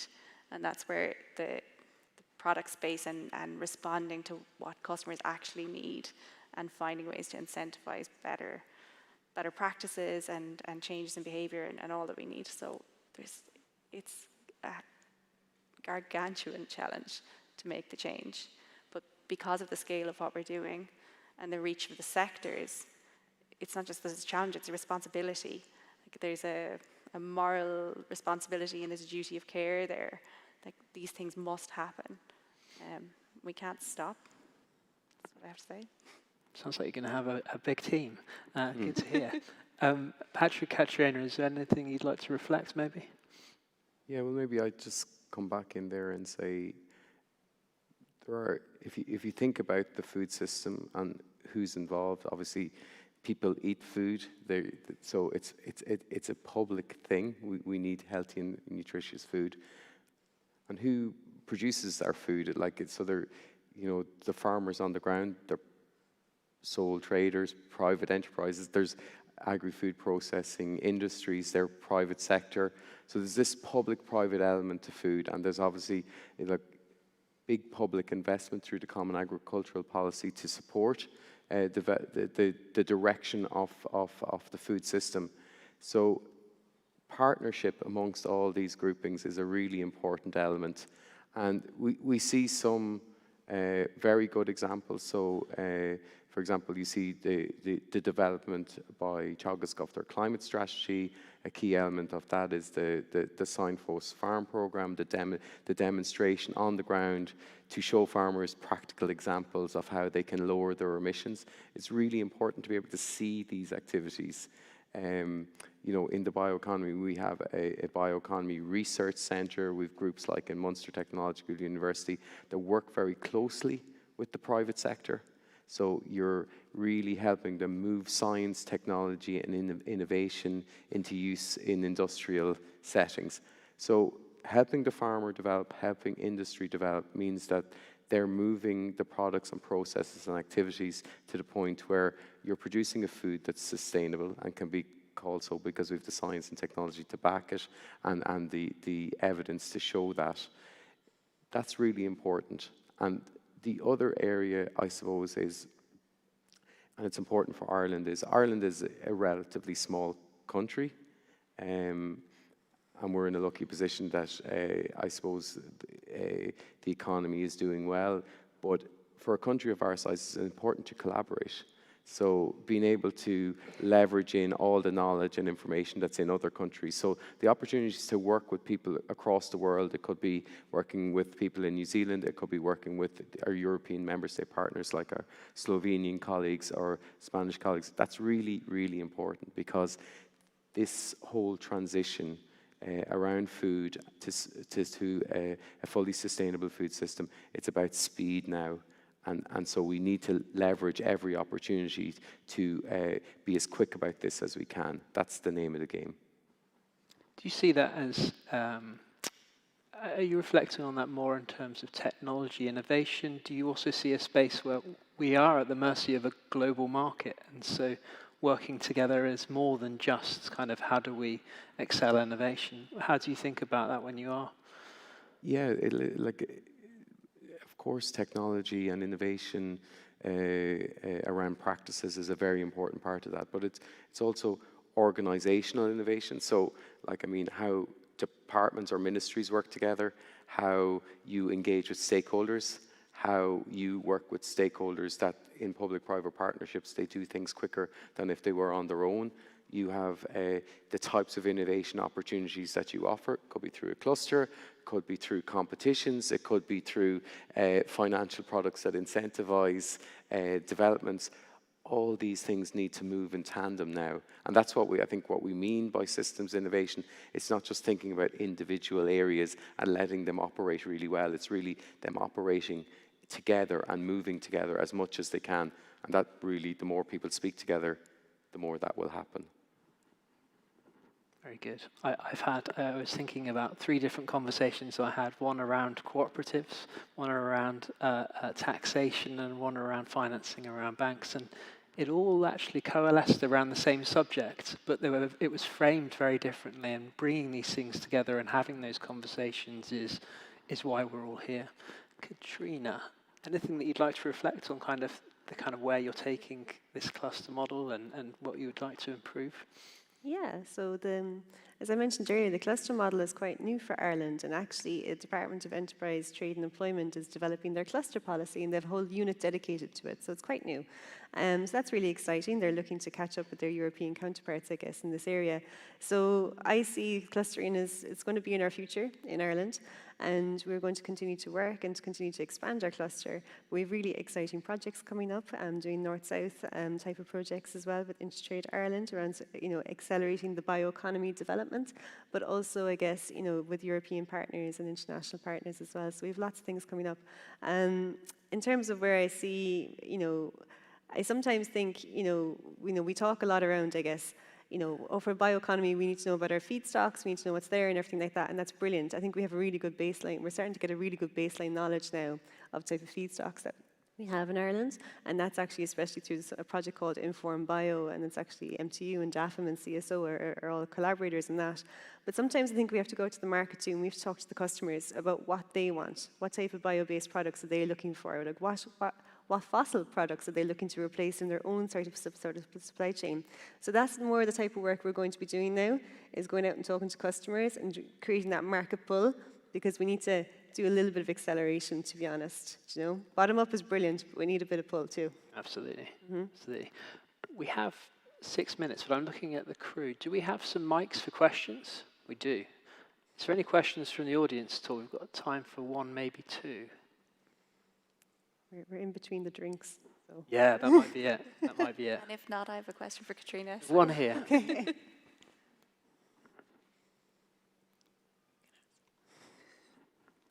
Just at the end.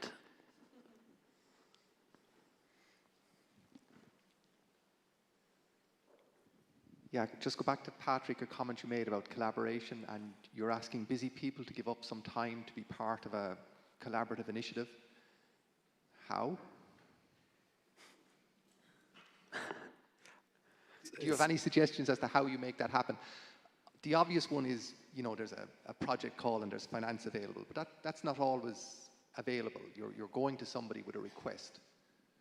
I'm just curious. Yeah, no, it's a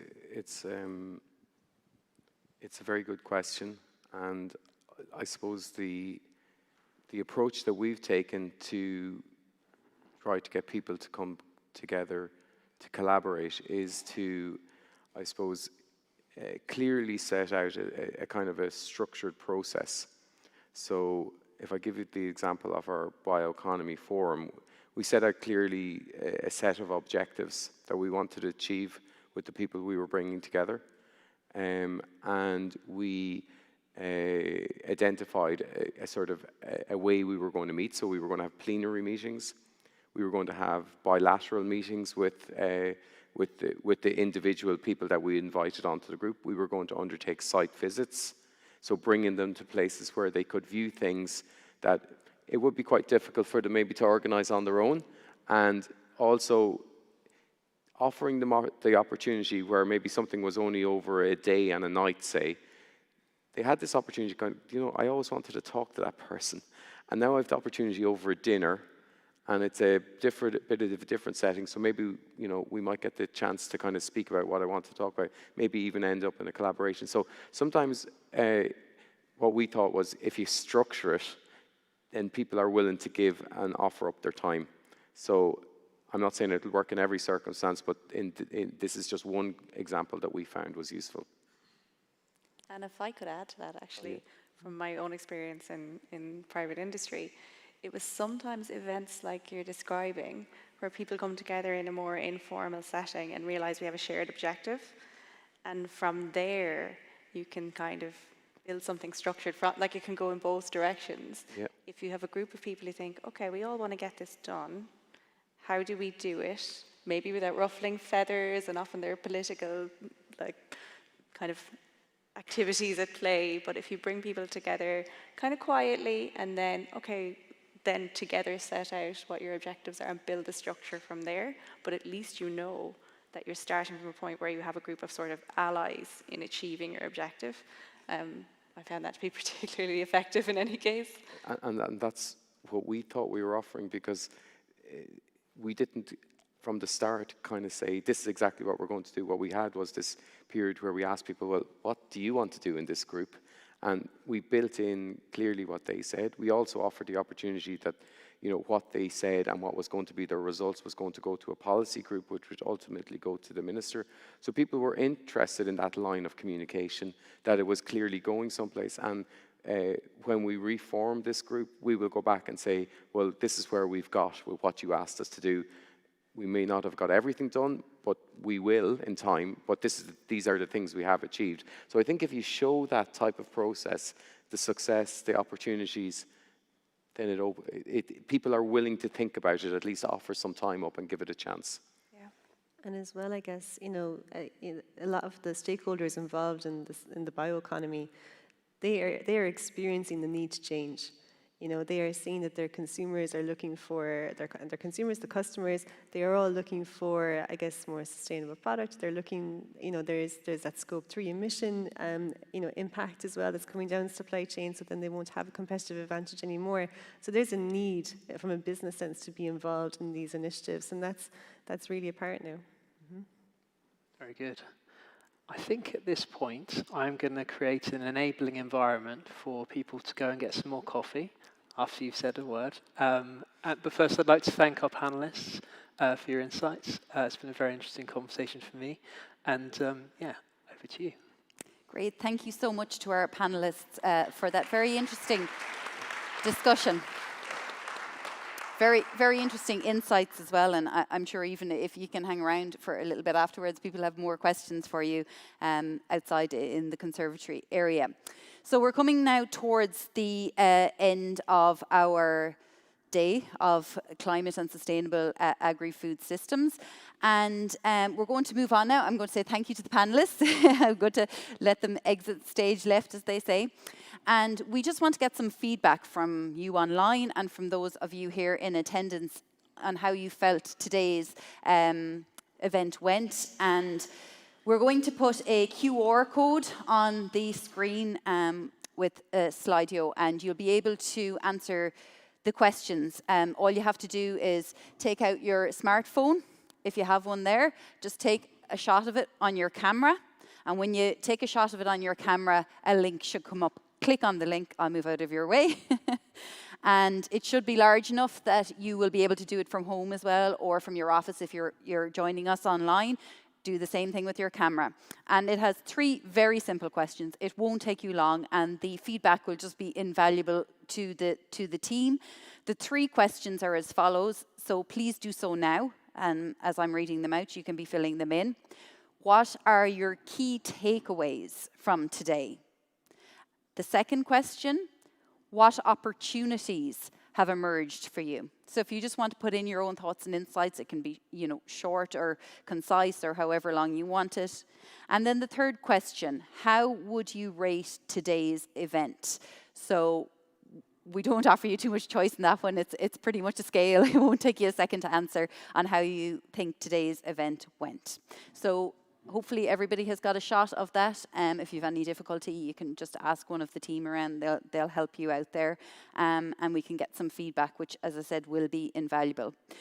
So we are coming to the end of a very enlightening and a very educational day, I hope you feel, with the EIT Climate-KIC team. And to perhaps maybe wrap up and give us some of the highlights, I'm going to just invite the Chief Strategy Officer with Climate-KIC, Andy, back up again. Andy was up here earlier, so he's going to join us, along with Suzanne Reinders from INRE. And you're also on the governing board of Climate-KIC. Just to provide us maybe, Andy and Suzanne, I'll let you up here, if you could give us a rundown of some of the highlights and the takeaways from today in your own words, and Suzanne to follow after Andy. Thank you. Okay, thanks very much, Stella, and thank you for those who have survived to the end of the day. I'm very conscious we are between you and some drinks and networking, so I suppose from my reflection on today, we've heard from 5 panels, we've had 6 sort of short workshops or working groups. We've had a number of people on the stage from business, from civil servants, from academia. So we've had a range of people talking. The panels very much were going through what do we mean by systems innovation? How do we use innovation to change a whole sector like the agri-food sector? What are we doing in Ireland, specifically with Climate-KIC in partnership with DAFM? In terms of trying to make change possible. What is happening elsewhere, listening to others from Spain, from Slovenia, in terms of reflecting some of their experiences. What is the leadership? What are some of the really interesting things that are beginning to bubble up and develop in Ireland, and how can we capture those, build on those, and take those forward? And then finally, this last panel, just thinking about what are the enabling environments. So from my perspective, some of the takeaway messages are very much around some of the core comments. This is about collaboration, even in the context of highly competitive markets. So it's about weaving the individual elements to support change, even if we are in highly competitive situations. It's all about showing, don't tell. In other words, it's about how do we demonstrate change as possible, positive change as possible, rather than sitting there and saying, we know it's possible, we're going to write a report and give it to you, and you should go and make it happen. This is about getting people from the bottom up, showing what is possible, and then sharing it more widely with others. It's very much, I think, a number of comments have been about taking risks. And so we have to accept that change involves taking risks. So for us, trying to do this type of work is about how do we de-risk making these positive changes happening? How do we make sure that we can shape the future we want in the context of very, very rapid change that is happening around us in the markets, the regulatory situation, in the environmental impacts on our businesses? And I think a comment that came out of that last panel, we've got to think about the market pull as well. This is not just about a supply-side push of innovation. It's also about how do we shape the markets and make sure we've got the pull. From our perspective as Climate-KIC, it is also very much about the work in partnership, not just with DAFM, but within our wider community. And I think Suzanne will talk a little bit about that. But also amongst all the stakeholders we've been privileged enough to work with across Ireland. So from our perspective, that notion of community, of ecosystems, of building that cluster of interested parties, from the finance through to the farmer, from the academic through to the civil servant, who can make change possible, that has been a privilege to be part of over the last year or two. And from our perspective, it's very much the start of the next stage, which is mobilizing funding, finance, to actually deliver the experiments, the tests on the ground to see what works and what does not. So I'll leave it there, apart from saying some thank yous at the end. Suzanne. Thank you. Well, as a governing board member of Climate-KIC, but also as a representative of a large research organization from another European country, my 3 main take-home messages are the following. The first one is leadership. I think Europe plays a leading role in adapting and mitigating climate change, and Climate-KIC has led the way through this great deep demonstration program. So today the focus was on the land use area with this Irish deep demonstration. The feeling I have is that Ireland is also in a leading position towards this challenge of climate neutrality, especially in the agricultural sector. Ireland is the first European country that has started on this travel more than 10 years ago. And of course it is linked with a great proportion of greenhouse gas emissions from the sector compared as that of other countries. But as also was said, Ireland is feeding 10 times more people than its own population. We should never forget the role of agriculture. It's to feed people. My second message is that after only 18 months of the deep demonstration, I'm struck by the fact that there are already a number of outcomes. And the first results and the definition of that those flagship programs are already a great outcome of the 3 first steps of the deep demo. And I think the next steps will need some more funding. But the last panel discussion shows that there are possibilities, and I also hear that next week you have startups looking for more funding. So that was my second message.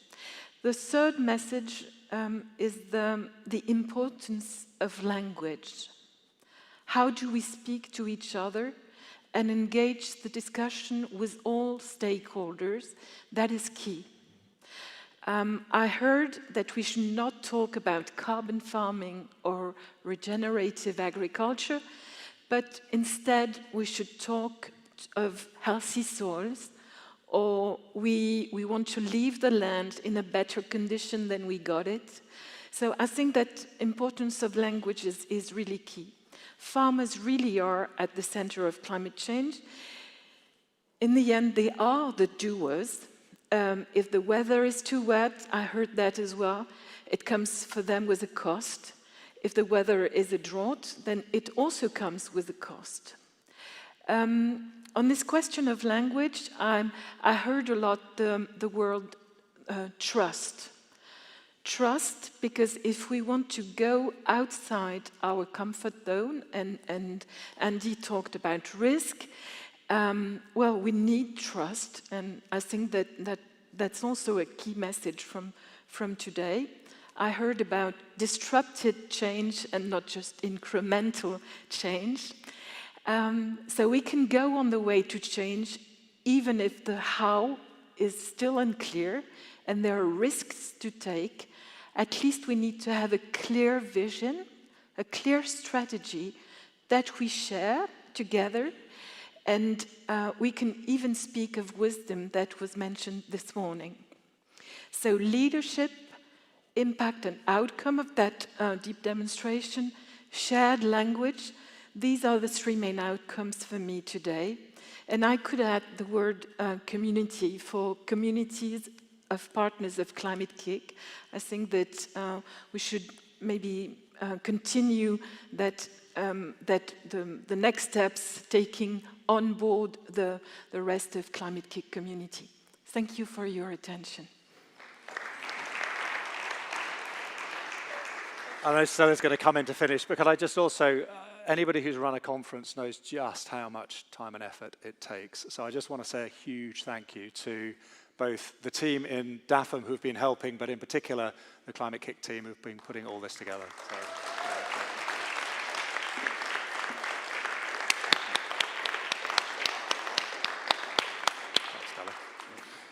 Thank you, Andy Kerr and Suzanne Rangers, for those closing remarks, just to give us some highlights of the day today.